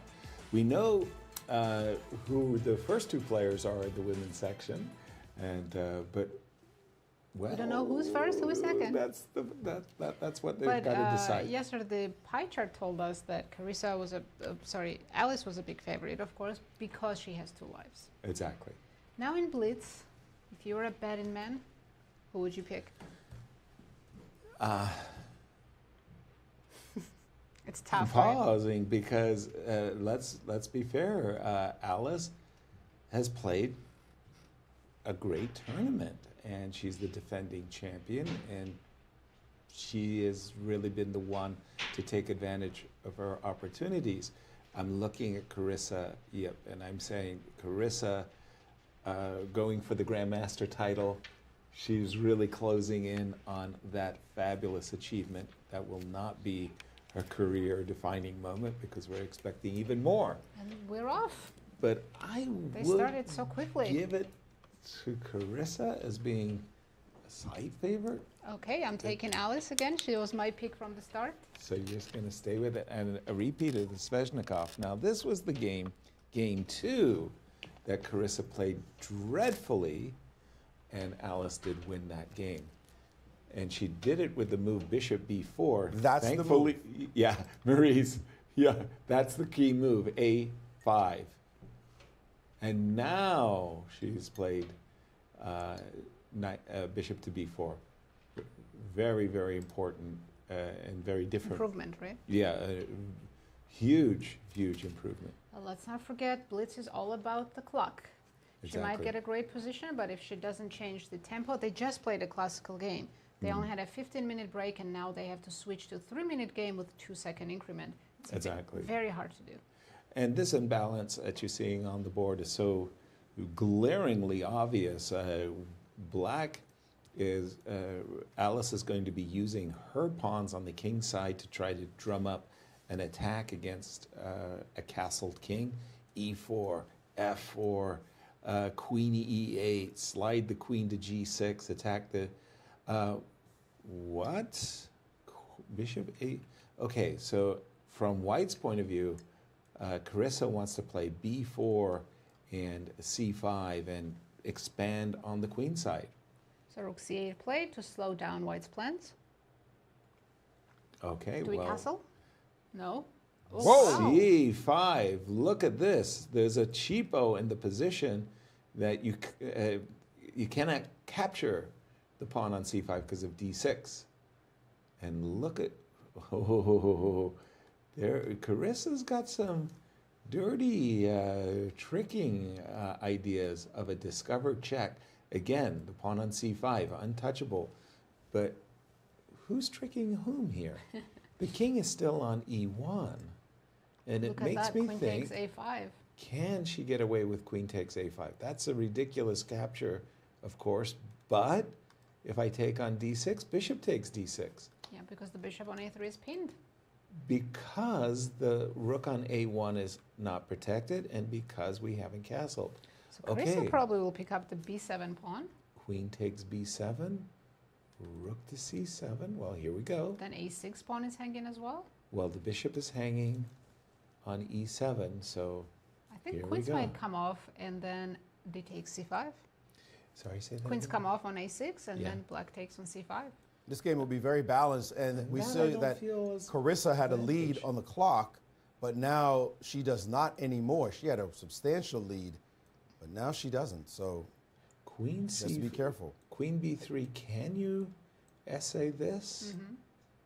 Oh, that is a... Yep, queen a6 was played. And I'm afraid that this ending is not offering white any advantage at all. I just don't see that this...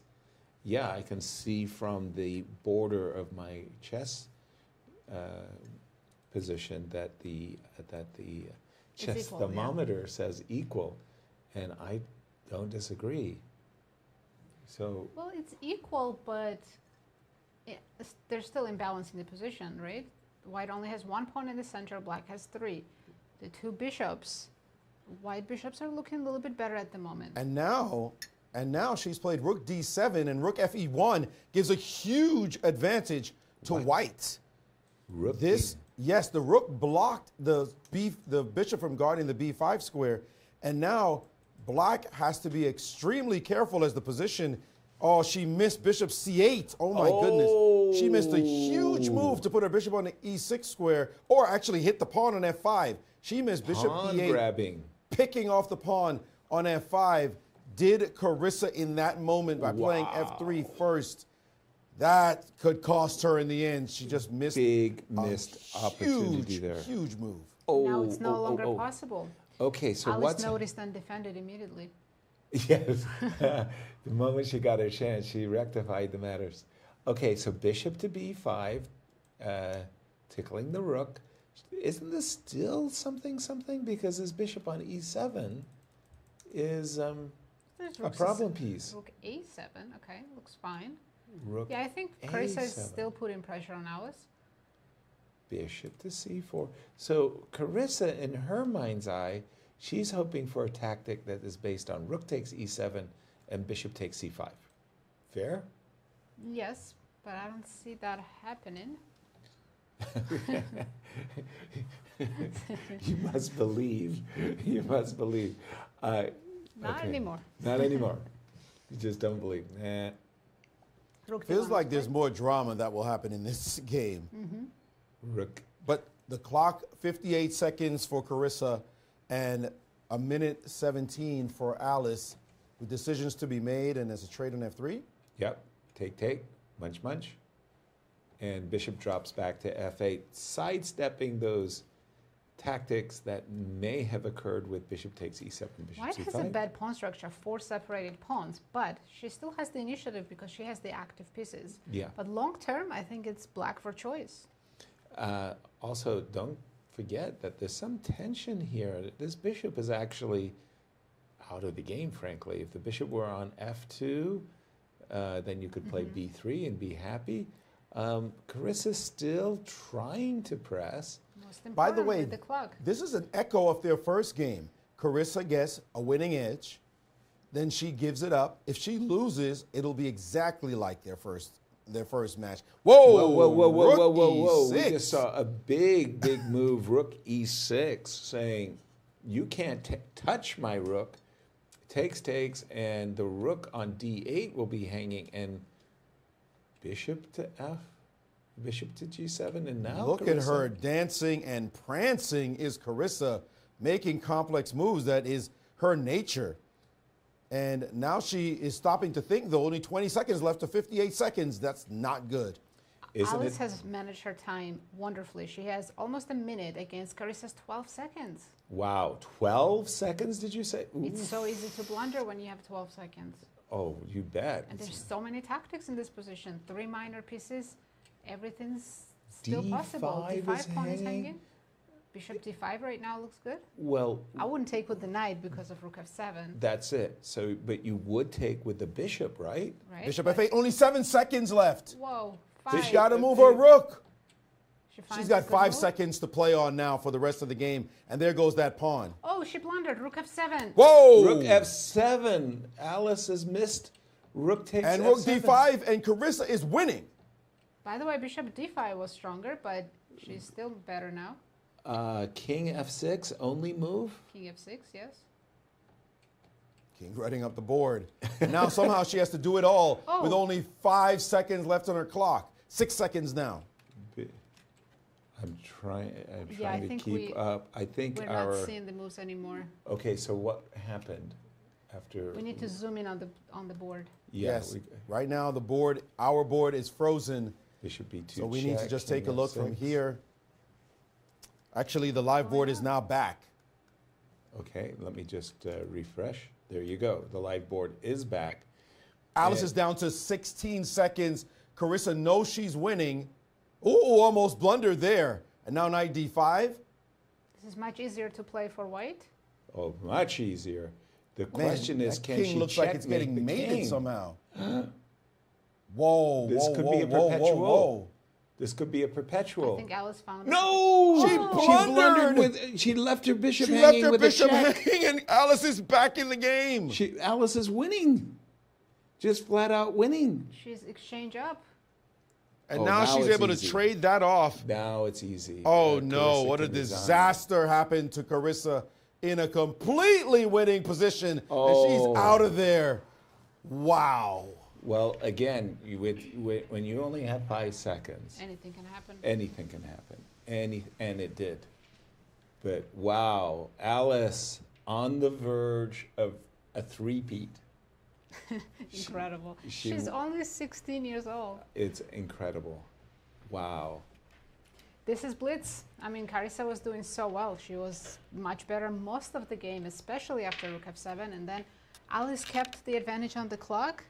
And then at the end, Carissa blundered with 2 seconds on her clock. Yeah. Absolutely. Wow. I'm still Yeah, Alice takes Kinda a lead. nervous.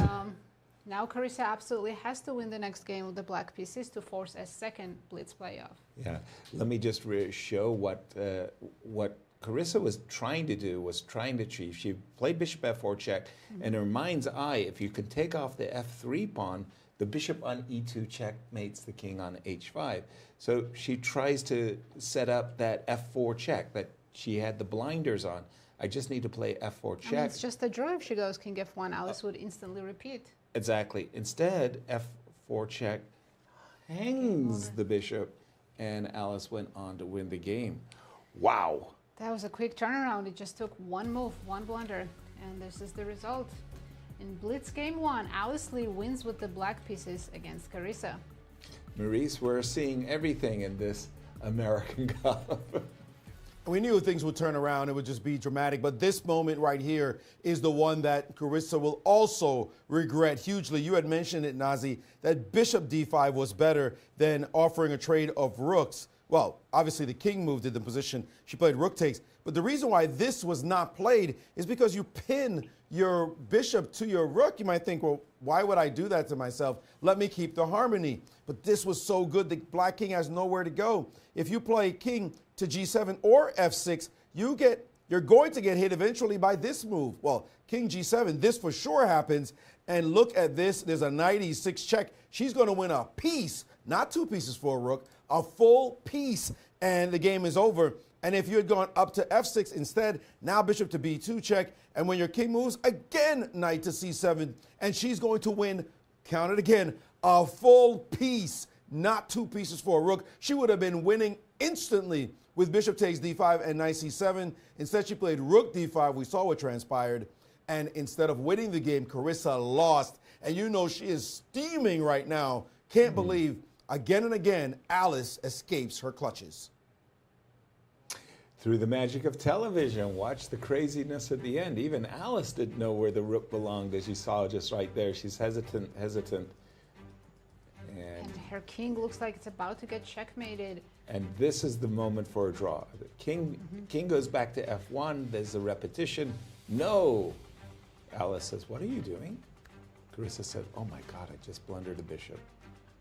Horrifying, horrifying. And Carissa knows. Yeah, this is over. She has absolutely no chance to come back. And she knows she just had a draw. Yeah. And before that, she was better too. Wow. And she resigns here. Has and to just resign. Runs off to get ready for the second game because she Wow. has to win with the black pieces on demand. Especially after losing like this, it's not easy to calm yourself. Yeah, I think she learned a lot in the second classical game. I think we're going to see a hippopotamus. Alice only needs a draw to win the tournament. Carissa absolutely has to win to force a second Blitz playoff. Exactly. And they're off. We see knight of 3. And here we go, another hippo. No, none of this E4, D4, bishop B5 business. Let's play a King's Indian Grunfeld, if we like. Okay, D7, D6. Whoa, C5. Some Benoni type of positions I think she's hoping for. That's a surprise in this position. Well, you know, when you have to play for the win with black pieces, you gotta. Yeah, you got to creative. mix it up. But C5, that makes it kind of easier for white, frankly, because there's the D4 takes C5, and you have to put your knight on D7, which is not scaring anybody. Rookie 1, good move by Alice. E2, E4, She wants to play E4. And after the move E2, E4, Alice is saying slight advantage for white now. You take on E5 and you go knight A3 to C4. She played knight D2, good developing move. Yeah. Queen C7. And it's like Would it you go should D5 go here? in. No. No, because you only need a draw, I right? only need a draw. Why play a completely closed position? I would be taking on E5, playing A4, and I bring my knight to C4. Trade knights, more trade trades, knights. easier to play for white. Yep. Yeah, A4, knight C4, right? Yeah, Queen E2 also. Queen E2 is very, very useful. Well, I think Carissa should play C4 now and not allow Exactly. white to play C4, and she gets like that square on D3. Okay, bishop E6, queen C2, surprising. Now I'm with you 100%. C5, C4, and maybe on a good day, knight D7 to C5 to D3. She's thinking about it, but I'm not sure if she's settled on it. And might think it's a bit risky, but C4 is demanded. C5 to C4 is demanded in this position. Of course, she could play other moves, but guess what? It's all about the flow. Don't be 30 seconds down on the clock. Go for it, and she has. Knight F1. Whoa. That's a good Alice is trying to get her knight to D5, but Carissa is trying to get her knight to D3. A bigger problem was the bishop going to G5. She should have played H6 and stopped this move because a trade could happen, and then D5 square becomes even weaker as the knight heads to the D5 square with only the bishop on E6 able to protect it. But whoa, a rook just landed on D3. It just offers trades, right? Rook D1, and we can trade a lot of pieces. Well, Alice has a very clear idea in mind. I think she wants to simply play I knight like to this D5. bishop G5 though, because if you go knight D5, I might have rook D2s and go after your F2 pawn. Nice idea. That was really subtle. Putting the bishop, putting the rook in front of the very knight. Nice idea. Oops.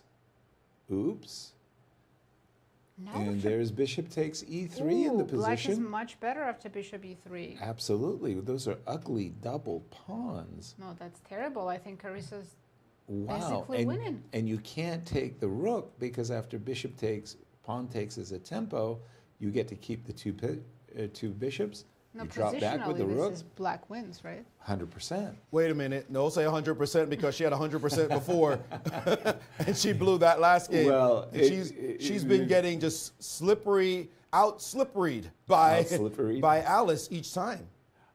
Something like B6, A6, B5, Queen C5. Okay, Queen C5, very powerful threat of Queen takes E3.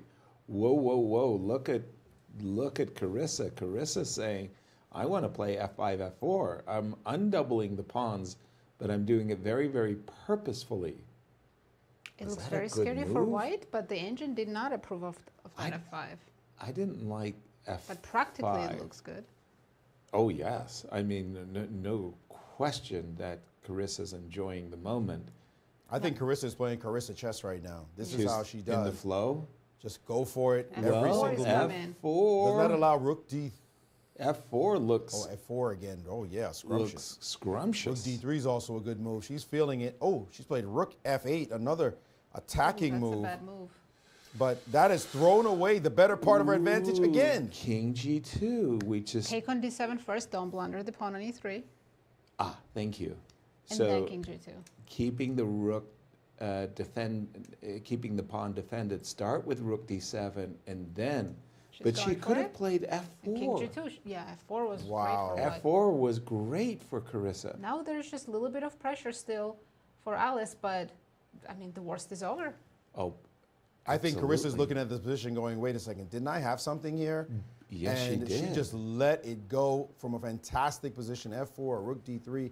All those were good moves. Wow. And now her time is ticking down. Now You went from -3 to almost triple zeros. Yeah, Just I one see. move. I see. Even the computer just saying almost completely balanced. She's going for the e4 pawn now. A4. Wow. Carissa under a minute and Alice about to be under a minute. By the way, there is a Peshki on B7 that is, Alice noticed. She took on f5. and she's thinking, if you want to take my pawn on A4, please be welcome. Also, she can play bishop e4 and just go into the queen and rook endgame. Yuck. That makes forget it. Perfect sense. Bishop e4 is a very, very logical move here for Alice. I think queen d1 actually is pretty decent too, because you're eyeballing queen d5. Okay. And Alice is very happy with the draw because she becomes champion. Right. Bishop e4. She's reached for it. She's played it. You're absolutely right. If she tries to avoid a trade, there's a bishop g6 sighting. Ooh, forcing a draw. Bishop goes back to c8, you mean? Anyway, Because bishop takes g4, yeah. Yeah, bishop takes g6.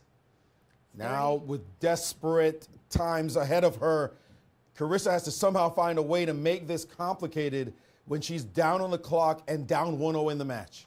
Wow. Queen b6. So queen's coming back, but hey, She wants to look. play queen. No, never mind. There's Captures some tactics. Yes, b2 pawn is b2 hanging. pawn is hanging. Okay, she's taken. e4 is a good move. E4, that's a tempo against the rook. The rook will have to back up. Is there a rook f1? And then rook f1, trading more Queen e2 pieces. first, very nice, attacking c4. That's a nice tempo. No, but now attacking a4 is queen c6. And the Okay. clock is inexorably ticking under 15 both seconds. players. No, It's 17 all about seconds. the clock now. A4, rook to d1, and Rook Alice d5. Wow, nice move. gambited the pawn. Rook to e7.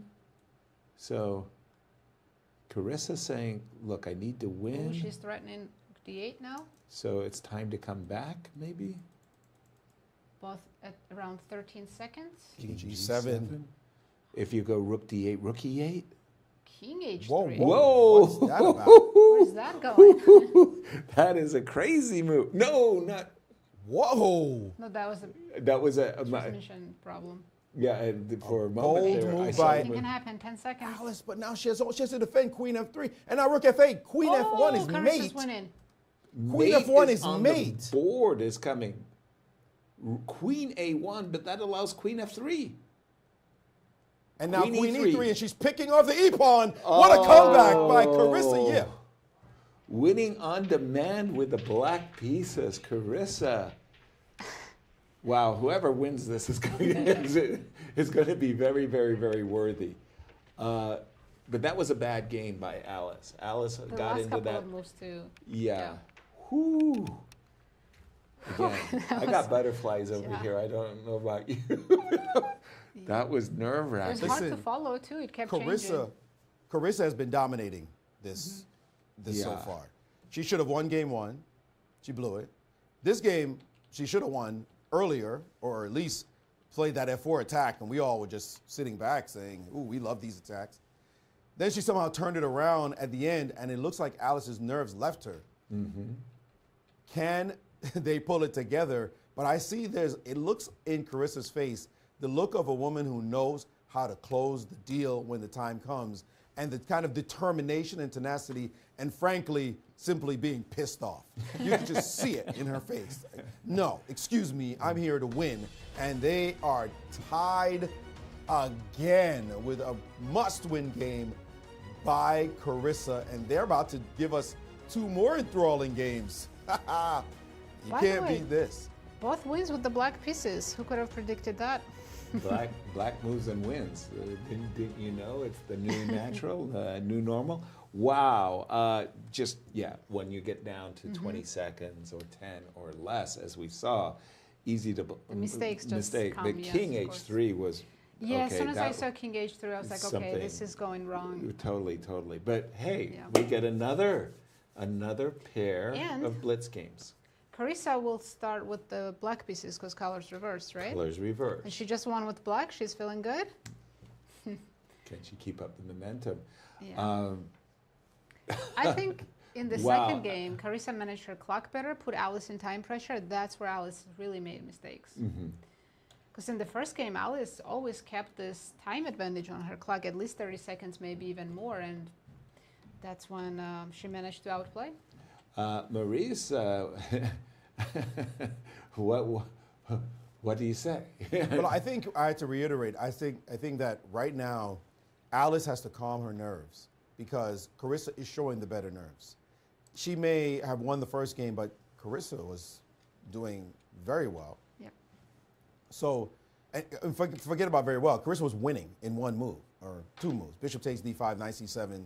Bye-bye, the game is over. So she was completely and summarily outplayed, and Carissa had to blunder because of her own nerves that bishop on e2 to lose the game. So nerves are really what it's about. They know what's on the line, and it's who's used to winning. Now, Carissa has won 4 U.S. Women's Championship titles. She's won the Cairns Cup. She knows how to win close-out deals, and she's also a very streaky player, so once she gets going, she can pick him up and put him down. But Alice knows how to win this event. She's won the last 2. So it's going to be a clash of victors, of champions, as we go to the next stage. Wow, 1, 2 mistakes is all it takes. And we're having a heart attack watching this. I'm sure the parents are too. Coaches, trainers, everybody's everybody's required to. Whew. And Alice there's does look a nervous. lonely lady at the moment, just about to be joined by Carissa as we're getting set once again for the next pair of games. Whoever. Yes, we're going to have another 2 Blitz game match, and they're we off. are off. D4, G6. Carissa's going to stick to her G6 prep. And now look, now that I don't have a 1-point match, I'm not playing She's G3 going to give Bishop anymore. B5 check. That would No. What was Bishop B5 check? That was a very, very strange decision. We have what we call the Geller quiet system with Bishop E2. And strangely enough, that's quiet, but as black, I really didn't like playing against it because it was very, very hard to get any kind of a favorable imbalance. Whoa, early E5. What do you think about this? It seems premature, but... I think it's okay. I mean, nothing... whoa. Wait, Whenever I see Bishop that move... C4 now? No, I'm always afraid of E6. Well, that's what I want, but I'm starting with Bishop C4. And then after E6? Bishop. So you want Bishop... Whoa, what? So she didn't I did play not E6. expect. She didn't play Bishop C4. She captured. Wow, that is a strange trade. She had many different ideas based on the E6 idea. Well, she's still looking at D5, knight D4, Bishop F3. Yeah, and this she's is more saying, "Here's a positional backward slight pawn." edge as opposed to dominant crushing edge. This As we is see not what just Carissa wanted. Developing her pieces, But knight she- C6. She didn't know. And I think she's And given, that goes back. Alice has given Carissa much more than Carissa deserved coming out of that opening. I like this Probably last move, knight true, D5, but I still think that Alice is doing fine, maybe. Yeah, she's doing fine, but she was doing more than fine. Yeah, I before. was thinking that Alice also wanted to include the move h2, h3. Can she essay bishop g5? And she's done it. So what Alice wants to do is play bishop takes f6 and double up the pawns. So we're probably going to see knight takes d5. Knight takes by d5, black. bishop takes bishop d5. takes. And And then Alice wants to set up just c3, right? And play that yes, position. that's right. This bishop is actually Again, kind of Alice has 30 seconds doing extra on the clock. a pretty good job at putting pressure on Carissa's position. I really like this move, bishop g5, and it stopped Yeah, this is a Carissa. very long thing for a 3-minute game. Knight takes d5, bishop takes d5, quickly played rook e8, and Carissa has to be careful that bishop takes f7 doesn't come at some horrifying moment. Definitely something to watch out for. c3. Game is very close right now. Slight edge for white with the space, but not much more, as so far Carissa has dodged the bullet. Alice has to keep that time edge, though, or ought to keep that time edge if she wants to prove anything. And she's back to bishop up to the e4 square, going to the b1h7 diagonal. Not sure what it's doing on that diagonal. Can black play d5 now? d5 is a And then very e5 decent. really fast. d5 and e5, that's a very good way of equalizing the game. Knight a5, I can understand why Carissa was attracted to that. She wants No, to I trade want to play bishops. d5 with white. But now it's the time, right? Yeah, d5 with white. But again, capturing on e4 and then playing d5, I think that's a good way of equalizing. d5 right now, followed by maybe knight also c4. Yes, you can also always include h6, ask the bishop where it's going. Yeah, I like those questions. e6. e6. Okay, so now we're kind of back into some kind of Carlsbad structure. Bishop f4. Should white try h4, h5? Why not? Yes, I would be looking at that right now. Watch out for that pawn on a6. Whoa, look at that. Alice is... Carissa's going to play knight c4 to defend the a6 pawn. Moves like queen e2 are nice when they give your Sneaky. opponent a chance to think for just a hot second. Yeah, And that's what sneaky happened there. moves. Knight, knight takes, rook takes, and Carissa saying, okay, give me the pawn. Oh, I didn't notice the pawn was hanging on a4. How dare you? Well, what does white do? I can go queen c2, then d4 I hangs. think you play queen d1, even if you don't like it. You don't like being down a pawn. Queen d1 does defend Yep, she's played it. everything, and not queen z2, bishop takes d4. That would have been embarrassing. But there is bishop e5. Yeah, this looks very balanced. But I loved your h4 a while ago, and I still like it. I think Played it's still h3. time. Okay. h5 is fine. h5. Wow. I got to Okay. say, this Bishop game is e5. tightly balanced, and it's going to come down to the clock in a moment. I'm sorry. I'm liking Alice. I'm playing g4. I'll take Alice. You're playing g4. G4 because why did Carissa allow the open? With g4 there's a hook. Yes, agreed. And then I get to play rook h8 checkmate Or queen h8. or queen h8 checkmate. She's And played her AD. own hook on the Okay. other side, or used the hook on the other Now side. we've got rook I don't think Alice is looking at g4. rook a7, queen f3, g4, and Queen by the f3 way, looks very good now also. who's taking the initiative on It's the king white, side? it's white. It's white. Whoa. This is very passive by black. I haven't seen Carissa play this passively. It's not her nature to seize the defensive. How about g4? Let's go. Yeah, looks very good. Taking on g7 first. Yes, king takes g7. And she looks like she's looking over there. g4, g4.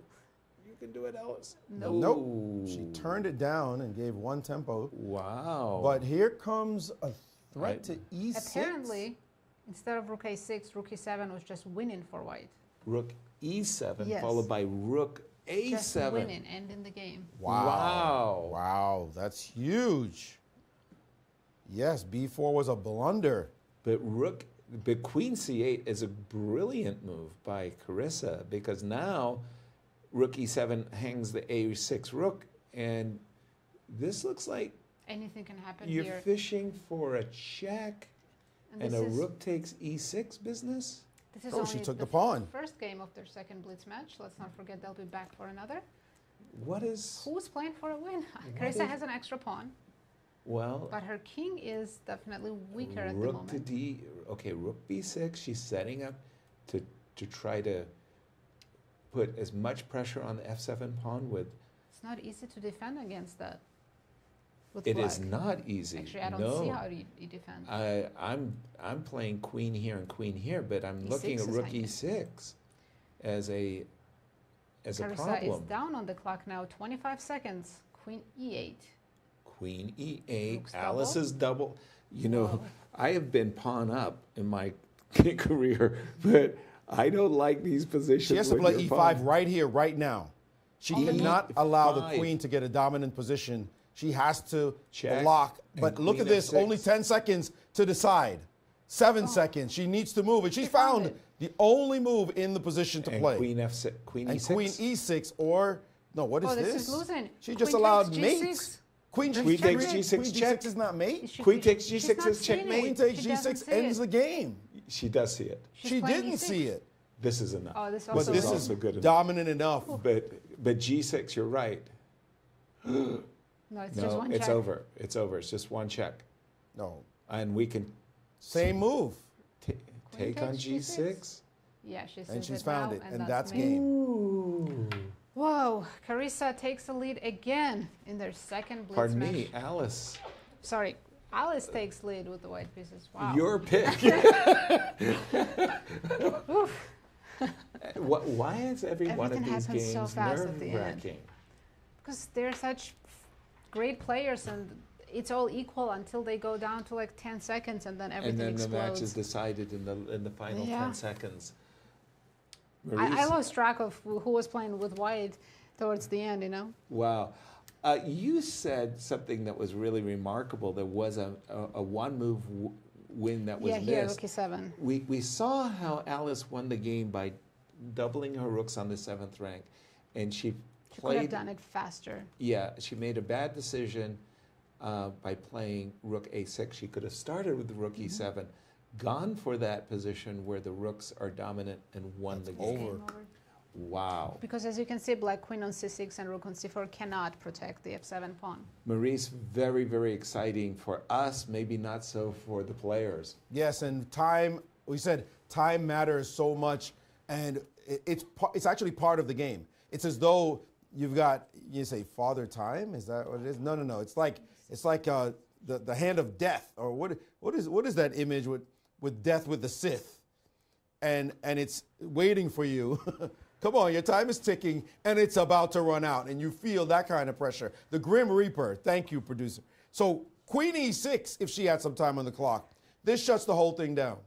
This position this move keeps her in the game. Now, white's still better because obviously black is defending. Now this move can be met by queen to f5 only move, and there's no mate. You could trade in this position and play e6, looking for something, but after this check and rook here, you're ducking, dodging, and suddenly surviving this position. But again, the Grim Reaper of time sitting there made her make a quick move here, and instead of playing queen e6 to defend her position, we go back to here. She played this move and check, and again, it's possible just to take this pawn because you cannot capture because of that mate we love so much, and she would have just taken the pawn, but her e6 was plenty good enough, and the game ended in brutal fashion as she did finally find this move. Woo! Every game so far has been highly entertaining. Wow. And our results, Nasi. This is the second Blitz playoff, and Alice takes the lead again, winning now with the white pieces. This is the first time white has won in the Blitz playoff today. But every game has been decisive. All Alice needs now is a draw with the black pieces to win the title. Haven't I heard that before? Yes, you have. I heard that. I'm sure I heard that. For me, it was incredible that Carissa had this queen e8 and e5. And she found it with down to 3 seconds. But she had an amazingly easier way of saving the game, which I had to just double check to be sure. King G8, Rook to B7. Sorry, we're not seeing the position. Oh, I'm sorry. But yeah, she had a way I to guess. save that game, but you know, And there's here no we time. go. We are off, as we would say. Carissa. Oh, we have E4, E5, and Knight C3. By the way, even though they have 3 minutes right now, And you got to G3. play with a sense of urgency.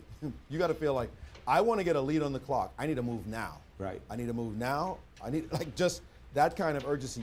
Look how Alice is playing. I am not going to play the opening with a lot of thought and meditation, cogitation. I just need to move and get a position. Whatever happens, the clock is going to rule the game anyway. F4, a move that Levon refused to play today against Wesley So. That is what Carissa has to do. Like it or not, F4, go for the attack and not to dwell on what just happened, but to play as if got to You win. got to checkmate. Got to checkmate. Let's go. Bishop takes F4. Okay. Good You got to watch out for development. Bishop G5. You don't want to be pinned on F6. Queen D2, Bishop G5 would be a dream position for Carissa. Alice has to play Knight H5. She can't allow Bishop G5. Knight Or to Knight D7. D7. It's a little bit passive though. You're blocking your own bishop on C8. And you're encouraging D4. Ooh, D4 is strong. Yeah, I mean, White is better already. Much you better. got the central pawn duo. The knight is kind of relegated to an offside square. I like this position very, very much for white. Just to stop the knight from coming to C4, I find the move B3 very attractive. She's found it. As has Carissa. And this really kind of plays itself. Okay, queen to D2, getting out of this pin. Well, now the opponent's on B3. Maybe Alice will play A5, A4.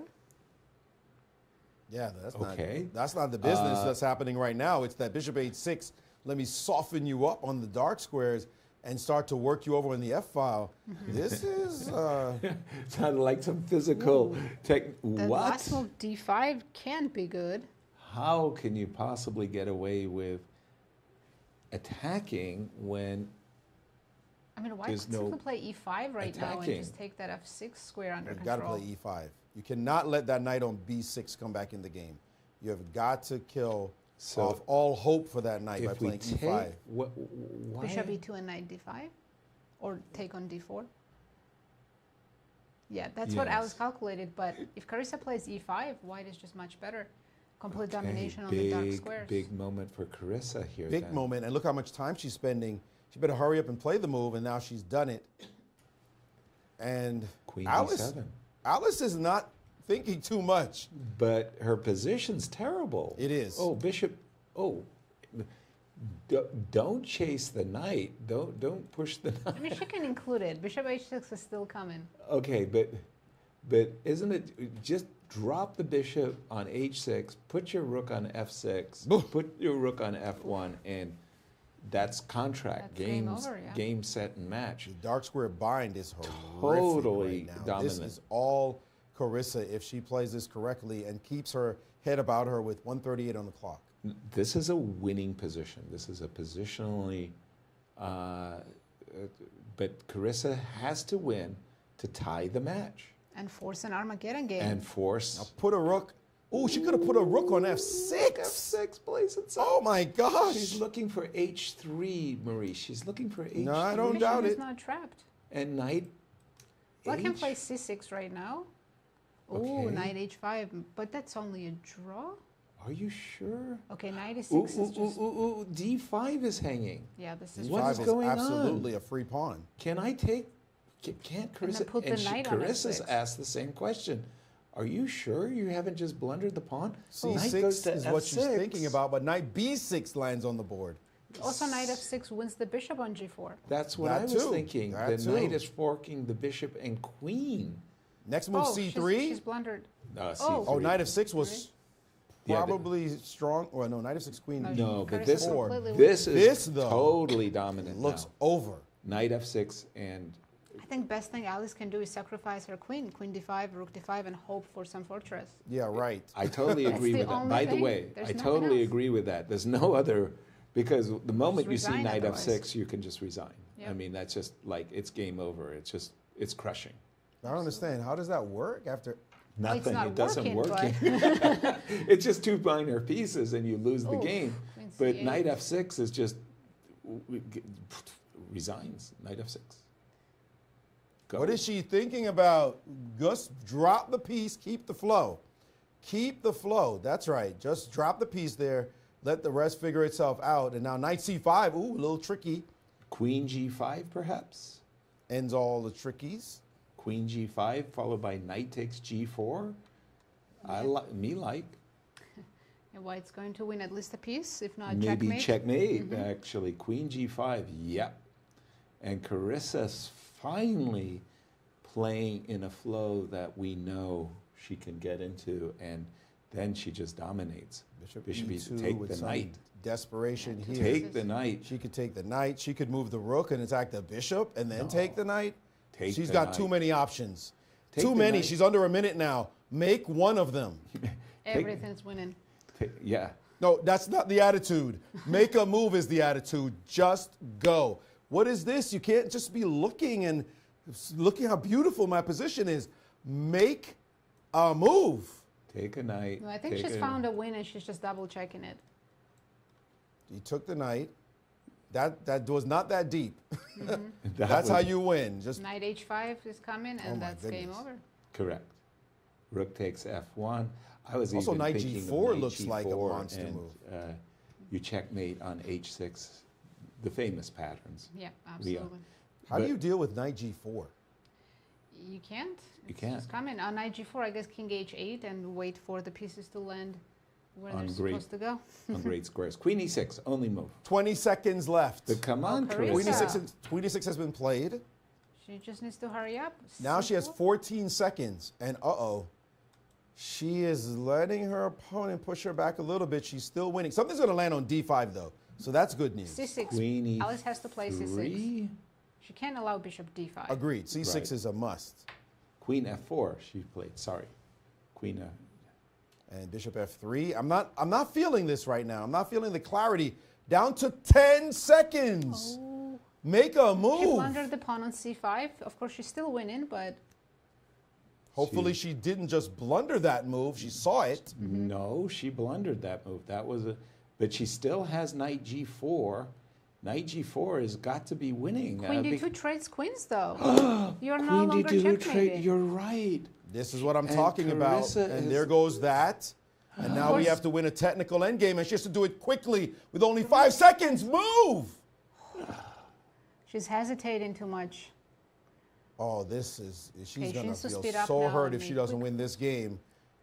And now she's Wow. trying to get into a technical ending where she should be winning, but this is not the same anymore. No, it's B1? not even close. No, it's Now not your getting pawn better. is She's making hanging her with life incredibly 2 difficult for seconds, Sev. and this is And now the whole advantage different is game. really slipping badly away. What is is that Carissa about? doing? Rook g. What is that move? now the rooks are super active, but the king is able to dance Oh, the king. into the position, King's going headed to b6. to c5 and b6, and now she's winning again. But, But- there's knight d6 check. Pardon me, knight e8 and knight d6. But this is not what Carissa wanted. More King- counterplay King for her b6. opponent. King b6? No. F5 looks Why would you looks play good, G5 but and G5 let your opponent counterplay have with the two passers. connected pass pawns? No. King b6, go. Ooh, looking at mating Oh, threats. she's I gonna like checkmate. that. Rook d3 and Rook d3 checkmate. is coming next. It looks like she's winding her up. And now Rook Rook d3 must be D3? played. Just go for it. Nope, she didn't see it. What is Oh, going rook on? f4 is so strong. Oh no. What just happened? She's There's still easy- winning, thankfully. That pawn on Easy- f6 is so strong, but counterplay. Wait, isn't rook d3 now checkmate? Oh, king goes the other No, way. the king is going to hide. But it's And winning. ooh, nice move. E6. And she grabbed the reaches for queen. She knows but she's you got take this. the pawn, f7, you go rook f8. Oh, e7. E7, and it's This is over. over. Woo! Wow. Carissa equalizes the match again. Did I call it We're- Armageddon? That's the We one thing I did. We got have an right. Armageddon. Oh my gosh! In the whole tournament, the one Now thing I got the question right. is who gets white, who gets black? There's a drawing of lots, and as we know in Armageddon, Oh, Carissa Carissa gets got the black. black. but guess what? Black has been doing very, very well. Well, in the last two Blitz game match. White won both games. So anything can Yeah, happen. but in the first Blitz game, Black won both Wow, games. this game was incredible. There's lots of ups and downs. Yes. I mean, both of them had so many chances. Wow. And by the way, I mean, not for nothing, of course I know Carissa's winning, but with no time on your clock, wouldn't you play Rook E4 here? Yes, sir. I And couldn't follow the moves. Everything happened so fast. I got like 3 connected pass pawns versus a rook. You don't have time to think. You just trust your hand to make the moves. Yeah, That's I would what we play saw. Rook E4, but wow. Nah, the pawn's queen too quickly. Of course, yes. of course, The of course. queen's too quickly. King B7, etc. But you don't Can't believe resign we're with- going to see an Armageddon. We are indeed. That's where we're headed. Results, if you don't mind. So the first Blitz match was 1-1. Correct. Black wins both games. Second Blitz match was also 1-1, but White wins both games. Wow. Quite the reversal there in this second series of Blitz games. And those of you joining us late, congratulations. You're just in time to see an Armageddon. Will Alice Lee win with the white pieces, which is required? She needs a win. And that will mean no playoffs tomorrow. Yes, if Carissa wins, then rapid playoffs tomorrow. Or draws and rapid playoffs All right, tomorrow. in case of a draw as well. Exactly. Maurice, your first time calling the American Cup. How do you like it? Elizabeth. Defibrillator. I'm coming. No, this is insane. This is absolutely insane. These playoffs have been absolutely fantastic. What is happening here? The up and down roller coaster, winning, not winning. But the thing I do see as a trend is the clock management of all the players throughout the tournament. This is so dependent on time and how you manage that and don't get down too much. To be very aware of that clock, keep glancing over at the clock. And now we have a time control that is brutal, in my opinion. Armageddon for Black, and this time control is rough with only 2 minutes on the clock to White's 3, but you do get the increment, but you do have the draw odds. And, you know, I really appreciate this Carissa Yip. I totally appreciate her nerves, the calmness with which she shows, and then the smile on her face. She's always joking around, even in the most tense moments. Everybody else would be pacing, thinking, looking a little bit nervous. Even right here, trying to get your determined face on. What am I doing? I got a big game up. Carissa walks around, greets people. She's jovial.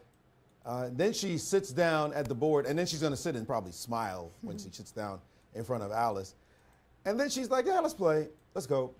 Nothing seems to make her anxious.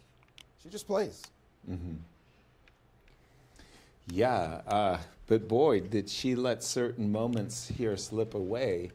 And I didn't understand why she didn't, in this position, just play. See, look at the G4. smile. That Look at just- this. Yeah? She goes right in, smiles, Right. chats. Okay, we're trying to kill each other, but you know. Later, we're going to go hang out. And Yeah, ice creams on me, all that good stuff. But this is the last game today. Yes. No matter what happens today. And they are off. And Oh, again, the clock is wrong. Oh, clock failed, so they'll have to restart. Oops. Okay. Yeah, was All right. it? Oh, that was the default time Yes. that the arbiters had. And again, Carissa is keeping to her perk/hippo. I wonder if Alice had time or anyone to ask what could I have done better in the last game with the white pieces to improve on this line. She actually got a pretty decent position with the Geller quiet system. But again, it's about the 3 versus 2 minutes. And the, Alice has to play fast. Put right, pressure on Carissa's clock. That's your advantage in the Armageddon. H2, H3, E7, E5. Again, the roles are reversed now. Carissa just needs a draw. Before, she was fighting for her life as to win. E5. I would have played D5 since Alice needs a win. Exactly. Captures, rook E8. So it's a kind of a Philidor where you get the double pawns, but you get pressure against E4. And, you know, really there are certain middle games positions that I don't like to play. This one I like to play as Black. I don't mind. I don't mind these double pawns at all because I feel that I always got some counterplay. By the way, bishop takes d4, queen f6, a way of trying to just equalize and force a draw. Time difference is still there, almost 1 minute. So Alice is doing well on the clock, but position, I agree with you, Yasser. Black is doing quite well. You can aspire to bring your knight. Usually you want to throw in rook b8, by the way. I think rook b8 is a very rook decent b8, move. and Alice played rook b1. Okay, now f3 has to be played. Oh, she goes bishop f3. By the way, Like, want to pawn draw? was hanging, right? Want to draw? Want to draw? Knight d7? Now she's going to go f3, of course. But Carissa's not even going to repeat it again. Why didn't she repeat just in that moment as a threat? I That's a understand. good question. Oh, she made another move. Rook b8. Fascinating. I think that's a very useful move to include. I'm still not sure why she didn't repeat either. But knight d7, threatening rook takes e4. Hello, pay attention. Pay attention. Bishop f3, okay. Now Alice is thinking I'm gaining time, but in fact the 2 seconds hardly. Okay, now we could start thinking about f5. There's also a c6 d5 Carissa idea. only needs a draw. f5 is too risky. c65 now looks very good for black. c7, c6. Yeah, but she's just trying to trade pieces. Well, no, that's not a unreasonable trade, as a matter of fact, because she's hitting the pawn on a4 as well. Correct. And now her pawn structure is improved somewhat, but her d6 pawn is under threat. But she's threatening to, she was threatening to play d6, d5. Isn't this a trade that black wants to see happen? Absolutely. I would say so. Very equal position. That's exactly what Carissa needs. Queen d4 check is on Carissa's agenda. Ooh, she touched the queen. She wants to go queen e1, but now she spotted queen d4. Exactly. And just as soon as I said that, she realized it as well. I think with hindsight, she would have played c2, c3. But now the trade of queens has meant Carissa's chances of drawing just went right through the roof. Importantly, Carissa has the better minor piece. Correct. And here she goes playing b5 as she tries to control that side of the board. She would love to play a move like b4 eventually. And here comes the king. Very few winning chances for Rook a1 maybe?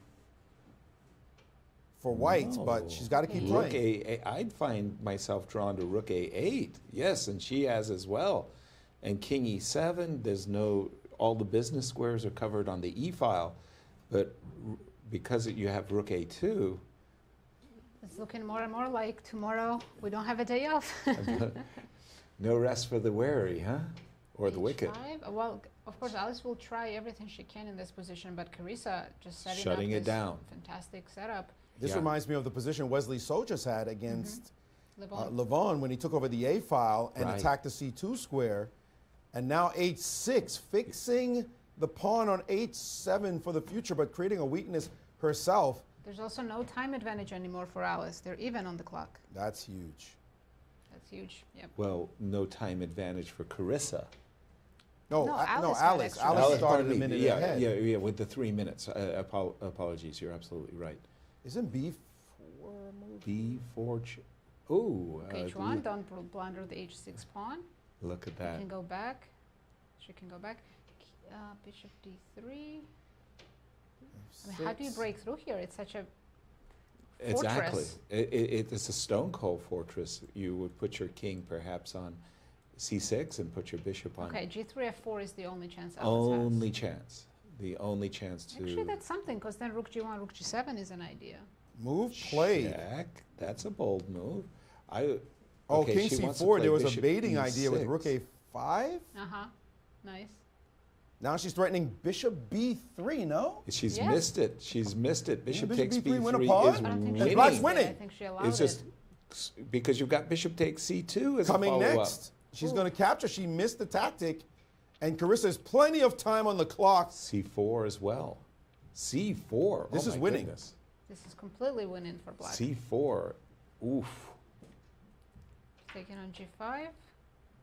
What hope could she possibly have? Her rook has no penetration squares anywhere. Nope. This should be over comfortably. Now, way down on the clock is Alice. C4, bishop takes C2, 2 winning threats here. Even immediately king f6. Not even playing c4. I would have played c4 in a heartbeat a moment ago. But Carissa's done it now, and that's Johnny ballgame. That's going to be all she wrote. One last hope. And now she's even going after the h-pawn in this position. Not a bad decision at all. King to d3. I like rook takes c2 for some I reason. love Sure it's a rook takes blunder. c2. Or sure, it's unnecessary, I should say. Well, Why not but take bishop it's c2? really, really good. That's really good. Rook takes c2 is really good. Everything is super. good for black. Just don't fall into the time Bishop trouble. takes c2 and rook a3 check is probably the most professional approach. And take on e4 as well. Exactly. Yes. Take on e4, take on g3, take on There's h6. nothing left for white. Yeah, I mean, you're just basically stripping white of all of her pawns. By the way, bishop f7 was almost mate, except king takes h6. Shuts that down. Nice. So now, just a simple question of how to coordinate make sure the attack. Win this. White's pawns are dropping like flies. Just get rid of that h-pawn. And the g-pawn is the only one left. And it may not be left. Alice maybe is hoping for some kind of a Yeah, g4, exactly. That's the only hope. Yeah, she hasn't played this perfectly as Carissa, and it's time to stop going for the win and settle this position down. Yeah, remember that you only need a draw. Exactly. So stopping any tricky ideas of rook to e7 takes h7. Okay, put your pawn on h6. Pretty nice. Put your rook on b7. Pretty nice. Her clock is approaching, excuse me, but her clock is approaching Alice's. Got to be careful here. It's not quite done yet, and there's a rook g6 check siding. Okay, there is bishop. Oh, now she's E4. losing. Bishop e4 is coming. That's Bishop it. e4. Careful. Yeah, now she's allowed bishop to e4 now. She's taken, and there's Boy, no rook nice. a7 check. And the Armageddon. Wow. Carissa wins the match today. And a small smile on her face right there. She allowed herself a small smile. Yes. Wow. What a comeback. Wow. Which forces the playoffs tomorrow. Wow. Of course it Carissa does. had to win so many games on demand. I mean, of course it does, right? Like, Right. what did we think was going to happen? Of course. I mean, who gets a break? Who gets a break? Who wants a break? No, I mean, of course we wanted a break. But, Right. But the point is, the way these two are playing against each other, you just knew it had to be like this. Yeah. Some way, somehow, we're going all the way, baby. And, you know, I know that I picked Carissa and that Nazi picked Alice, and Nazi was rubbing her hands together. I got this. Lots got of this guy, times. until all the comebacks. And now our horses go down to the very last day. Let's see what tomorrow is going to look like. Very, very promising. They're going to play the rapid grand finals. They'll start with 2 rapid games. If that's a tie, then we'll see Blitz and repetition of what we saw today. It can go all the way to an Armageddon again. Possibly it could go to an Armageddon, but boy, I got to tell you, what a tussle, what a fight. And the open section is finished. Wesley So is the winner. Levon Aronian finishes in second and Fabiano in third. But in women, still everything to play for. First place up for grabs. Exactly. Bishop takes b3, an easy move to miss. But I didn't think that Alice had any chances of winning to be that fair, game. in this game, Alice never got a chance out of the opening she to did play not. for a win. Yeah. Carissa was in full control the whole time. Absolutely. That was the case here in this one. And by the way, it also had to happen that she got the black pieces, right? Yes.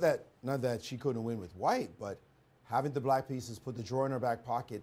And when that is in the other player's back pocket, the player with white either has to go for it or has to avoid variations that seem drawish. So you can't even play the best move sometimes because you think the best move is too flat. I need some spice. I need some risk here. And as you're looking around for that move, the clock's saying, no, ticking down. You're not necessarily better in this position. And then that combination causes you to possibly make a mistake like she did and end up losing even the game. Yeah, wow. Just calling we just watched 5 playoff games. Right. They all kind of merge and become one in my head, but it went back and forth, and so many opportunities, of course. It's strange. On paper, there's 100 rating point difference between the two in Carissa's favor. In classical? It's like 2486 to 2386. The ratings on it's a little paper, bit less, but Carissa yeah. is almost 100 rating points, but both players are improving so rapidly. Yeah. They're closer to equally matched as we just witnessed. And There's it an just came age down to the difference end. too, but and Maurice with Carissa Yip. We are with four-time U.S. champion Carissa Yip as she did the battle from one game to the next to the next. 6 times you guys played each other today. This is epic. How do you feel while you're in the middle of this incredible battle? I mean, honestly, I was giggling a little that we made it to Armageddon. Yeah, it was just so, after game 1, when I just like hung a piece, I was pretty mad, I have to say. We could tell. Oh, you could tell? Oh, yeah. Really? The way you walked out of there, a quick heartbeat. Yeah. But okay, I guess it happens, and had to win on demand twice, but somehow managed. And yeah, this last game I was feeling pretty good about. You definitely controlled this last game. This is also, it's not like you played 5 games and I got an alarm going off. I mean, that's me. that that's was you. me. I don't know what that's Maurice. for. Something's Come happening on. today. Red alert. This is coming after a long classical game, right? That had all its own content as well. What's the stamina like, being able to do all of that to then play 5 more games? Just, you guys are young, so it doesn't matter? Yeah, exactly. Well, I'm not as young anymore, but maybe in spirit, I could still. You're pretty young. Still keep up. But yeah, I think just so much chess. Now, more to come. More to come. How do we describe tomorrow? I mean, tomorrow, it's do or die. You've never won this event. She's won it twice. What's it going to take to close the deal? I don't know. Hopefully I'll show some good chess. And if not, at least I brought it to the rapid. That's something. That's not enough. Oh, okay. I picked you to win, my so bad, I need some more assurance than that. Okay, let me try again. Yeah, I don't know. Tomorrow's going to be a win day for me. Does that make you feel better? Something that's a little better. We can get better. I like, one thing I do have to say, I like when you seem to be jovial just about all the time. You come in, you're ready to hug Leonard, you sit at the board, you smile at Alice when you sit down. Both of you have knives out trying to kill each other, but you always seem to be in good spirits, and you don't seem to be tense. Is that real, or is that just you, or are you trying to keep the less tense? I don't know. That's just usually how I am. I get to the board and I'm happy to be playing, so I'm in a good mood most of the time. Good attitude. Well, increase your mood. We do have a gift from Q Boutique, as usual, for the person who won today. And this is, you keep getting gifts. I'm getting jealous, by the way. And it's a Charles Hauska hoodie. Is it Hauska is his name, or am I getting that wait, look wrong? at the back. Oh, this that's is stylish sick. from the World Chess Hall of Fame. Definitely, we get it in the front. Yeah, it is. Or Hauska, Master of Play. You get a hoodie. Good. It's cold today. All right, drop that back in there. Thank and you. You're going to look gangster in that, and you've been playing gangster. Get it done tomorrow. I'm rooting for both of you, so to speak. Oh, okay. I don't think that's how chess really works. I'm rooting for both of you to play well, whatever okay. the result. Yeah, I'll take that. All right, good luck. Thank you. Congratulations, good luck, Carissa, as we talk about tomorrow's action. Yes, these two amazing ladies will play the 2 rapid games tomorrow, and if that's a tie, then we'll see another Blitz playoff. And since both of you have been wishing good luck to Carissa, I'm going to wish good luck to Alice as well. Just make sure the defibrillators have proper batteries. Yes. As Maurice, you get to give the final last words of a very, very eventful Blitz playoff. Yes, my alarm went off because I had to remind myself we have dinner in half an hour. We get picked up. And so I put the alarm many hours ago, but the alarm is basically saying, yeah, this is how everybody feels. Because, whoa, wake up and smell the coffee when you're watching these kids play. You don't even need coffee because they keep the adrenaline rushing every single moment. What a match. If we're going to see more of this tomorrow, okay, we got to work, guys, but this is what we live for. Sign me up.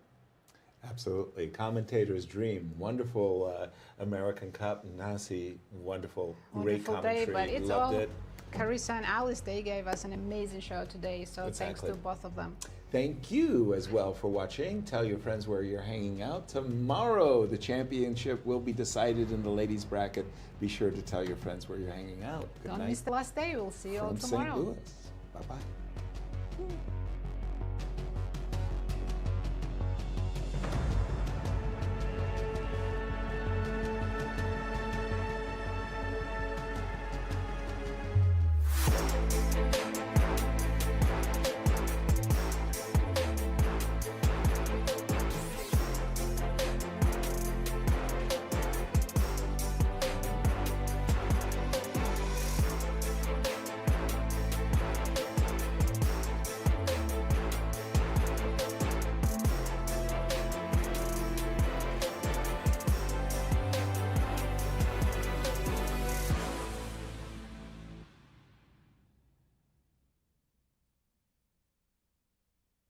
This has been a presentation of the St. Louis Chess Club.